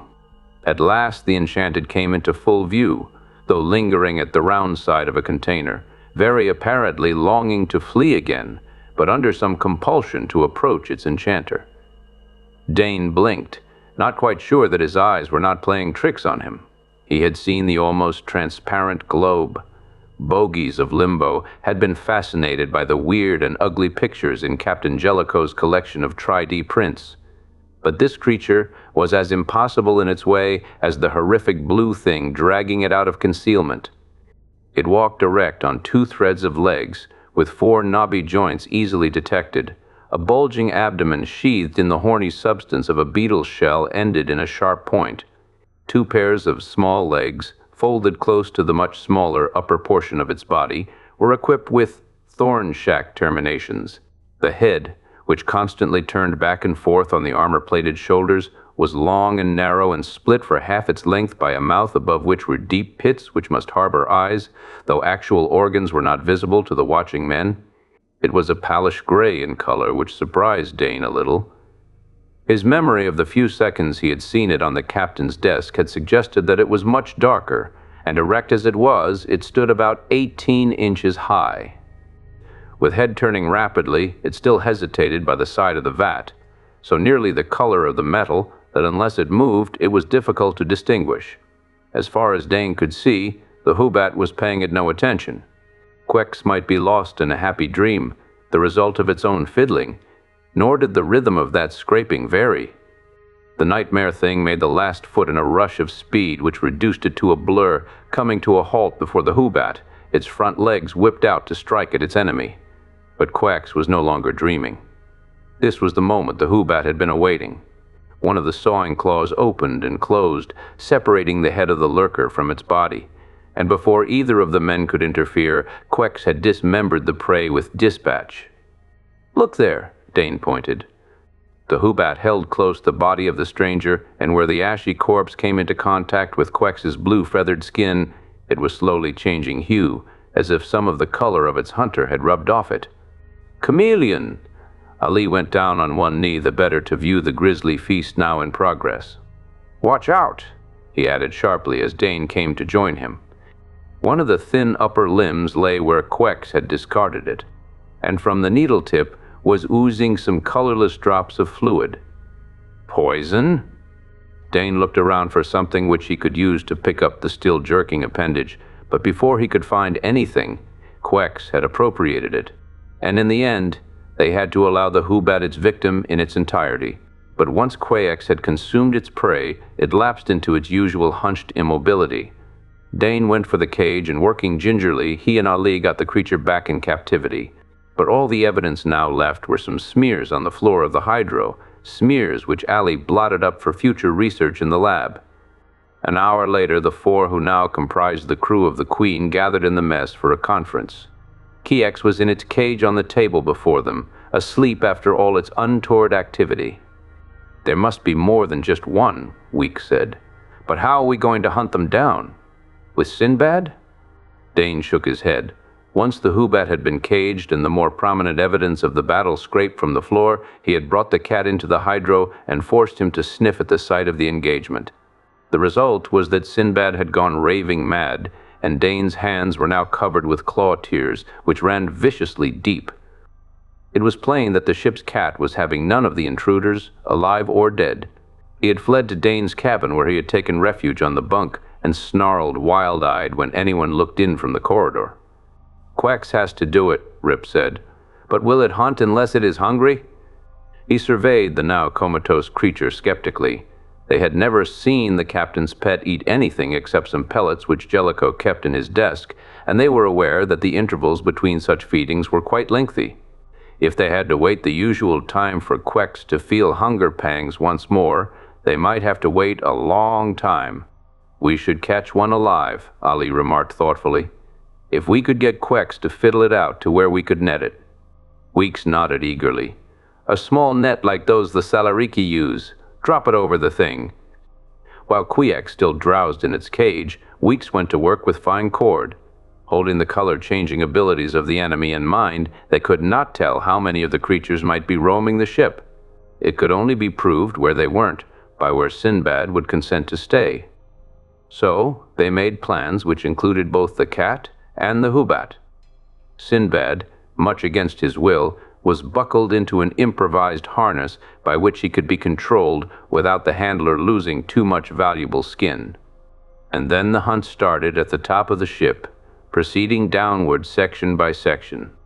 Sinbad raised no protest in the control cabin, nor in the private cabins of the officers thereabouts. If they could interpret his reactions, the center section was free of the invaders.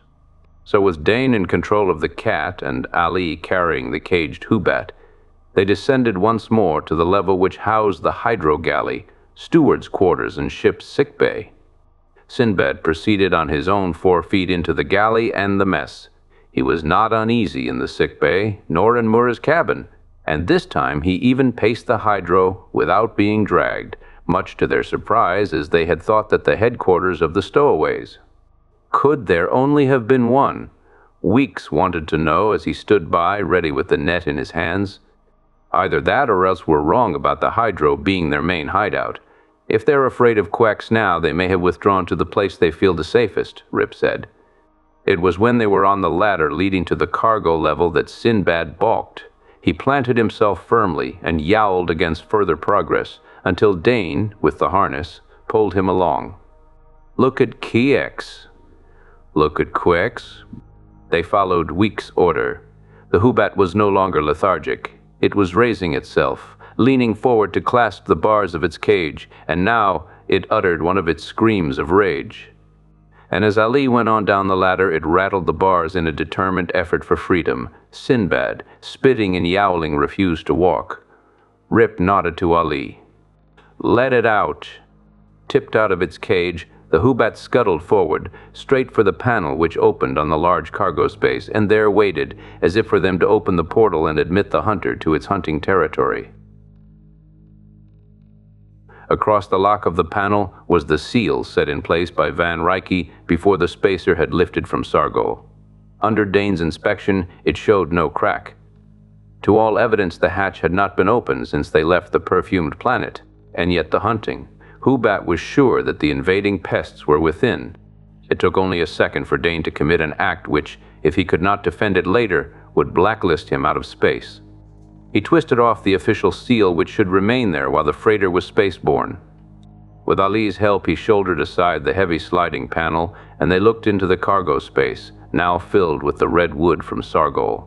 The red wood! When he saw it, Dane was struck with their stupidity.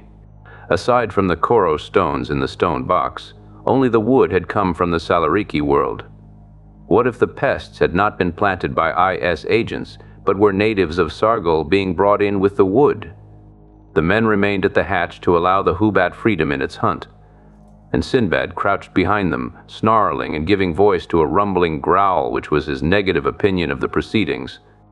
They were conscious of an odor, the sharp, unidentifiable scent Dane had noticed during the loading of the wood. It was not unpleasant, merely different. And it, or something, had an electrifying effect upon Quex. The blue hunter climbed with the aid of its claws to the top of the nearest pile of wood, and there settled down. For a space it was apparently contemplating the area about it. Then it raised its claws and began the scraping fiddle which once before had drawn its prey out of hiding. Oddly enough, the dry rasp of sound had a quieting effect upon Sinbad, and Dane felt the drag of the harness lessen as the cat moved, not toward escape, but to the scene of action, humping himself at last in the open panel, his round eyes fixed upon the Hubbat with a fascinated stare. Scrape. Scrape, the monotonous noise bit into the ears of the men, gnawed at their nerves. Ah! Ali kept his voice to a whisper, but his hand jerked to draw their attention to the right, at deck level. Dane saw that flicker along a log. The stowaway pest was now the same brilliant color as the wood, indistinguishable until it moved, which probably explained how it had come on board. But that was only the first arrival. A second flash of movement and a third followed. Then the hunted remained stationary, able to resist for a period the insidious summoning of Quex. The Hubbat maintained an attitude of indifference, of being so wrapped in its music that nothing else existed. Rip whispered to Weeks. "Weeks! There's one to the left on the very end of that log. Can you net it?" The small oiler slipped the coiled mesh through his calloused hands. He edged around Ali, keeping his eyes on the protruding bump of red upon red which was his quarry. 2, 3, 4, 5. Ali was counting under his breath, but Dane could not see that many. He was sure of only 4, and those because he had seen them move. The things were ringing in the pile of wood where the Hubbat fiddled, and 2 had ascended the first logs toward their doom. Weeks went down on one knee, ready to cast his net, when Dane had his first inspiration. He drew his sleep rod, easing it out of its holster, set the lever on spray, and beamed it at 3 of those humps. Rip, seeing what he was doing, dropped a hand on Weeks' shoulder, holding the oiler in check. A hump moved, slid down the rounded side of the log into the narrow aisle of deck between 2 piles of wood. It lay quiet, a bright scarlet blot against the gray. Then Weeks did move, throwing his net over it and jerking the drawstring tight, at the same time pulling the captive toward him over the deck. But, even as it came, the scarlet of the thing's body was fast fading to an ashy pink, and at last taking on a gray as dull as the metal on which it lay. but complete camouflage. Had they not had it enmeshed, they might have lost it altogether, so well did it now blend with the surface. The other two in the path of the ray had not lost their grip upon the logs, and the men could not advance to scoop them up. Not while there were others, not affected, free to flee back into hiding. Weeks bound the net about the captive and looked to Rip for orders. "Deep freeze," the acting commander of the Queen said succinctly. "Let me see it get out of that." Surely the cold of the deep freeze, united to the sleep ray, would keep the creature under control until they had a chance to study it. But as weeks passed Sinbad on his errand, the cat was so frantic to avoid him that he reared up on his hind legs, almost turning a somersault, snarling and spitting, until Weeks was up the ladder to the next level. It was very evident that the ship's cat was having none of this pest. They might have been invisible and their actions non-existent as far as Kiex was concerned, for the Hoobat continued its siren concert. The lured became more reckless, mounting the logs to Kiex's post in sudden darts. Dane wondered how the Hoobat proposed handling 4 of the creatures at once. For, although the other 2 which had been in the path of the ray had not moved, he now counted 4 climbing. "Stand by to ray." That was Rip. But it would have been interesting to see how Kiex was prepared to handle the 4. And, though Rip had given the order to stand by, he had not ordered the ray to be used. Was he, too, interested in that? The first red projection was within a foot of the Hoobat now, and its fellows had frozen, as if to allow it the honor of battle with the feathered enemy.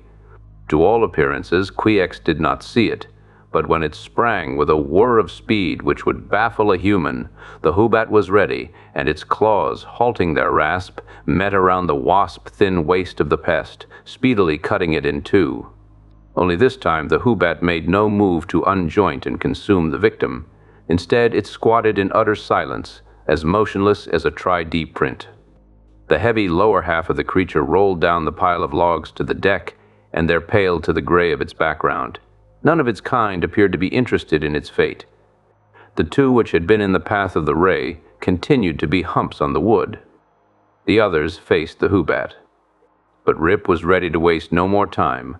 "Ray them," he snapped. All 3 of their sleep rods sprayed the pile, catching in passing the Hoobat.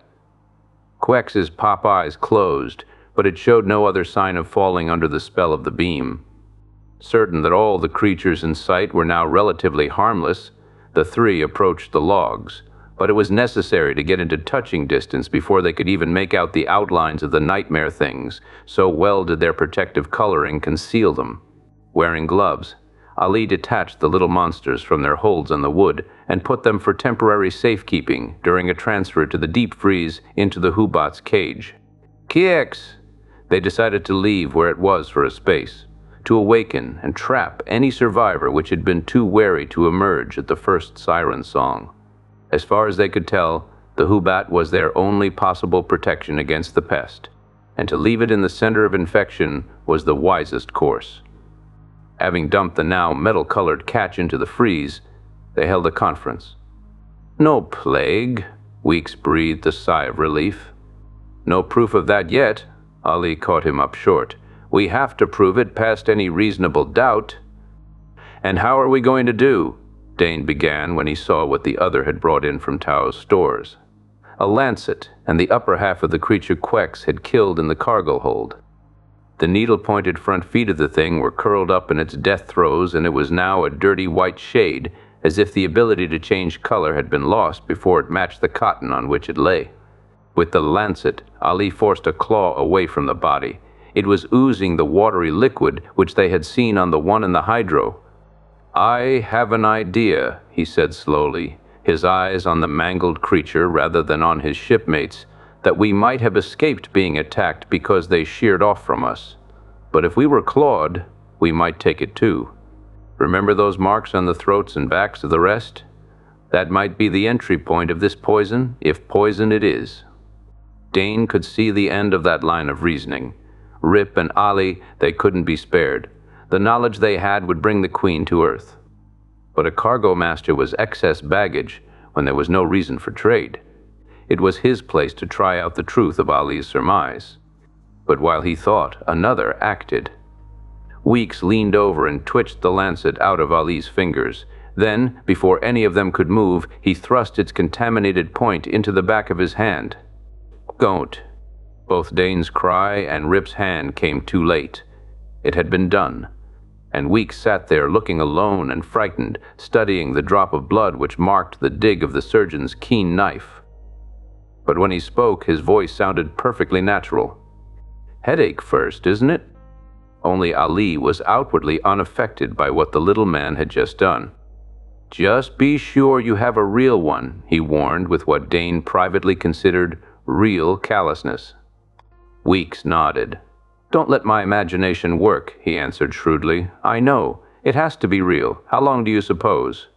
We don't know. Rip sounded tired, beaten. Meanwhile, he got to his feet. We better set a course home.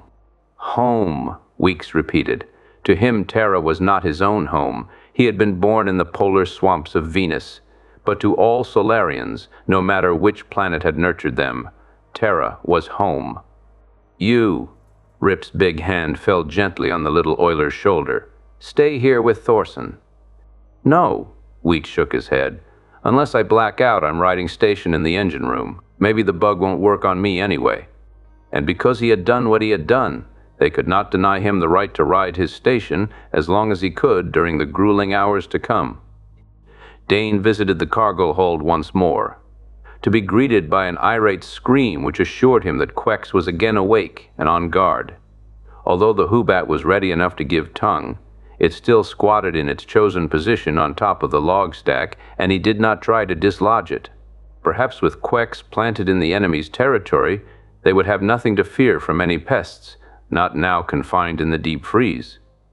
Rip set his course for Terra, for that plague spot on their native world where they might hide out the Queen until they could prove their point, that the Spacer was not a disease-ridden ship to be feared. He kept to the control cabin, shifting only between the astrogators and the pilot station. Upon him alone rested the responsibility of bringing in the ship along a vector which crossed no well-traveled space lane where the patrol might challenge them. Dane rode out the orbiting in the Comtech seat, listening in for the first warning of danger, that they had been detected. The mechanical repetition of their list of crimes was now stale news and largely off ether, and from all traces he could pick up, they were lost as far as the authorities were concerned. On the other hand, the patrol might indeed be as far-knowing as its propaganda stated, and the Queen was running headlong into a trap. Only they had no choice in the matter. It was the ship's intercom, bringing Ali's voice from the engine room, which broke the concentration in the control cabin. Weeks down, Rip barked into the mic. How bad? He hasn't blacked out yet. The pains in his head are pretty bad and his hand is swelling. He's given us our proof.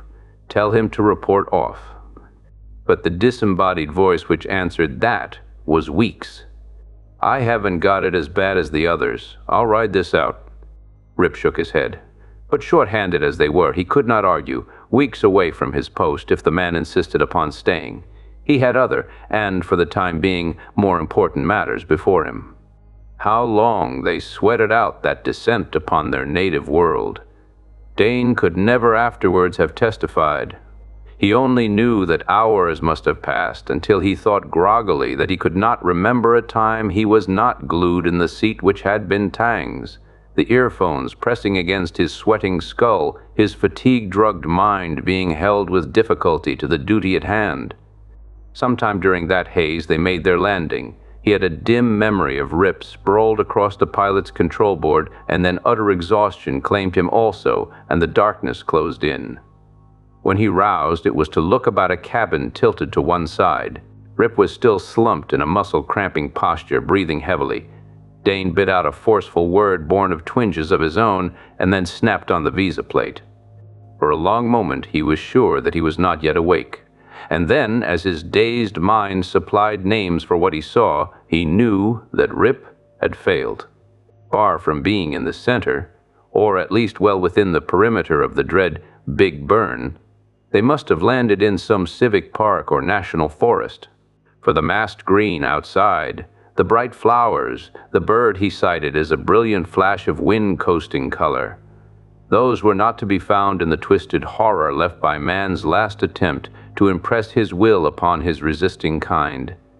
Well, it had been a good try, but there was no use expecting luck to ride their fins all the way, and they had had more than their share in the Eastat affair.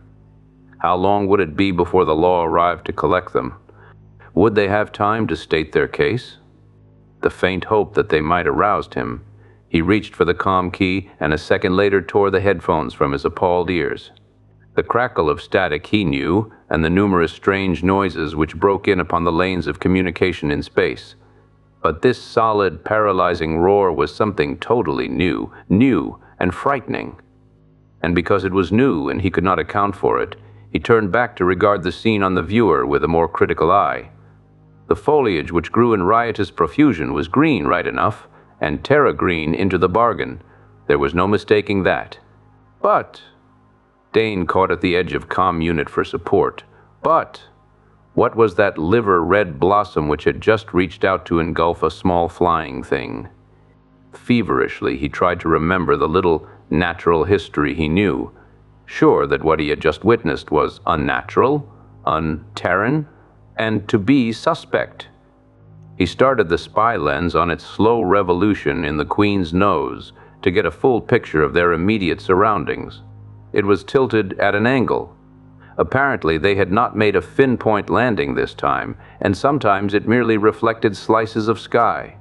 But when it swept earthward, he saw enough to make him believe that wherever the spacer had set down, it was not on the Terra he knew. Subconsciously, he had expected the Big Burn to be barren, land-curdled rock with rivers of frozen quartz, substances boiled up through the crust of the planet by the action of the atomic explosives. That was the way it had been on Limbo, on the other burned-off worlds they had discovered, where those who had preceded mankind into the galaxy, the mysterious, long-vanished Forerunners, had fought their grim and totally annihilating wars. But it would seem that the Big Burn was altogether different. At least here it was. There was no rock sterile of life outside. In fact, there would appear to be too much life. What Dane could sight on his limited field of vision was a teeming jungle, and the thrill of that discovery almost made him forget their present circumstances. He was still staring bemused at the screen when Rip muttered, turned his head on his folded arms, and opened his sunken eyes. "Did we make it?" he asked dully. Dane, not taking his eyes from that fascinating scene without, answered, "You brought us down, but I don't know where. Unless our instruments were way off, we're near to the heart of the burn." "Ugh, some heart. What does it look like?" Rip sounded too tired to cross the cabin and see for himself. "Barren as Limbo?" "Hardly. Rip, did you ever see a tomato as big as a melon? At least it looks like a tomato." Dane halted the spy lens as it focused upon this new phenomena. "A what?" There was a note of concern in Shannon's voice. "What's the matter with you, Dane?" "Come and see." Dane willingly yielded his place to Rip, but he did not step out of range of the screen. Surely that did have the likeness to a good, old-fashioned earthside tomato. But it was melon size, and it hung from a bush which was close to a 10-foot tree. Rip stumbled across to drop into the comm tech's place, but his expression of worry changed to one of simple astonishment as he saw that picture. "Where are we?" "You name it." Dane had had longer to adjust. The excitement of an explorer sighting virgin territory worked in his veins, banishing fatigue. "It must be the Big Burn." "But," Rip shook his head slowly, as if with that gesture to deny the evidence before his eyes, "that country's all bare rock. I've seen pictures." "Of the outer rim," Dane corrected, having already solved that problem for himself. "This must be farther in than any survey ship ever came. Great spirit of outer space, what has happened here?" Rip had enough technical training to know how to get part of the answer. He leaned halfway across the comm and was able to flick down a lever with the very tip of his longest finger. Instantly, the cabin was filled with a clicking so loud as to make an almost continuous drone of sound. Dane knew that danger signal. He didn't need Rip's words to underline it for him. "That's what's happened. This country is pile hot out there." That click, the dial beneath the counter, warned them that they were as cut off from the luxuriance outside as if they were viewing a scene on Mars or Sargol from their present position.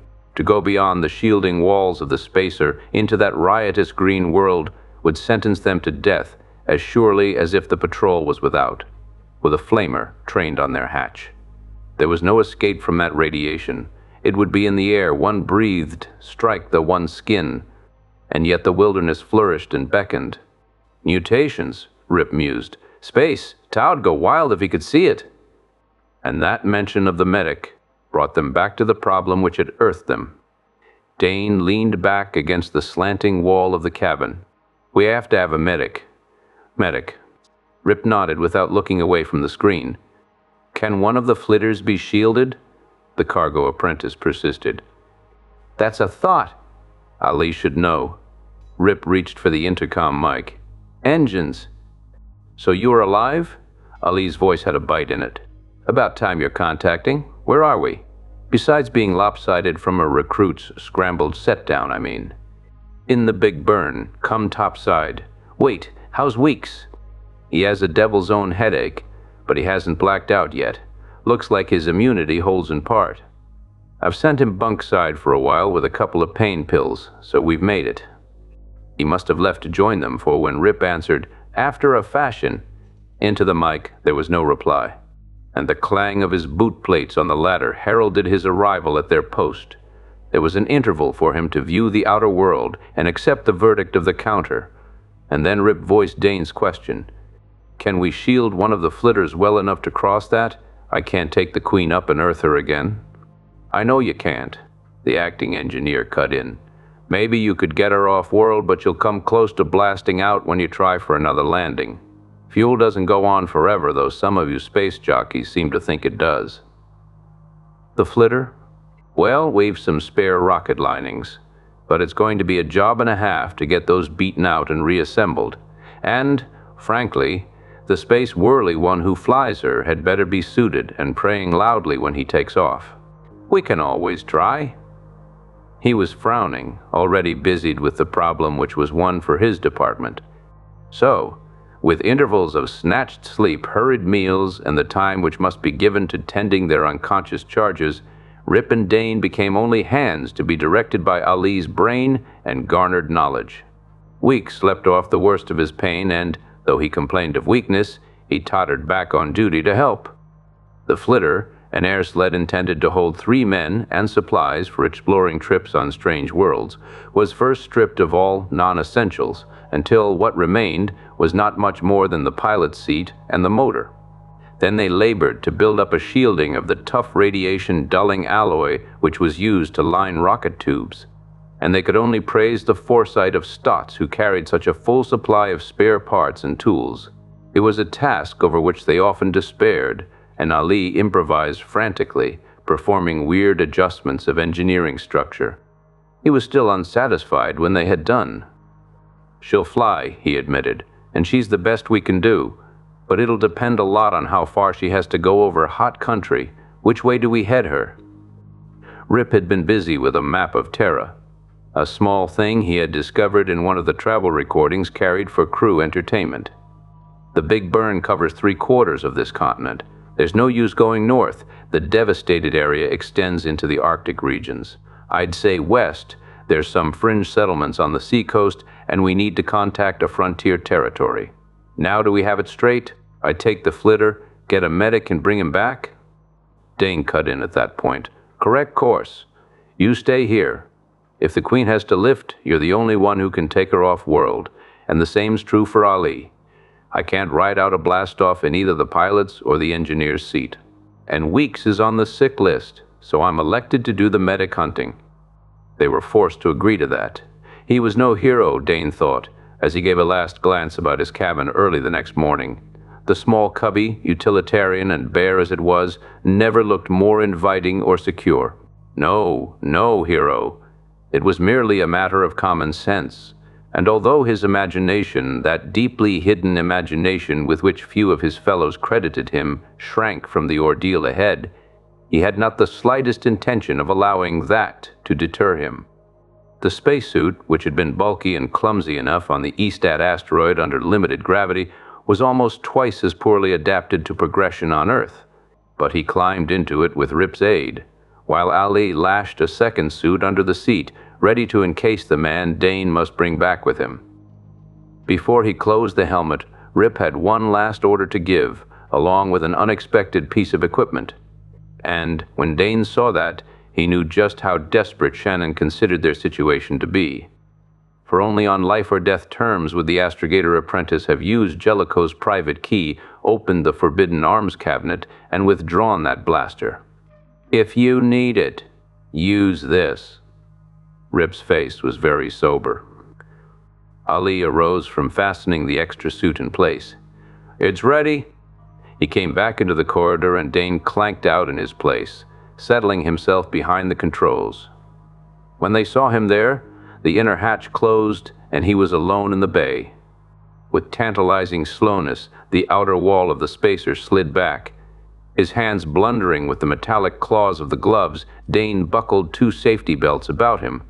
Then the skeleton flitter moved to the left, out into the glare of the early day, a light too bright even through the shielded viewplates of his helmet. For some dangerous moments, the machine creaked out and down on the landing cranes, the warning counter on its control panel going into a mad whirl of color as it tried to record the radiation. There came a jar as it touched the scorched earth at the foot of the Queen's fins. Dane pressed the release and watched the lines whip up and the hatch above snap shut. Then he opened the controls. He used too much energy and shot into the air, tearing a wide gap through what was luckily a thin screen of the matted foliage, before he gained complete mastery. Then he was able to level out and bore westward, the rising sun at his back, the sea of deadly green beneath him, and somewhere far ahead the faint promise of clean, radiation-free land holding the help they needed. Mile after mile of the green jungle swept under the flitter, and the flash of the counter's light continued to record a land unfit for mankind. Even with the equipment used on distant worlds to protect what spacemen had come to recognize was a reasonably tough human frame, no ground force could hope to explore that wilderness in person. And flying above it, as well insulated as he was, Dane knew that he could be dangerously exposed. If the contaminated territory extended more than 1,000 miles, his danger was no longer problematical. It was an established fact. He had only the vague directions from the scrap of map Rip had uncovered. To the west, he had no idea how far away. There stretched a length of coastline, far enough from the radiation-blasted area to allow small settlements. For generations, the population of Terra, decimated by the atomic wars, and then drained by First System and then galactic exploration and colonization, had been decreasing. But within the past 100 years, it was again on the upswing. Men retiring from space were returning to their native planet to live out their remaining years.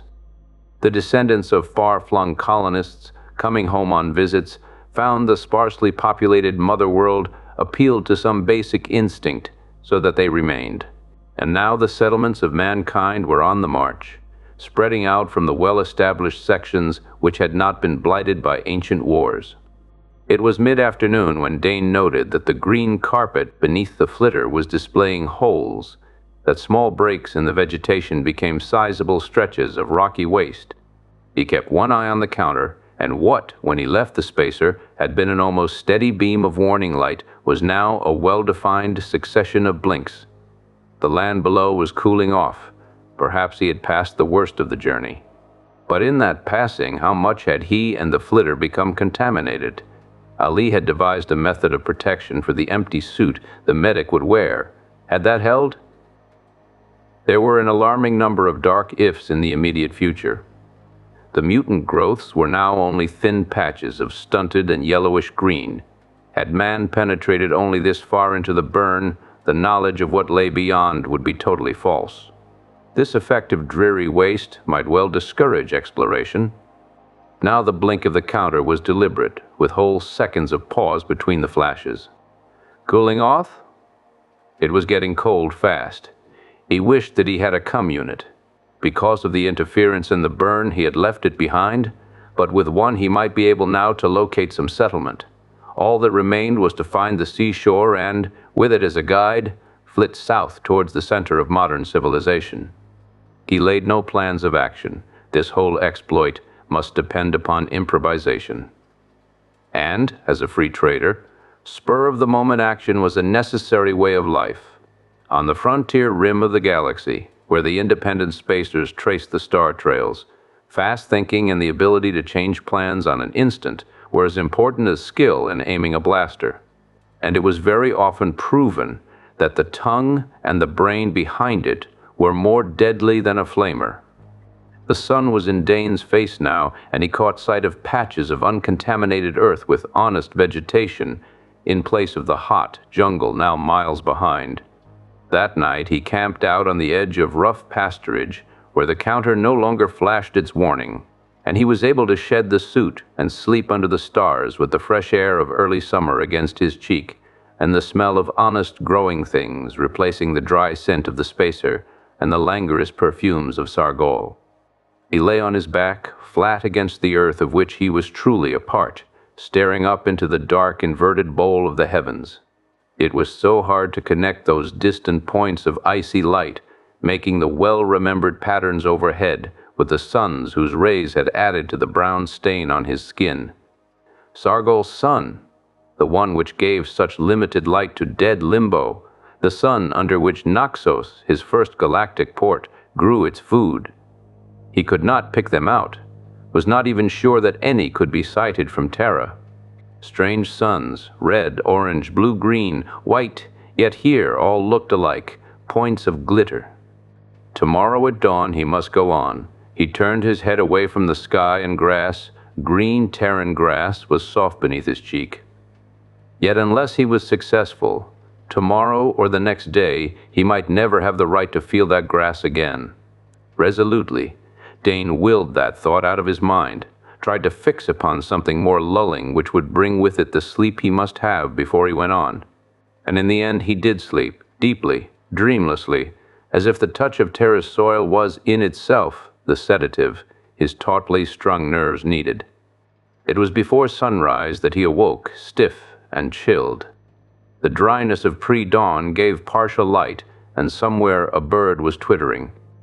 There had been birds, or things whose far-off ancestors had been birds, in the hot forest. Did they also sing to greet the dawn? Dane went over the flitter with his small counter and was relieved to find that they had done a good job of shielding under Ali's supervision. Once the suit he had worn was stored, he could sit at the controls without danger and in comfort. And it was good to be free of that metal prison. This time he took to the air with ease, the salt taste of food concentrate on his tongue as he sucked a cube, and his confidence arose with the flitter. This was the day, somehow he knew it. He was going to find what he sought. It was less than 2 hours after sunrise that he did so. A village, which was a cluster of perhaps 50 or so house units strung along into the land. He skimmed across it and brought the flitter down in a rock cliff-walled sand pocket with surf booming some yards away, where he would be reasonably sure of safe hiding. All right, he had found a village. Now what? A medic, a stranger appearing on the lane which served the town, a stranger in a distinctive uniform of trade, would only incite conjecture and betrayal. He had to plan now. Dane unsealed his tunic. He should, by rights, shed his space boots too, but perhaps he could use those to color his story. He thrust the blaster into hiding at his waist, a rip or two in his undertunic, a shallow cut from his bush knife allowed to bleed messily. He could not see himself to judge the general effect, but had to hope it was the right one. His chance to test his acting powers came sooner than he had anticipated. Luckily, he had climbed out of the hidden cove before he was spotted by the boy who came whistling along the path, a fishing pole over his shoulder, a basket swinging from his hand. Dane assumed an expression which he thought would suggest fatigue, pain, and bewilderment, and lurched forward as if, in sighting the oncoming boy, he had also sighted hope. "Help!" Perhaps it was excitement which gave his utterance that convincing croak. Rod and basket fell to the ground as the boy, after one astounded stare, ran forward. "What's the matter?" His eyes were on those space boots, and he added a "sir" which had the ring of hero worship. "Escape boat." Dane waved toward the sea's general direction. "Medic must get to medic." "Yes, sir." The boy's basic Terran sounded good. "Can you walk if I help you?" Dane managed a weak nod, but contrived that he did not lean too heavily on his avidly helpful guide. "The medic's my father, sir. We're right down this slope, third house. And father hasn't left. He's supposed to go on a northern inspection tour today." Dane felt a stab of distaste for the role being forced upon him. When he had visualized the medic, he must abduct to serve the Queen in her need. He had not expected to have to kidnap a family man. Only the knowledge that he did have the extra suit, and that he had made the outward trip without dangerous exposure, bolstered up his determination to see the plan through. When they came out at the end of the single long lane which tied the houses of the village together, Dane was puzzled to see the place so deserted. But since it was not within his role of dazed sufferer to ask questions, he did not do so. It was his young guide who volunteered the information he wanted. "Most everyone is out with the fleet. There's a run of redbacks." Dane understood. Within recent times, the redbacks of the North had become a desirable luxury item for Terran tables. If a school of them were to be found in the vicinity, no wonder this village was now deserted, as its fleet went out to garner in the elusive but highly succulent fish. "In here, sir." Dane found himself being led to a house on the right. "Are you in trade?" He suppressed a start. Shedding his uniform tunic had not done much in the way of disguise. It would be nice, he thought a little bitterly, if he could flash an IS badge now to completely confuse the issue. But he answered with the partial truth and did not enlarge. "Yes." The boy was flushed with excitement. "I'm trying for trade service medic," he confided. "Passed the directive exam last month, but I still have to go up for prelim psycho." Dane had a flash of memory. Not too many months before, not the prelim psycho, but the big machine at the assignment center had decided his own future arbitrarily, fitting him into the crew of the Solar Queen as the ship where his abilities, knowledge, and potentialities could best work to the good of the service. At the time he had resented, had even been slightly ashamed of being relegated to a free trading spacer, while Artur Sands and other classmates from the pool had walked off with company assignments. Now he knew that he would not trade the smallest and most rusty bolt from the Solar Queen for the newest scout ship in IS or Combine registry. And this boy from the frontier village might be himself, as he was 5 years earlier. Though he had never known a real home or family, scrapping into the pool from one of the children's depots. Good luck. He meant that, and the boy's flush deepened. "Thank you, sir. Around here, Father's treatment room has this other door." Dane allowed himself to be helped into the treatment room and sat down in a chair while the boy hurried off to locate the medic. The trader's hand went to the butt of his concealed blaster. It was a job he had to do, one he had volunteered for, and there was no backing out. But his mouth had a wry twist as he drew out the blaster and made ready to point it at the inner door. Or his mind leaped to another idea. Could he get the medic safely out of the village? A story about another man badly injured, perhaps pinned in the wreckage of an escape boat? He could try it. He thrust the blaster back inside his torn undertunic, hoping the bulge would pass unnoticed. "My son says, 'Passe.'" "So feud." Dane looked up. The man who came through the inner door was in early middle age, thin, wiry, with a hard, fine-down look about him. He could almost be Tao's elder brother. He crossed the room with a brisk stride and came to stand over Dane, his hand reaching to pull aside the bloody cloth covering the trader's breast. But Dane fended off that examination. "My partner," he said.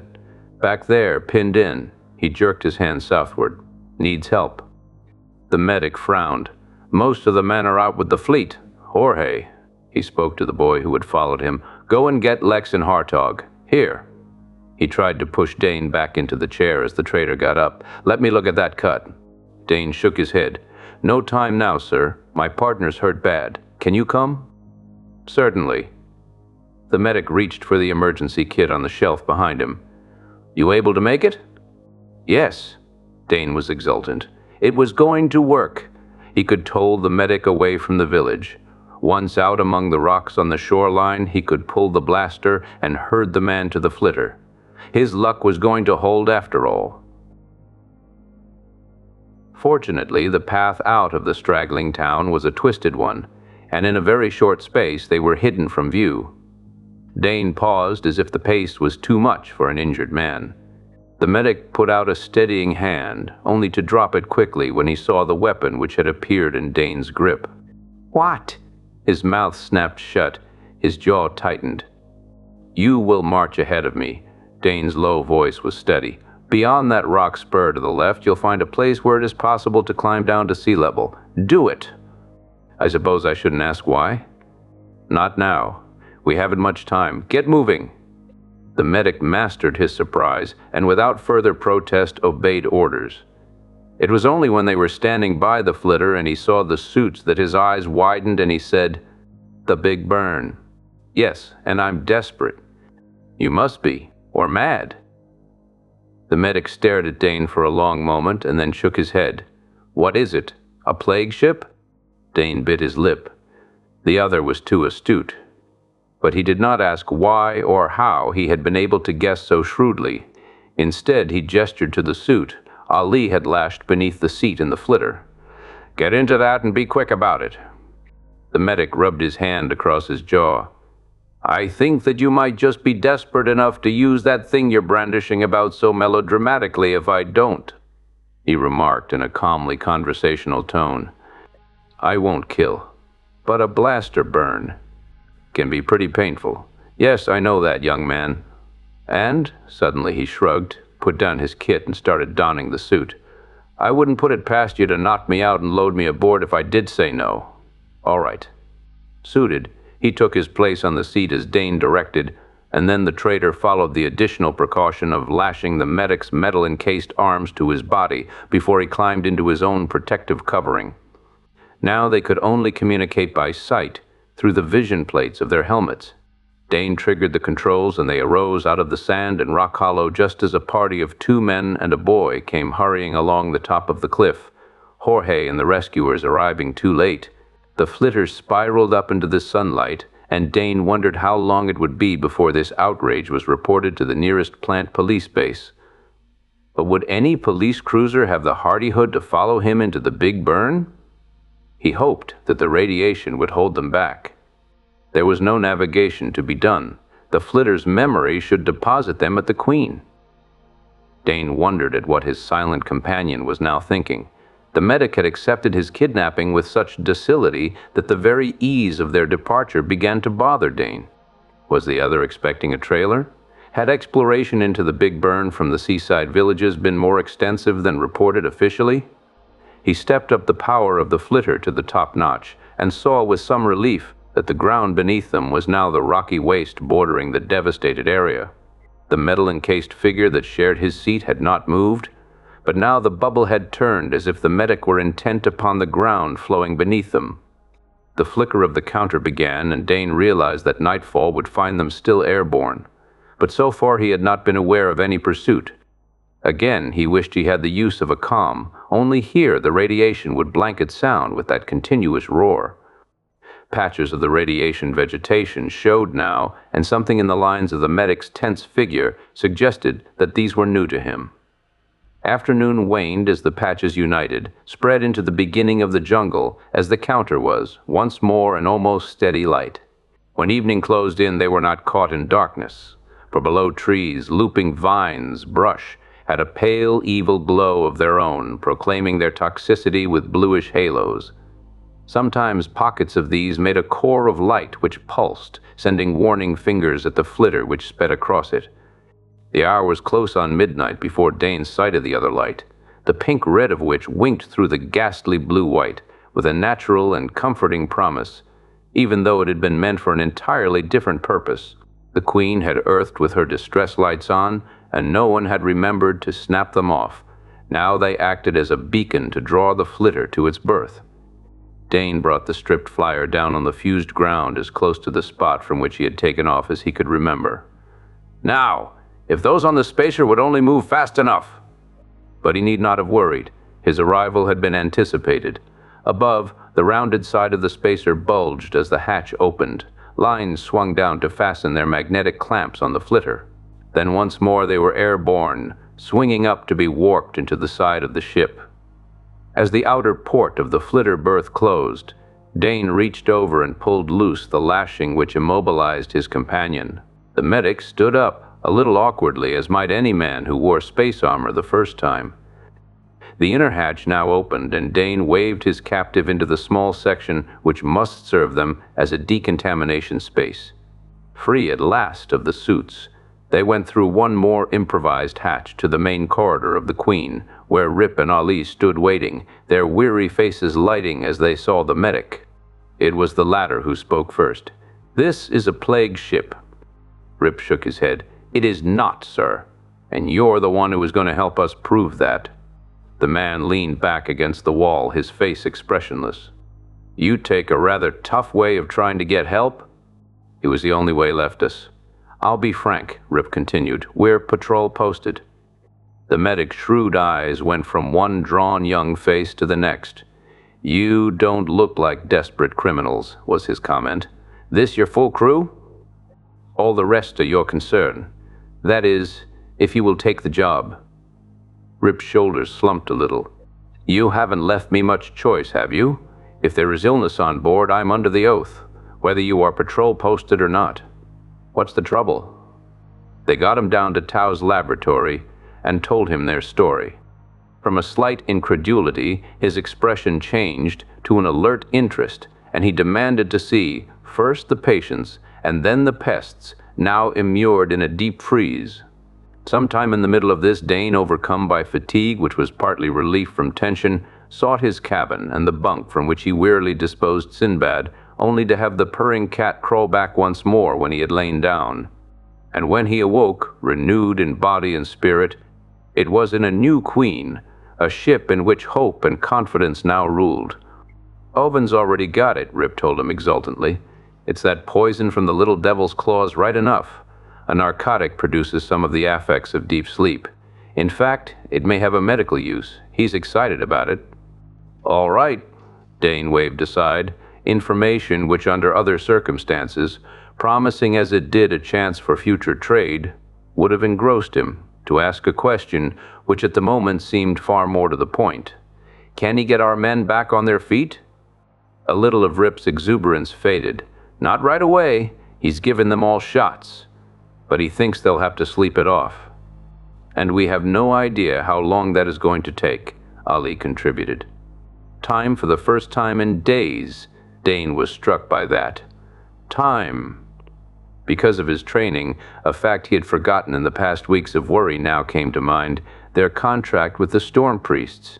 Even if they were able to clear themselves of the plague charge, even if the rest of the crew were speedily restored to health, he was sure that they could not hope to return to Sargol with the promised cargo, the pay for which was already on board the Queen. They would have broken their pledge, and there could be no hope of holding to their trading rights on that world, if they were not blacklisted for breaking contract into the bargain. IS would be able to move in and clean up, and probably they could never prove that the company was behind their misfortunes, though the men of the Queen would always be convinced that that fact was the truth. "We're going to break contract," he said aloud, and that shook the other two, knocked some of their assurance out of them. "How about that?" Rip asked Ali. The acting engineer nodded. "We have fuel enough to lift from here and maybe set down at Terraport if we take it careful and cut vectors. We can't lift from there without refueling, and of course the patrol are going to sit on their hands while we do that, with us. Posted. No, put out of your heads any plan for getting back to Sargol within the time limit. Thorson's right that way. We're flamed out." Rip slumped in his seat. "So the Izies can take over after all?" "As I see it," Dane cut in, "let's just take one thing at a time. We may have to argue a broken contract out before the board, but first we have to get off the posted hook with the patrol. Have you any idea about how we are going to handle that?" "Owen's on our side. In fact, if we let him have the bugs to play with, he'll back us all the way. He can swear us a clean bill of health before the Medic Control Center." "How much will that count after we've broken all their regs?" Ali wanted to know. If we surrender now, we're not going to have much chance, no matter what Hoven does or does not swear to. Hoven's a frontier medic. I won't say that he's not a member in good standing of their association, but he doesn't have top-star rating, and with the Izies and the patrol on our necks, we'll need more than one medic's word. But Rip looked from the pessimistic Camille to Dane. Now he asked a question which was more than half statement. "You've thought of something." "I've remembered something," the cargo apprentice corrected. "Recall the trick Van pulled on Limbo when the patrol was trying to ease us out of our rights there after they took over the outlaw hold?" Ali was impatient. He threatened to talk to the video people and broadcast, tell everyone about the ships wrecked by the Forerunner installation, and left lying about full of treasure. But what has that to do with us now? We bargained away our rights on Limbo for the rest of Cam's monopoly on Sargol. Not that it's done us much good. The video. Dane fastened on the important point.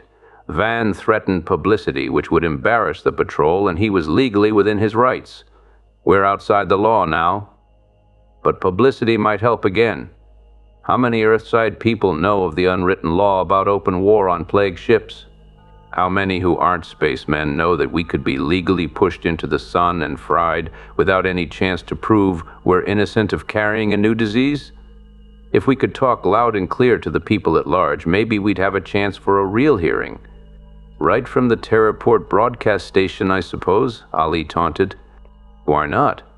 There was silence in the cabin as the other two chewed upon that, and he broke it again. We sat down here when it had never been done before. With one brown forefinger, Rip traced some pattern known only to himself on the top of the table. Ali stared at the opposite wall as if it were a bank of machinery he must master.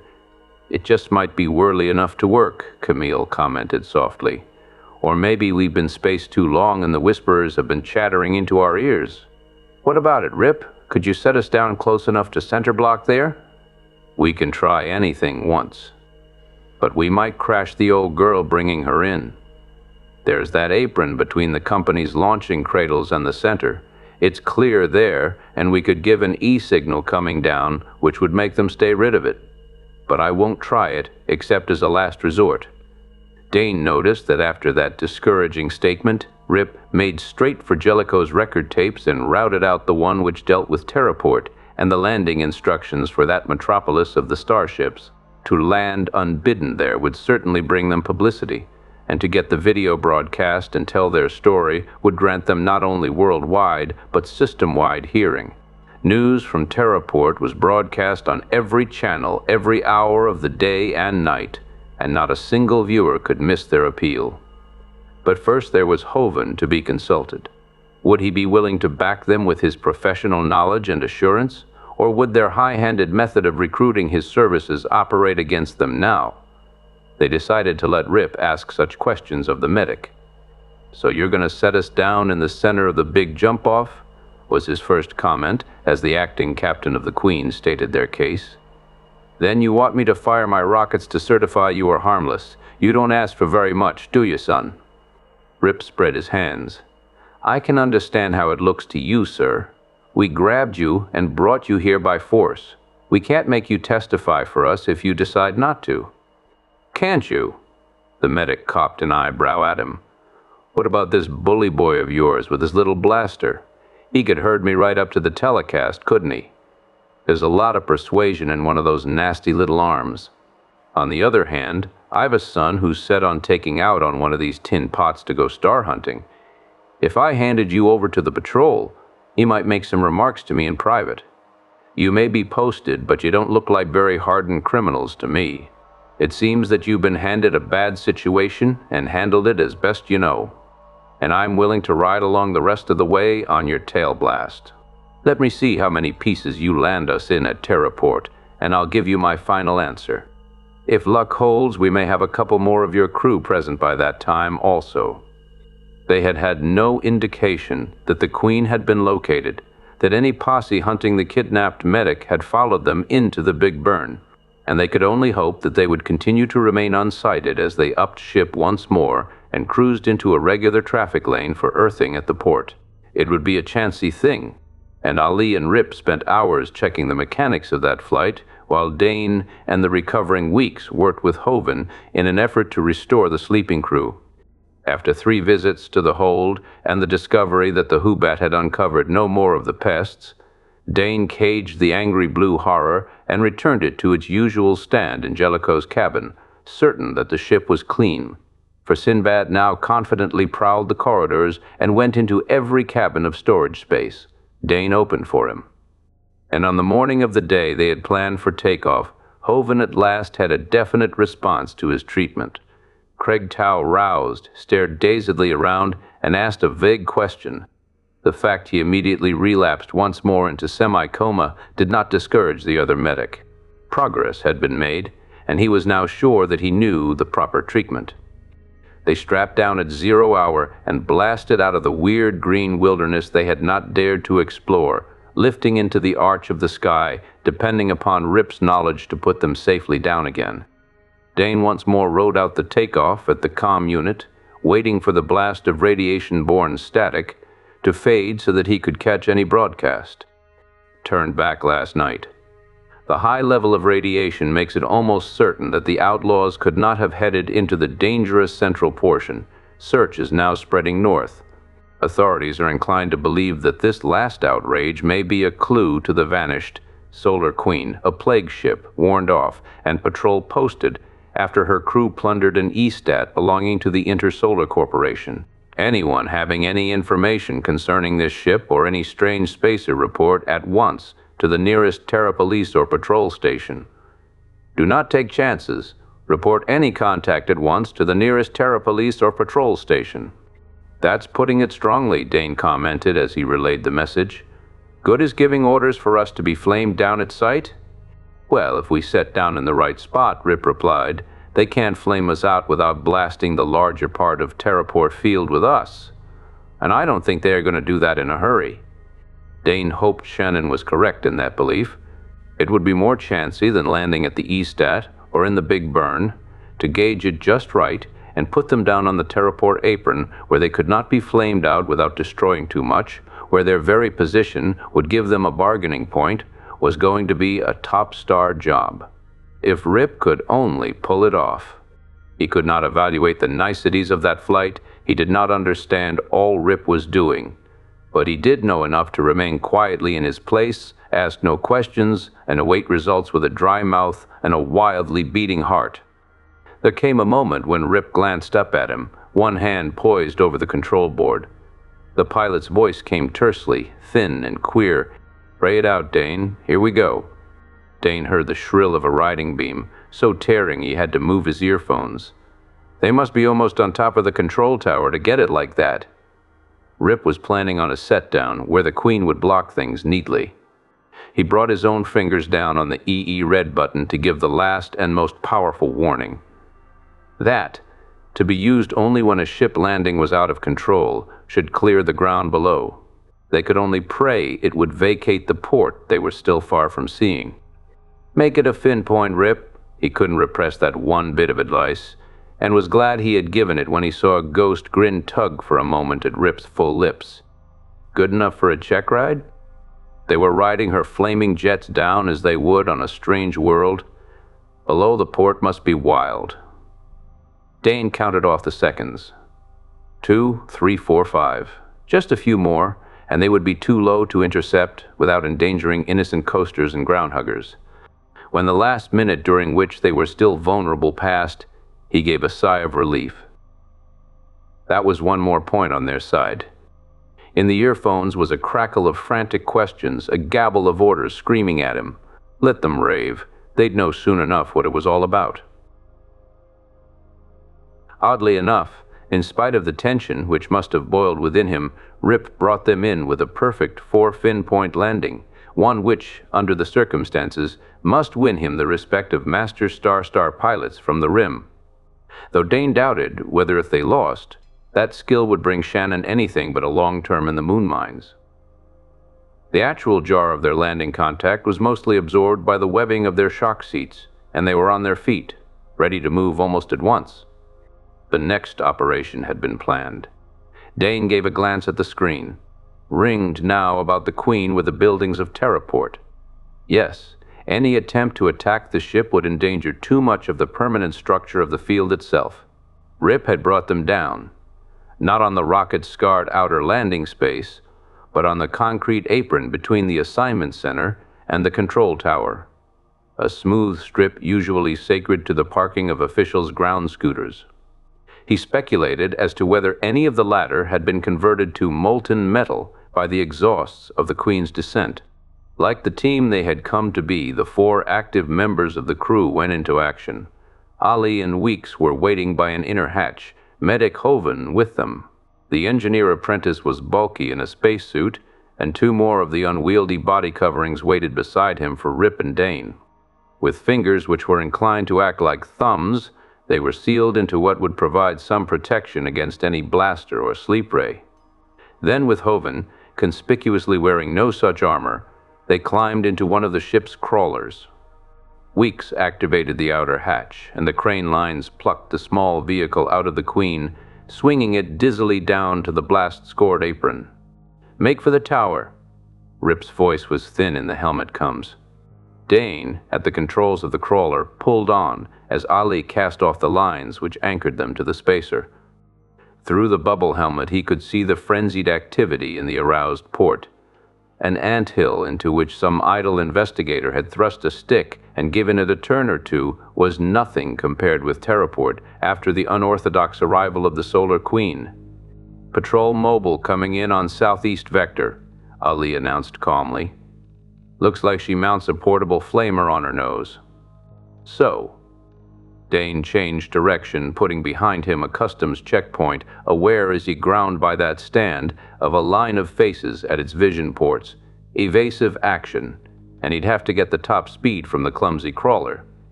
"Police copter over us." That was Rip reporting. Well, they couldn't very well avoid that. But at the same time, Dane was reasonably sure that its attack would not be an overt one, not with the unarmed, unprotected Hoven prominently displayed in their midst. But there he was too sanguine. A muffled exclamation from Rip made him glance at the medic beside him, just in time to see Hoven slump limply forward, about to tumble from the crawler when Shannon caught him from behind. Dane was too familiar with the results of sleep rays to have any doubts as to what had happened. The P-copter had sprayed them with its most harmless weapon. Only the suits, insulated to the best of their maker's ability against most of the dangers of space, real and anticipated, had kept the 3 traitors from being overcome as well. Dane suspected that his own responses were a trifle sluggish, that while he had not succumbed to that attack, he had been slowed. But with Rip holding the unconscious medic in his seat, Thorson continued to head the crawler for the tower and its promise of a system-wide hearing for their appeal. "There's a P-mobile coming in ahead." Dane was irritated by that warning from Rip. He had already sighted that black and silver ground car himself, and he was only too keenly conscious of the nasty threat of the snub-nosed weapon mounted on its hood, now pointed straight at the oncoming, too deliberate traitor's crawler. Then he saw what he believed would be their only chance to play once more the same type of trick as Rip had used to earth them safely. "Get Hoven under cover," he ordered. "I'm going to crash the tower door." Hasty movements answered that as the medic's limp body was thrust under the cover offered by the upper framework of the crawler. Luckily, the machine had been built for heavy duty on rugged worlds where roadways were unknown. Dane was sure he could build up the power and speed necessary to take them into the lower floor of the tower, no matter if its door was now barred against them. Whether his audacity daunted the P-mobile or whether they held off from an all-out attack because of Hoven, Dane could not guess. But he was glad for a few minutes of grace as he raced the protesting engine of the heavy machine to its last and greatest effort. The treads of the crawler bit on the steps leading up to the impressive entrance of the tower. There was a second or two before traction caught, and then the driver's heart snapped back into place as the machine tilted its nose up and headed straight for the portal. They struck the closed doors with a shock which almost hurled them from their seats. But that engraved bronze expanse had not been cast to withstand a head-on blow from a heavy-duty off-world vehicle, and the leaves tore apart, letting them into the wide hall beyond. "Take Hoven and make for the riser." For the second time, it was Dane who gave the orders. "I have a blocking job to do here." He expected every second to feel the bit of a police blaster somewhere along his shrinking body. Could even a spacesuit protect him now? At the far end of the corridor were the attendants and visitors trapped in the building who had fled in an attempt to find safety at the crashing entrance of the crawler. These flung themselves flat at the steady advance of the two space-suited traders who supported the unconscious medic between them, using the low-powered anti-grav units on their belts to take most of his weight, so each had one hand free to hold a sleep rod. And they did not hesitate to use those weapons, spraying the rightful inhabitants of the tower until all lay unmoving. Having seen that Ali and Rip appeared to have the situation in hand, Dane turned to his own self-appointed job. He jammed the machine on reverse, maneuvering it with an ease learned by practice on the rough terrain of Limbo, until the gate doors were pushed shut again. Then he swung the machine around so that its bulk would afford an effective bar to keep the door locked for some very precious moments to come. Short of using a flamer full power to cut their way in, no one was going to force an entrance now. He climbed out of the machine to discover, when he turned, that the trio from the Queen had disappeared, leaving all possible opposition asleep on the floor. Dane clanked on to join them, carrying in plated fingers their most important weapon to awake public opinion, an improvised cage in which was housed one of the pests from the cargo hold. The proof of their plague-free state which they intended Hoven to present, via the telecast, to the whole system. Dane reached the shaft of the riser to find the platform gone. Would either Rip or Ali have presence of mind enough to send it down to him on automatic? Rip returned the riser. He spoke urgently into the throat mic of his helmet comm. "Keep your rocket straight." Ali's cool voice was in his earphones. "It's on its way down. Did you remember to bring Exhibit A?" Dane did not answer, for he was very much occupied with another problem. On the bronze doors he had been at such pains to seal shut, there had come into being a round circle of dull red, which was speedily changing into a coruscating incandescence. They had brought a flamer to bear. It would be a very short time now before the police could come through. That riser. Afraid of overbalancing in the bulky suit, Dane did not lean forward to stare up into the shaft.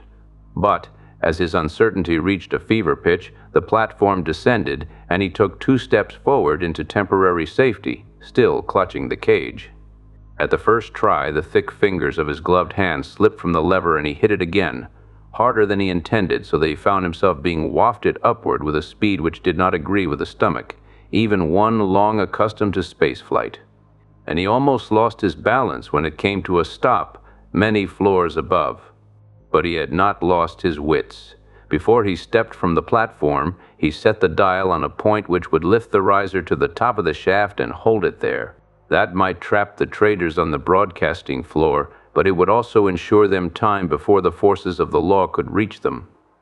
Dane located the rest of his party in the circular core chamber of the broadcasting section.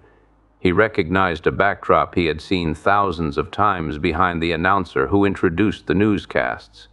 In one corner, Rip, his suit off, was working over the still relaxed form of the medic, while Ali, a grim set to his mouth, was standing with a man who wore the insignia of a comtech. "All set?" Rip looked up from his futile ministrations. Dane put down the cage and began the business of unhooking his own protective covering. "They were burning through the outer doors of the entrance hall when I took off. You're not going to get away with this." That was the comtech. Ali smiled wearily, a stretch of lips in which there was little or no mirth. "Listen, my friend, since I started to ride rockets, I've been told I wasn't going to get away with this or that. Why not be more original? Use what is between those outsized ears of yours. We fought our way in here. We landed at Terraport against orders. We're patrol posted. Do you think that one man, one lone man, is going to keep us now from doing what we came to do? And don't look around for any reinforcements. We sprayed both those rooms.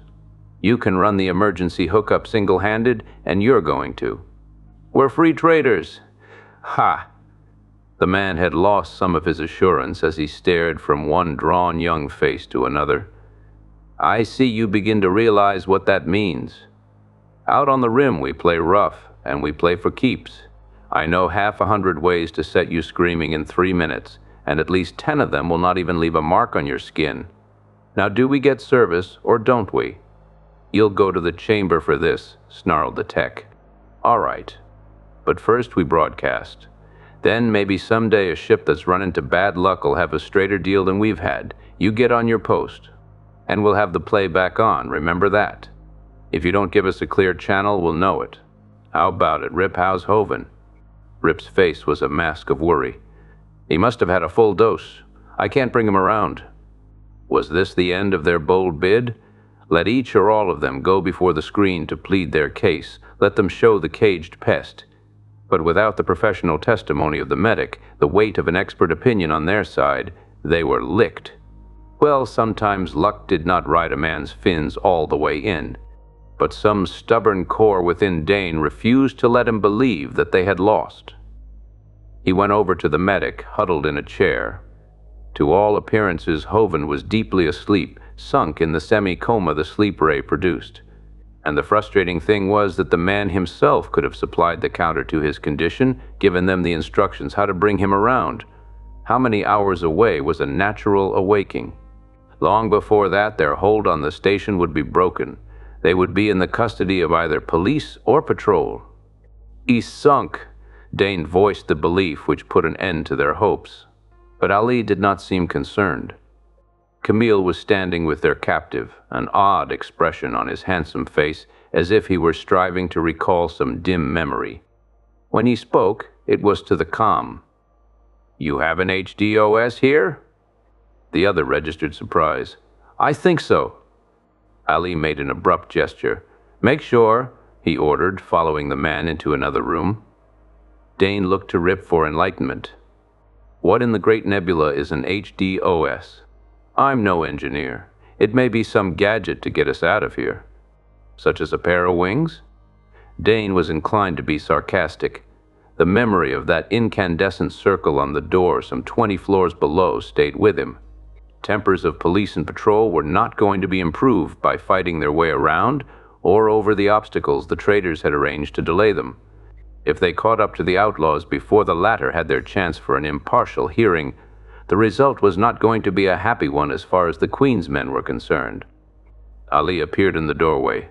"Bring Hoven in here." Together, Rip and Dane carried the medic into a smaller chamber where they found Ali and the tech busy lashing a small, lightweight tube chair to a machine which, to their untutored eyes, had the semblance of a collection of bars. Obeying instructions, they seated Hoven in that chair, fastening him in, while the medic continued to slumber peacefully.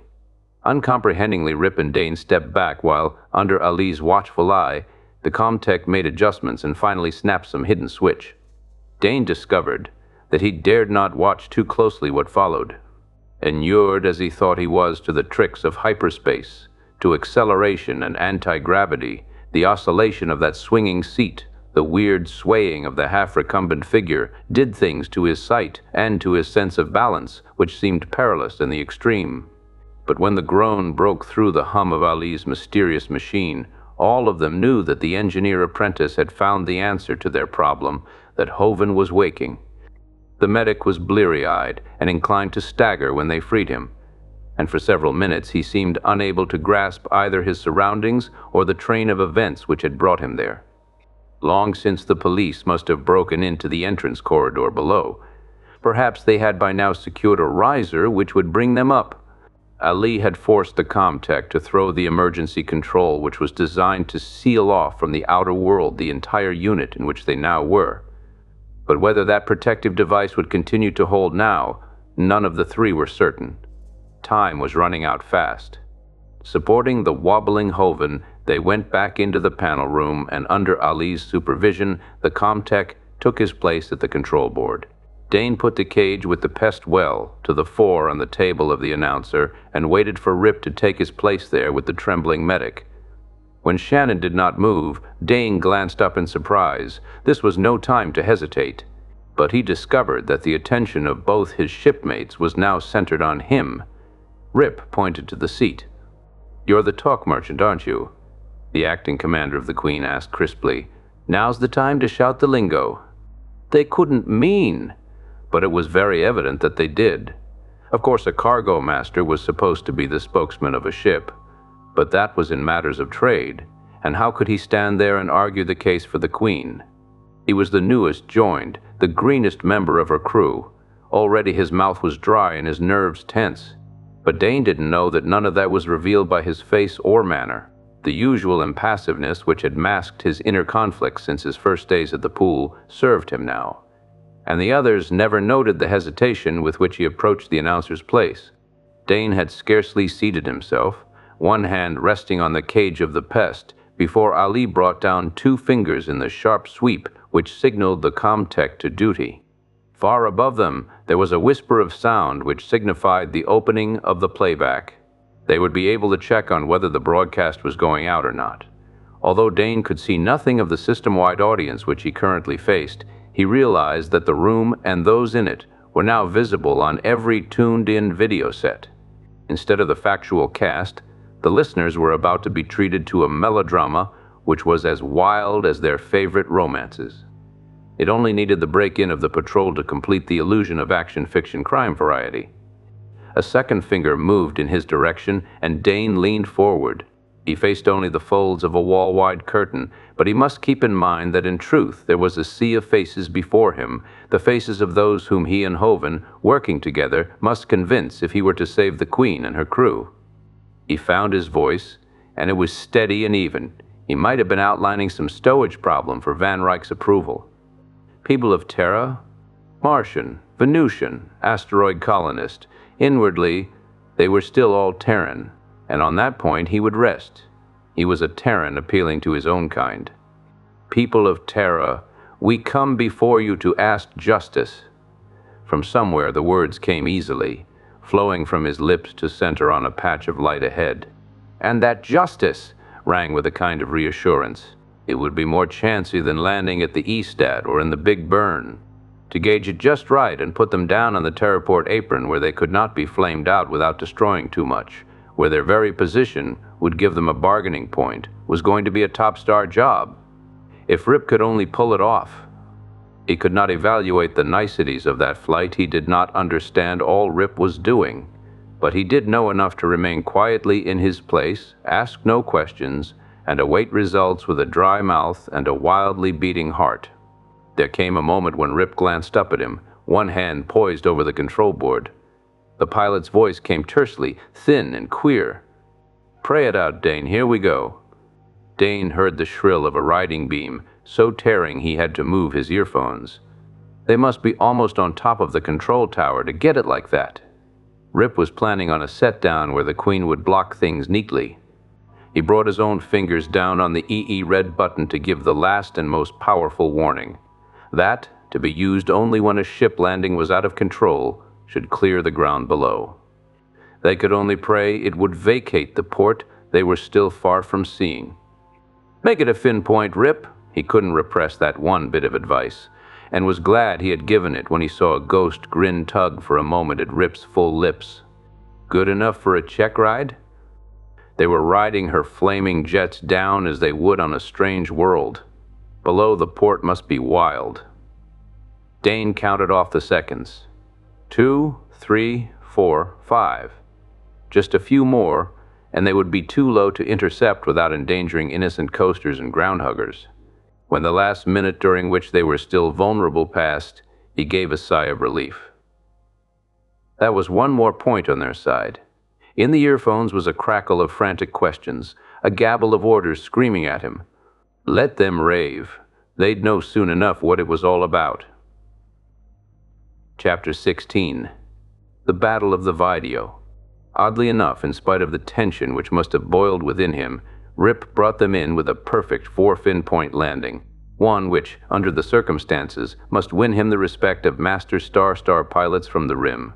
Though Dane doubted whether, if they lost, that skill would bring Shannon anything but a long term in the moon mines. The actual jar of their landing contact was mostly absorbed by the webbing of their shock seats, and they were on their feet, ready to move almost at once. The next operation had been planned. Dane gave a glance at the screen. Ringed now about the Queen were the buildings of Terraport. Yes, any attempt to attack the ship would endanger too much of the permanent structure of the field itself.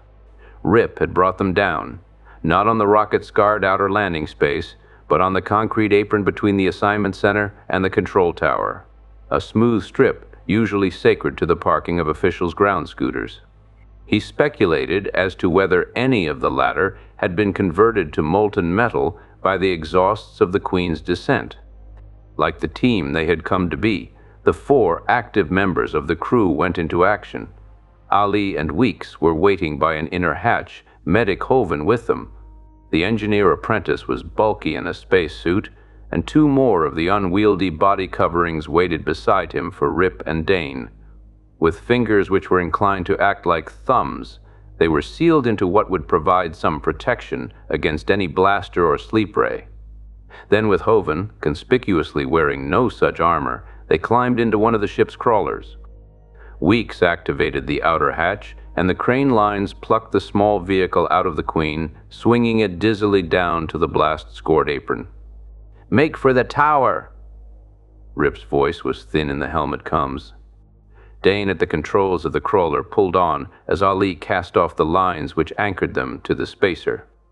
Through the bubble helmet he could see the frenzied activity in the aroused port. An anthill, into which some idle investigator had thrust a stick and given it a turn or two, was nothing compared with Terraport after the unorthodox arrival of the Solar Queen. "Patrol mobile coming in on southeast vector," Ali announced calmly. "Looks like she mounts a portable flamer on her nose." "So," Dane changed direction, putting behind him a customs checkpoint, aware as he ground by that stand of a line of faces at its vision ports. "Evasive action, and he'd have to get the top speed from the clumsy crawler." "Police copter over us." That was Rip reporting.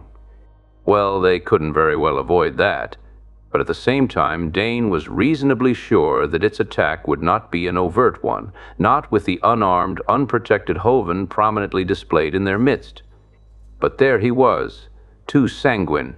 A muffled exclamation from Rip made him glance at the medic beside him, just in time to see Hoven slump limply forward, about to tumble from the crawler when Shannon caught him from behind. Dane was too familiar with the results of sleep rays to have any doubts as to what had happened. The P-copter had sprayed them with its most harmless weapon.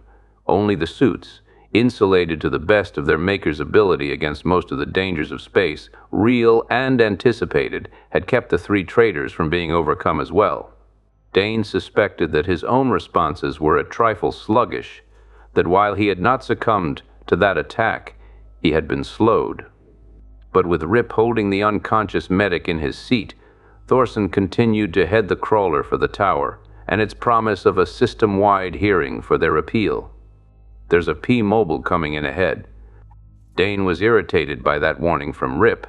He had already sighted that black and silver ground car himself, and he was only too keenly conscious of the nasty threat of the snub-nosed weapon mounted on its hood, now pointed straight at the oncoming, too deliberate traitor's crawler. Then he saw what he believed would be their only chance to play once more the same type of trick as Rip had used to earth them safely. "Get Hoven under cover," he ordered. "I'm going to crash the tower door." Hasty movements answered that as the medic's limp body was thrust under the cover offered by the upper framework of the crawler. Luckily, the machine had been built for heavy duty on rugged worlds where roadways were unknown. Dane was sure he could build up the power and speed necessary to take them into the lower floor of the tower, no matter if its door was now barred against them. Whether his audacity daunted the P-mobile, or whether they held off from an all-out attack because of Hoven, Dane could not guess. But he was glad for a few minutes of grace as he raced the protesting engine of the heavy machine to its last and greatest effort. The treads of the crawler bit on the steps leading up to the impressive entrance of the tower. There was a second or two before traction caught, and then the driver's heart snapped back into place as the machine tilted its nose up and headed straight for the portal. They struck the closed doors with a shock which almost hurled them from their seats. But that engraved bronze expanse had not been cast to withstand a head-on blow from a heavy-duty off-world vehicle, and the leaves tore apart, letting them into the wide hall beyond.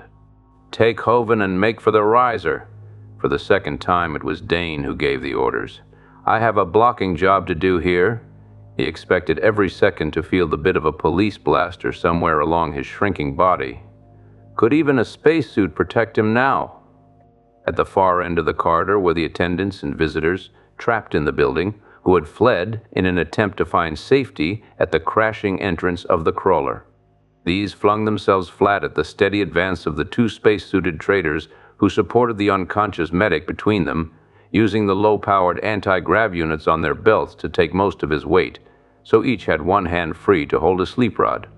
And they did not hesitate to use those weapons, spraying the rightful inhabitants of the tower until all lay unmoving. Having seen that Ali and Rip appeared to have the situation in hand, Dane turned to his own self-appointed job. He jammed the machine on reverse, maneuvering it with an ease learned by practice on the rough terrain of Limbo until the gate doors were pushed shut again.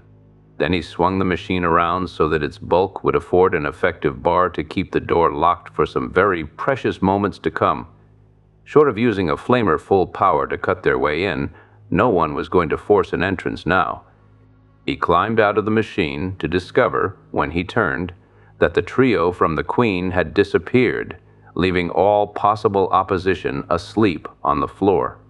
Dane clanked on to join them, carrying in plated fingers their most important weapon to awake public opinion, an improvised cage in which was housed one of the pests from the cargo hold. The proof of their plague-free state which they intended Hovind to present via the telecast to the whole system. Dane reached the shaft of the riser to find the platform gone. Would either Rip or Ali have presence of mind enough to send it down to him on automatic? Rip returned the riser. He spoke urgently into the throat mic of his helmet comm. "Keep your rockets straight." Ali's cool voice was in his earphones. "It's on its way down. Did you remember to bring Exhibit A?" Dane did not answer, for he was very much occupied with another problem. On the bronze doors he had been at such pains to seal shut, there had come into being a round circle of dull red, which was speedily changing into a coruscating incandescence. They had brought a flamer to bear. It would be a very short time now before the police could come through. That riser. Afraid of overbalancing in the bulky suit, Dane did not lean forward to stare up into the shaft.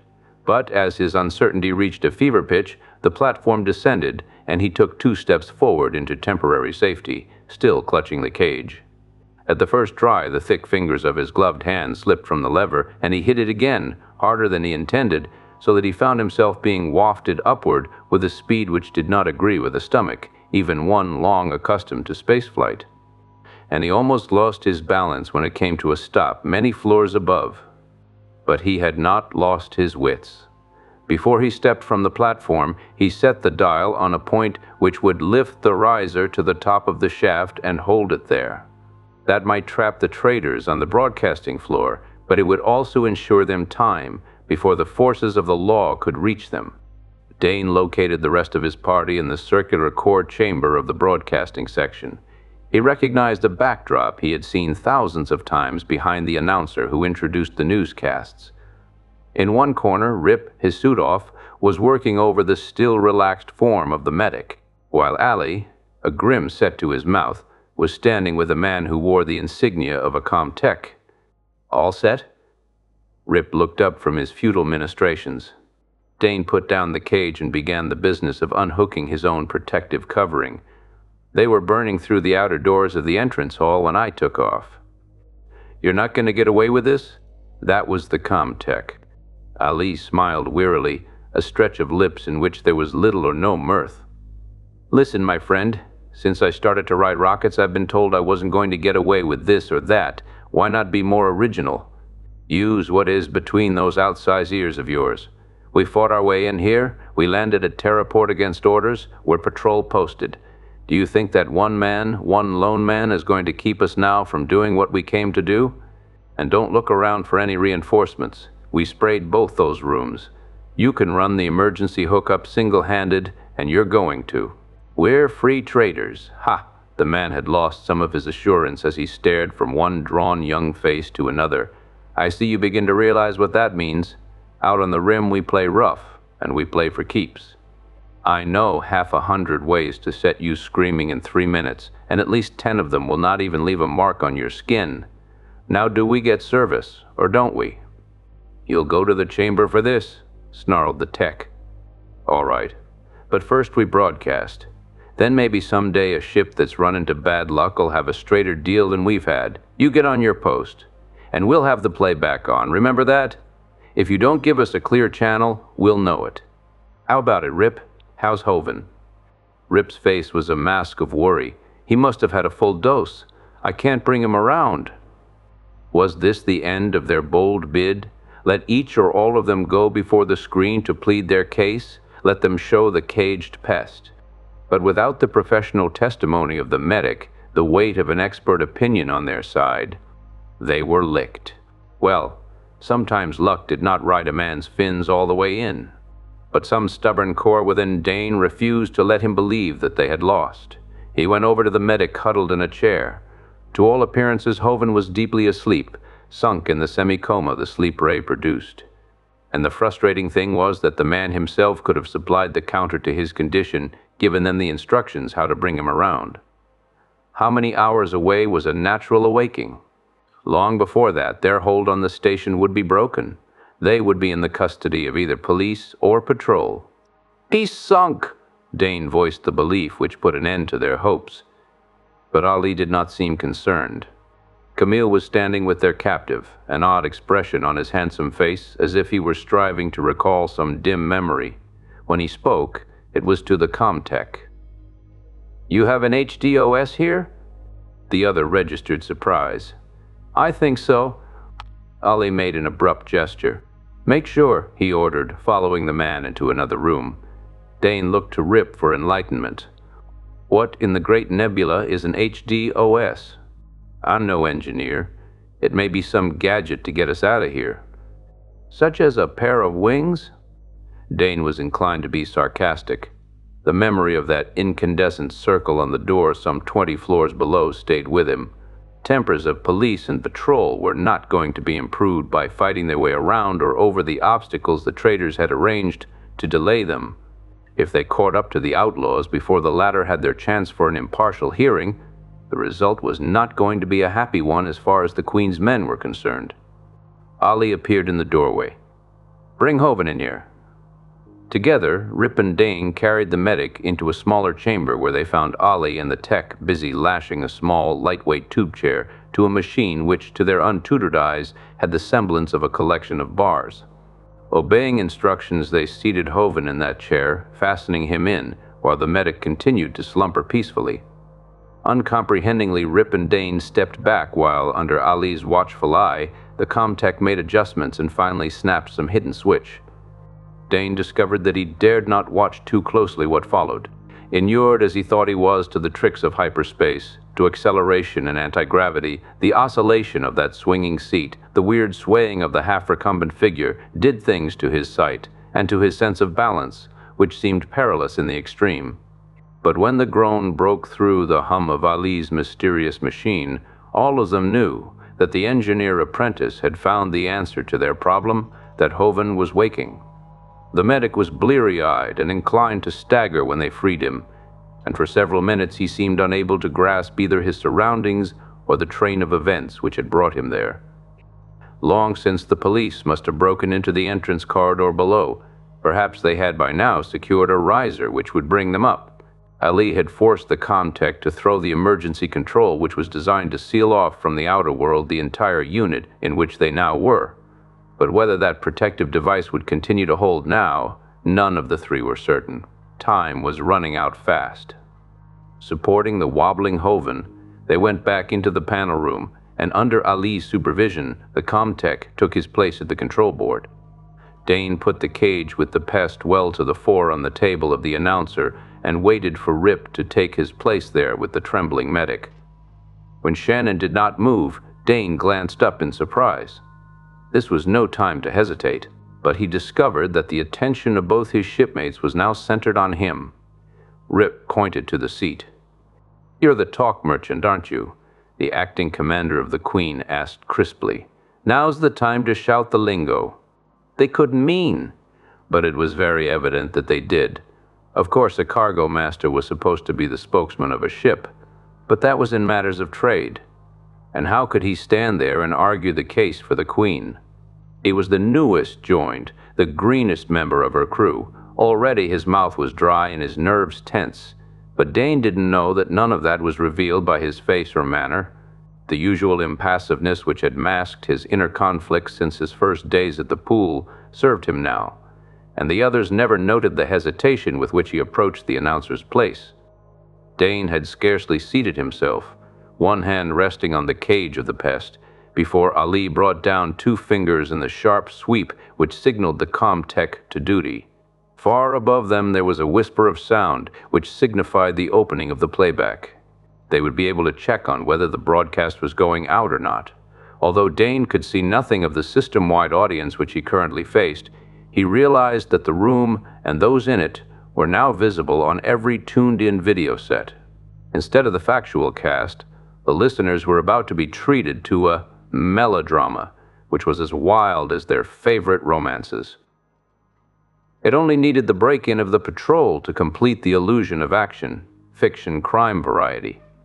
A second finger moved in his direction, and Dane leaned forward.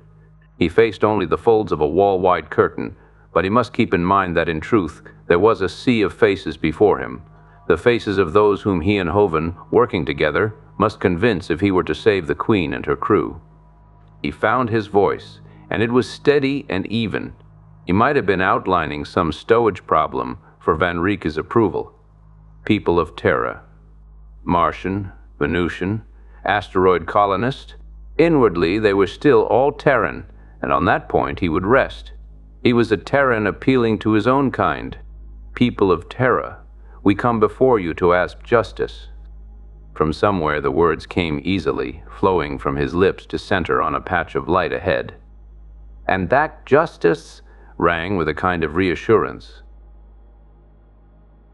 To those of you who do not travel the star trails, our case may seem puzzling. The words were coming easily. Dane gathered confidence as he spoke, intent on making those others out there know what it meant to be outlawed. We are patrol posted, outlawed as a plague ship, he confessed frankly, but this is our true story. Swiftly, with a flow of language he had not known he could command, Dane swung into the story of Sargol, of the pest they had carried away from that world. And at the proper moment he thrust a gloved hand into the cage and brought out the wriggling thing which struck vainly with its poisoned talons, holding it above the dark table so that those unseen watchers could witness the dramatic change of color which made it such a menace. Dane continued the story of the Queen's ill-fated voyage, of their forced descent upon the Estat. Ask the truth of Intersolar, he demanded of the audience beyond those walls. We were no pirates. They will discover in their records the vouchers we left. Then Dane described the weird hunt when, led by the Hubat, they had finally found and isolated the menace and their landing in the heart of the Big Burn. He followed that with his own quest for medical aid, the kidnapping of Hoven. At that point he turned to the medic. This is Medic Hoven. He has consented to appear in our behalf and to testify to the truth that the Solar Queen has not been stricken by some unknown plague, but infested with a living organism we now have under control. For a suspenseful second or two, he wondered if Hoven was going to make it. The man looked shaken and sick, as if the drastic awakening they had subjected him to had left him too dazed to pull himself together. But out of some hidden reservoir of strength, the medic summoned the energy he needed, and his testimony was all they had hoped it would be, though now and then he strayed into technical terms. But, Dane thought, their use only enhanced the authority of his description of what he had discovered on board the spacer, and what he had done to counteract the power of the poison. When he had done, Dane added a few last words. We have broken the law, he admitted forthrightly, but we were fighting in self-defense. All we ask now is the privilege of an impartial investigation, a chance to defend ourselves, such as any of you take for granted on Terra before the courts of this planet. But he was not to finish without interruption. From the playback over their heads, another voice blared, breaking across his last words. Surrender. This is the patrol. Surrender or take the consequences. and that faint sighing which signaled their open contact with the outer world was cut off. The comm-tech turned away from the control board, a sneering half-smile on his face. "They've reached the circuit and cut you off. You're done." Dane stared into the cage where the now almost invisible thing sat humped together. He had done his best. They had all done their best. He felt nothing but a vast fatigue, an overwhelming weariness, not so much of body but of nerve and spirit too. Rip broke the silence with a question aimed at the tech. "Can you signal below?" "Going to give up?" The fellow brightened. "Yes, there's an intercom I can cut in." Rip stood up. He unbuckled the belt about his waist and laid it on the table, disarming himself. Without words, Ali and Dane followed his example. They had played their hand. To prolong the struggle would mean nothing. The acting captain of the Queen gave a last order. "Tell them we are coming down unarmed to surrender." He paused in front of Hoven. "You'd better stay here. If there's any trouble, no reason for you to be caught in the middle." Hoven nodded as the three left the room. Dane, remembering the trick he had pulled with the riser, made a comment. "We may be marooned here." Ali shrugged. "Then we can just wait and let them collect us." He yawned, his dark eyes set in smudges. "I don't care if they'll just let us sleep the clock around afterwards." "Do you really think," he addressed Rip, "that we've done ourselves any good?" Rip neither denied nor confirmed. "We took our only chance. Now it's up to them." He pointed to the wall and the teeming world which lay beyond it. Ali grinned wryly. "I note you left the what-you-call-it with Hoven?" "He wanted one to experiment with," Dane replied. "I thought he'd earned it." "And now here comes what we've earned," Rip cut in as the hum of the riser came to their ears. "Should we take to cover?" Ali's mobile eyebrows underlined his demand. "The forces of law and order may erupt with blasters blazing." But Rip did not move.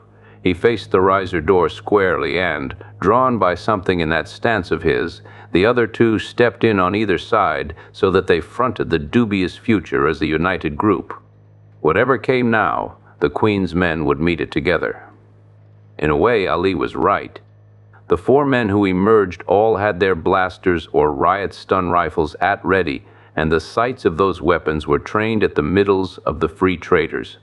As Dane's empty hands, palm out, went up on a line with his shoulders, he estimated the opposition.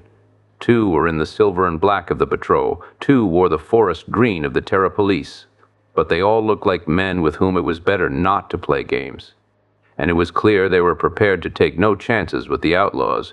In spite of the passiveness of the Queen's men, their hands were locked behind them with force bars about their wrists. When a quick search revealed that the 3 were unarmed, they were herded onto the riser by 2 of their captors, while the other pair remained behind, presumably to uncover any damage they had done to the tower installations. The police did not speak, except for a few terse words among themselves and a barked order to march, delivered to the prisoners. Very shortly they were in the entrance hall facing the wreckage of the crawler, and doors through which a ragged gap had been burned. Ali viewed the scene with his usual detachment. "Nice job," he commended Dane's enterprise. "They'll have 'em moving. Get going." A heavy hand between his shoulder blades urged him on. The engineer apprentice whirled, his eyes blazing. "Keep your hands to yourself. We aren't mind fodder yet. I think that the little matter of a trial comes first." "You're posted." The patrolman was openly contemptuous. Dane was chilled. For the first time, that aspect of their predicament really registered. Posted outlaws might, within reason, be shot on sight without further recourse to the law. If that label stuck on the crew of the Queen, they had practically no chance at all. And when he saw that Ali was no longer inclined to retort, he knew that fact had dawned upon Camille also. It would all depend upon how big an impression their broadcast had made. If public opinion veered to their side, then they could defend themselves legally. Otherwise, the moon mines might be the best sentence they dare hope for. They were pushed out into the brilliant sunlight. There stood the Queen, her meteor-scarred side reflecting the light of her native sun, and ringed around her at a safe distance was what seemed to be a small mechanized army corps. The authorities were making very sure that no more rebels would burst from her interior. Dane thought that they would be loaded into a mobile or copter and taken away. But instead they were marched down, through the ranks of portable flamers, scramblers, and other equipment, to an open space where anyone on duty at the visa screen within the control cabin of the spacer could see them. An officer of the patrol, the sun making an eye-blinding flash of his lightning sword breast badge, stood behind a loudspeaker. When he perceived that the 3 prisoners were present, he picked up a hand mic and spoke into it, his voice so being relayed over the field as clearly as it must be reaching Weeks inside the sealed freighter. "You have 5 minutes to open hatch. Your men have been taken. 5 minutes to open hatch and surrender." Ali chuckled. "And how does he think he's going to enforce that?" he inquired of the air, and incidentally of the guards now forming a square about the 3. "He'll need more than a flamer to unlatch the old girl if she doesn't care for his offer." Privately, Dane agreed with that. He hoped that Weeks would decide to hold out, at least until they had a better idea of what the future would be. No tool or weapon he saw in the assembly about them was forceful enough to penetrate the shell of the Queen, and there were sufficient supplies on board to keep Weeks and his charges going for at least a week. Since Tao had shown signs of coming out of his coma, it might even be that the crew of the ship would arouse to their own defense in that time. It all depended upon Weeks' present decision. No hatch yawned in the ship's sleek sides. She might have been an inert derelict for all response to that demand. Dane's confidence began to rise. Weeks had picked up the challenge. He would continue to baffle police and patrol. Just how long that stalemate would have lasted, they were not to know, for another player came on the board. Through the lines of besiegers, Hoven, escorted by the patrolman, made his way up to the officer at the mic station. There was something in his air which suggested that he was about to give battle. And the conversation at the mic was relayed across the field, a fact of which they were not at once aware. "There are sick men in there," Hoven's voice boomed out. "I demand the right to return to duty. If and when they surrender, they shall all be accorded necessary aid." That was the officer. But he made no impression on the medic from the frontier. Dane, by chance, had chosen better support than he had guessed. Pro bono publico, Hoven invoked the battle cry of his own service. "For the public good? A plague ship," the officer was beginning. Hoven waved that aside impatiently. "Nonsense." His voice scaled up across the field. "There is no plague aboard. I am willing to certify that before the council. And if you refuse these men medical attention, which they need, I shall cite the case all the way to my board." Dane drew a deep breath. That was taking off on their orbit. Not being one of the Queen's crew, in fact having good reason to be angry over his treatment at their hands, Hoven's present attitude would, or should, carry weight. The patrol officer, who was not yet ready to concede all points, had an answer. "If you are able to get on board, go." Hoven snatched the mic from the astonished officer. "Weeks!" His voice was imperative. "I'm coming aboard alone." All eyes were on the ship, and for a short period it would seem that Weeks did not trust the medic.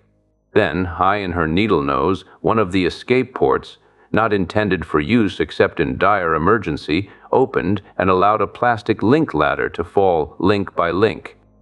Out of the corner of his eye, Dane caught a flash of movement to his left. Manacled as he was, he threw himself on the policeman, who was aiming a stun rifle into the port. His shoulder struck the fellow waist high, and his weight carried them both with a bruising crash to the concrete pavement as Rip shouted, and hands clutched roughly at the now helpless cargo apprentice. He was pulled to his feet, tasting the flat sweetness of blood where a flailing blow from the surprised and frightened policeman had cut his lip against his teeth. He spat red and glowered at the ring of angry men. "Why don't you kick him?" Ali inquired, a vast and blistering contempt saw-toothing his voice. "He's got his hands cuffed, so he's fair game." "What's going on here?" An officer broke through the ring. The policeman, on his feet once more, snatched up the rifle Dane's attack had knocked out of his hold. "Your boy here," Ali was ready with an answer, "tried to find a target inside the hatch. Is this the usual way you conduct a truce, sir?" He was answered by a glare, and the rifleman was abruptly ordered to the rear. Dane, his head clearing, looked at the Queen. Hoven was climbing the ladder. He was within arm's length of that half-open hatch. The very fact that the medic had managed to make his point stick was, in a faint way, encouraging.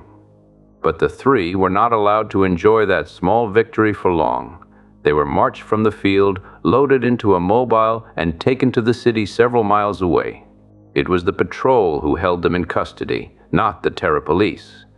Dane was not sure whether that was to be reckoned favorable or not.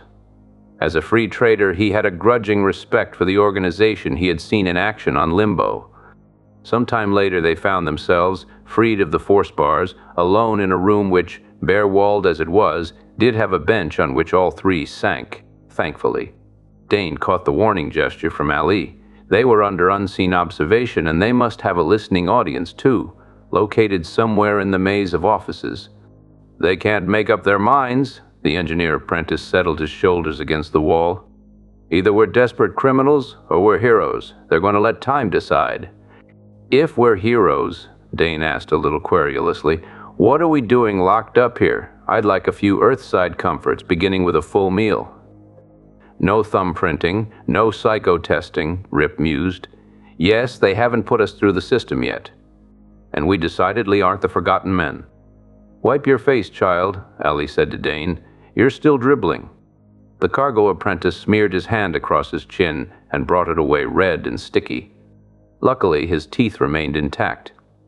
"We need Hoven to read them more law," observed Camille. "You should have medical attention." Dane dabbed at his mouth. He didn't need all that solicitude, but he guessed that Ali was talking for the benefit of those who now kept them under surveillance. "Speaking of Hoven, I wonder what became of that pest he was supposed to have under control. He didn't bring the cage with him when he came out of the tower, did he?" asked Rip. "If it gets loose in that building," Dane decided to give the powers who held them in custody something to think about, "they'll have trouble. Practically invisible and poisonous. And maybe it can reproduce its kind, too. We don't know anything about it." Ali laughed. "Such fun and games. Imagine 100 of the dear creatures flitting in and out of the broadcasting section. And Captain Jellicoe has the only Hubat on Terra. He can name his own terms for rounding up the plague. The whole place will be filled with sleepers before they're through. Would that scrap of information send some patrolmen hurtling off to the tower in search of the caged creature? The thought of such an expedition was, in a small way, comforting to the captives. An hour or so later, they were fed noiselessly and without visible attendants when 3 trays slid through a slit in the wall at floor level. Rip's nose wrinkled. "Now I get the vector. We're plague-ridden. Keep aloof and watch to see if we break out in purple spots." Ali was lifting thermolids from the containers, and now he suddenly arose and bowed in the direction of the blank wall.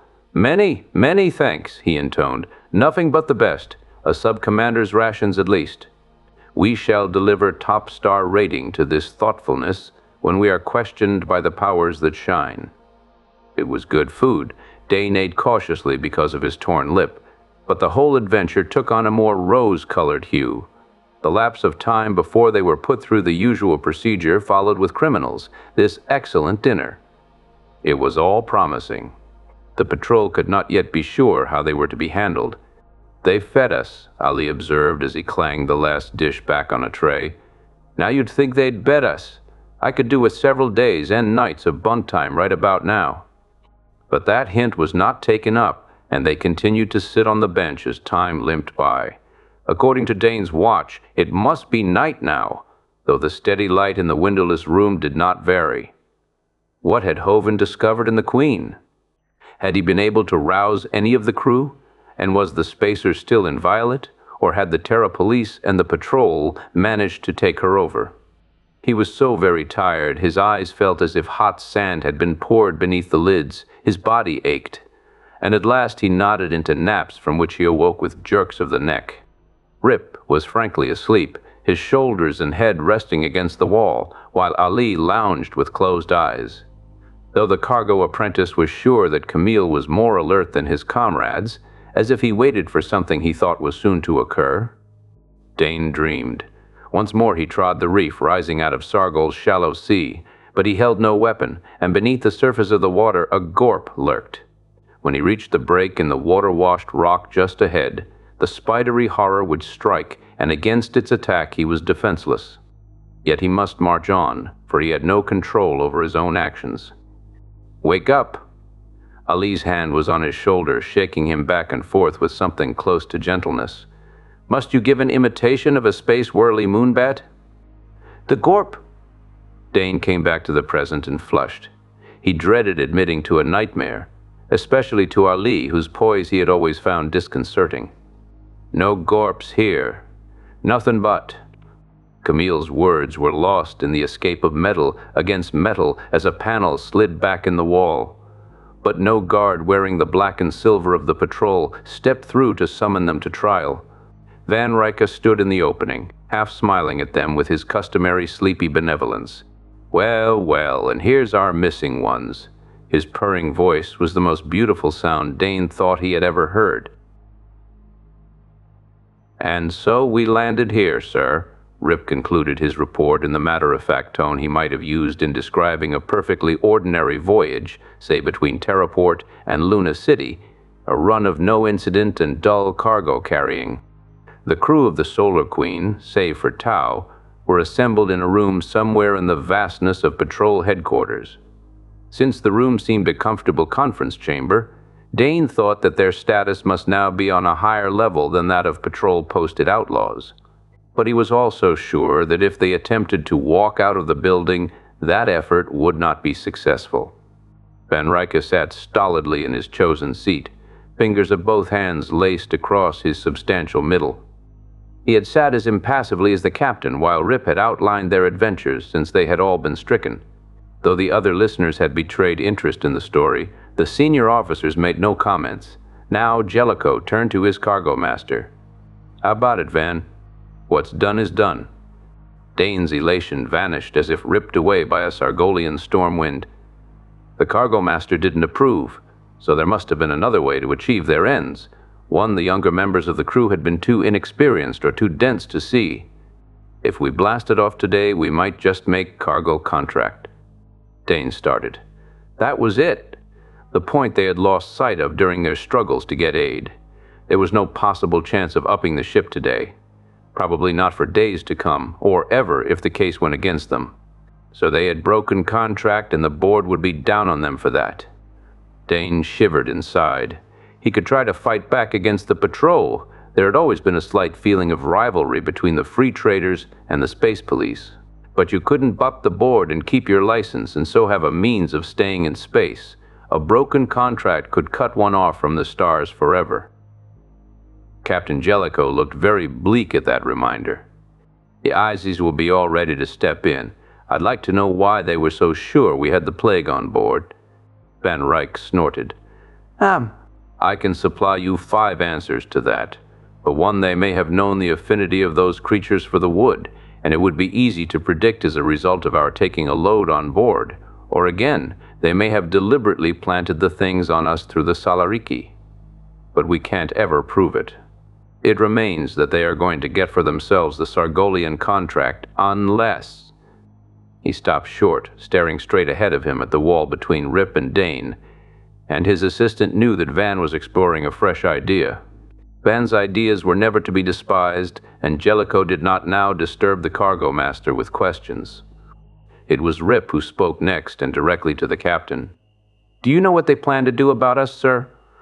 Captain Jellicoe grunted, and there was a sardonic twist to his mouth as he replied, "It's my opinion that they're now busy adding up the list of crimes you 4 have committed.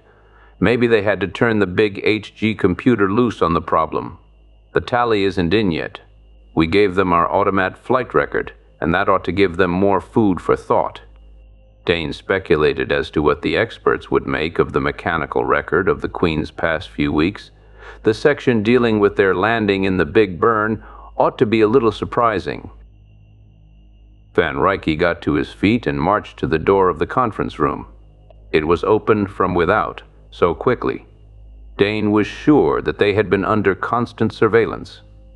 "Trade business," snapped the cargo master. "Contract deal. Take me to a sealed comm booth." Contracts might not be as sacred to the protective service as they were to trade, but trade had its powers, and since Van Rycke, an innocent bystander of the Queen's troubles, could not legally be charged with any crime, he was escorted out of the room. But the door panel was sealed behind him, shutting in the rest with the unspoken warning that they were not free agents. Jellicoe leaned back in his chair and stretched. Long years of close friendship had taught him that his cargo master was to be trusted with not only the actual trading and cargo tending, but could also think them out of some of the tangles which could not be solved by his own direct action methods. Direct action had been applied to their present problem. Now the rest was up to Van, and he was willing to delegate all responsibility. But they were not left long to themselves. The door opened once more to admit star-rank patrolmen. None of the free traders arose. As members of another service, they considered themselves equals, and it was their private boast that the interests of galactic civilization, as represented by the black and silver, often followed, not preceded the brown tunics into new quarters of the universe. However, Rip, Ali, Dane, and Weeks answered as fully as they could the flood of questions which engulfed them. They explained in detail their visit to the Estat, the landing in the Big Burn, the kidnapping of Hoven. Dane's stubborn feeling of being in the right grew in opposition to the questioning. Under the same set of circumstances, how would that commander, that wing officer, that senior scout, now all seated there, have acted? And every time they inferred that his part in the affair had been illegal, he stiffened.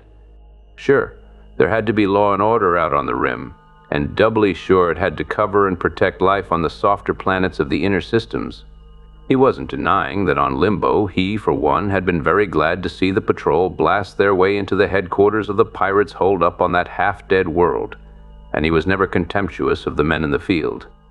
But like all free traders, he was influenced by a belief that too often the laws as enforced by the patrol favored the wealth and might of the companies. That law could be twisted, and the patrol sent to push through actions which, though legal, were inherently unfair to those who had not the funds to fight it out in the far-off council courts. Just as now he was certain that the Izies were bringing all the influence they had to bear here against the Queen's men, and Intersolar had a lot of influence. At the end of their ordeal, their statements were read back to them from the recording tape, and they thumb-signed them. Were these statements or confessions, Dane mused? Perhaps in their honest reports they had just signed their way into the moon mines, only there was no move to lead them out and book them. And when Weeks pressed his thumb at the bottom of the tape, Captain Jellicoe took a hand. He looked at his watch. "It is now 10 hours, he observed. "My men need rest, and we all want food. Are you through with us?" The commander was spokesman for the other group. "You ought to remain in quarantine, Captain. Your ship has not yet been passed as port-free, but you will be assigned quarters." Once again, they were marched through blank halls to the other section of the sprawling patrol headquarters. No windows looked upon the outer world, but there were bunks and a small mess alcove. Ali, Dane, and Rip turned in, more interested in sleep than food. And the last thing the cargo apprentice remembered was seeing Jellicoe talking earnestly with Steen Wilcox as they both sipped steaming mugs of real Terran coffee. But with 12 hours of sleep behind them, the three were less contented in confinement.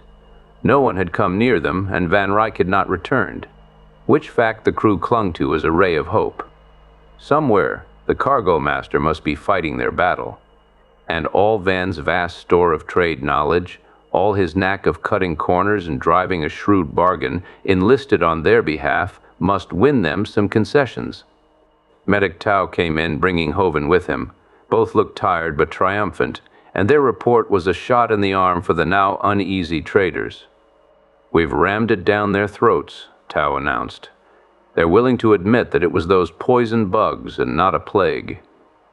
"Incidentally," he grinned at Jellicoe and then looked around expectantly, "where's Van? This comes in his department.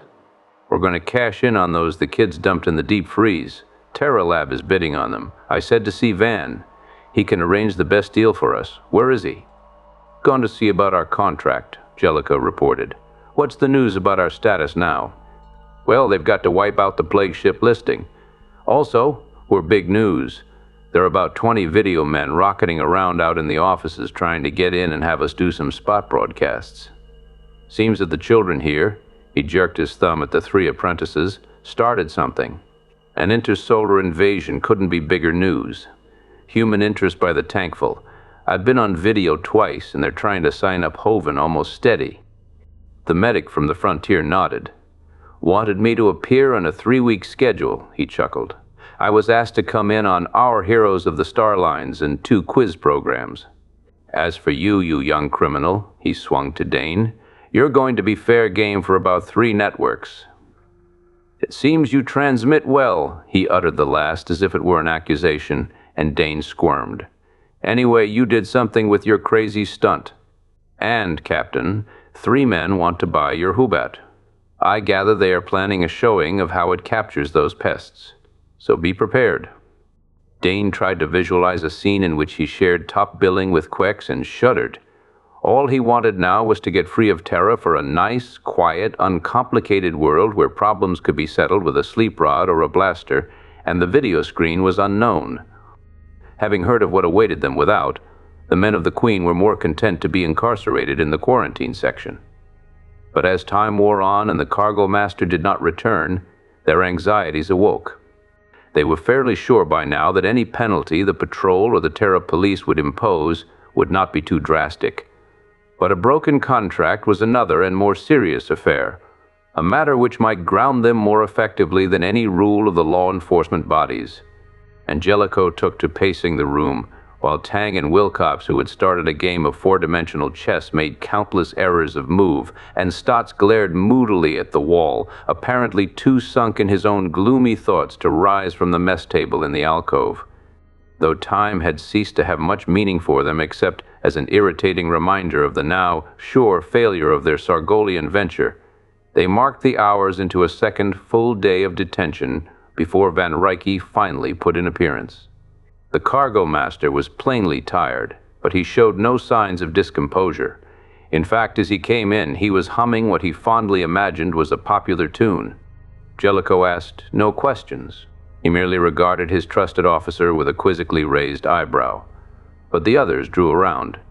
It was so apparent that Van Ryke was pleased with himself, which could only mean that in some fantastic way he had managed to bring their venture down in a full fin landing, that somehow he had argued the Queen out of danger into a position where he could control the situation. He halted just within the doorway and eyed Dane, Ali, and Rip with mock severity. "You're bald, boys," he told them with a shake of the head and a drawl of the adjective.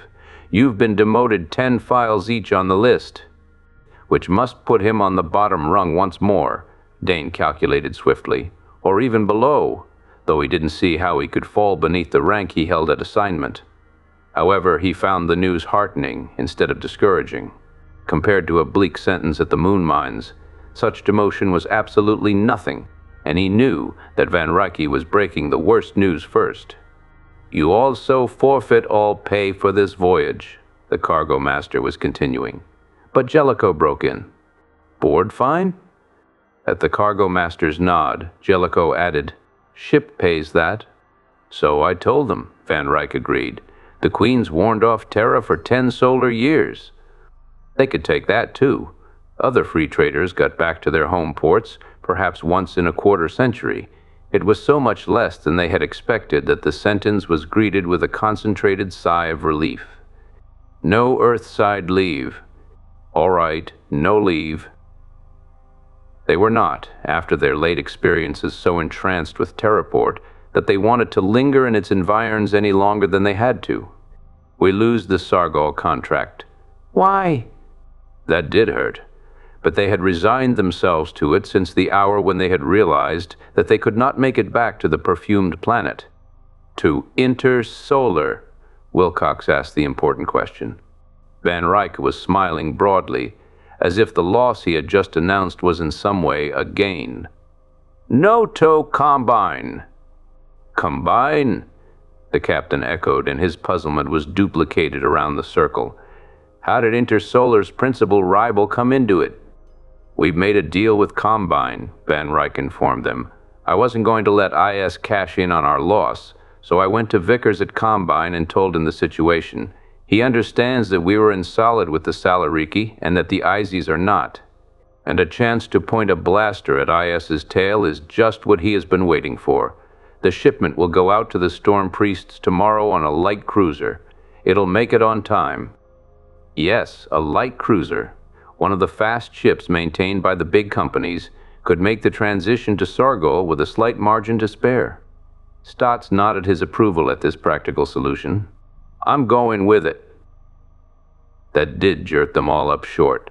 For Van Ryck to leave the Queen, that was as unthinkable as if Captain Jellicoe had suddenly announced that he was about to retire and become a kelp farmer. Just for the one trip, the cargo master hastened to assure them. I smooth their vector with the Storm Priests and hand over so the IZs will be frozen out. Captain Jellicoe interrupted at that point. Do you mean that Combine is buying us out? Not just taking over? What kind of a deal? But Van Ryck, his smile a brilliant stretch across his plump face, was nodding in agreement. They're taking over our contract and our place with the Salariki. In return for what? Steen Wilcox asked for them all. For 25,000 credits and a mail run between Zeko and True's World frontier planets. They're far enough from Terra to get around the exile ruling. The patrol will escort us out and see that we get down to work like good little spacemen. We'll have 2 years of a nice, quiet run on regular pay. Then, when all the powers that shine have forgotten about us, we can cut in on the trade routes again. And the pay? First or second class mail. When do we start? Standard pay on the completion of each run. Board rates, he made replies in order. First, second, and third class mail. Anything that bears the government seal, and out in those quarters it is apt to be anything. And you start as soon as you can get to Zeko and relieve the Combine scout, which has been holding down the run. While you go to Sargol, commented Jellicoe, while I make one voyage to Sargol. You can spare me.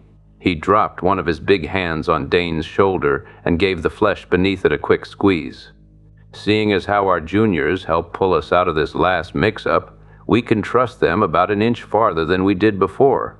Anyway, cargo master on a mail run is more or less a thumb-twiddling job at the best. And you can trust Thorson on stowage. That's one thing he does know. Which dubious ending left Dane wondering as to whether he had been complimented or warned. I'll be on board again before you know it. The Combine will ship me out to True's World on your second trip across, and I'll join ship there. For once, we won't have to worry for a while. Nothing can happen on a mail run. He shook his head at the 3 youngest members of the crew. You're in for a very dull time, and it will serve you right. Give you a chance to learn your job so that when you come up for reassignment, you can pick up some of those files you were just demoted. Now, he started briskly for the door, I'll transship to the Combine cruiser. I take it that you don't want to meet the video people? At their hasty agreement to that, he laughed. Well, the patrol doesn't want the videos spouting about high-handed official news suppression, so about an hour or so from now, you'll be let out the back way. They put the Queen in a cradle and a field scooter will take you to her. You'll find her serviced for a takeoff to Luna City. You can refit there for deep space. Frankly, the sooner you get off-world, the happier all ranks are going to be, both here and on the board. It will be better for us to walk softly for a while and let them forget that the Solar Queen and her crazy crew exists. Separately and together you've managed to break, or at least bend, half the laws in the books, and they'd like to have us out of their minds. Captain Jellicoe stood up. They aren't any more anxious to see us go than we are to get out of here. You pulled it off for us again, Van, and we're lucky to get out of it this easy. Van Ryck rolled his eyes ceilingward. You'll never know how lucky. Be glad. Combine hates the space IS blasts through. We were able to use that to our advantage. Get the big fellows at each other's throats and they'll stop annoying us. Simple proposition, but it works. Anyway, we're set in blessed and peaceful obscurity now. Thank the spirit of free space, there's practically no trouble one can get into on a safe and sane mail route. But Cargo Master Van Ryck, in spite of knowing the Solar Queen and the temper of her crew, was exceedingly over-optimistic when he made that emphatic statement. The end.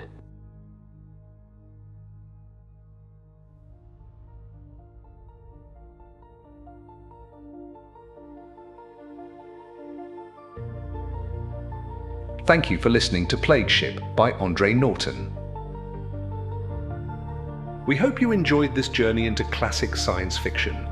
If you'd like to explore more timeless stories, be sure to visit our channel, where you'll find a wide selection of audiobooks ranging from science fiction to adventure, non-fiction, documentary, and more.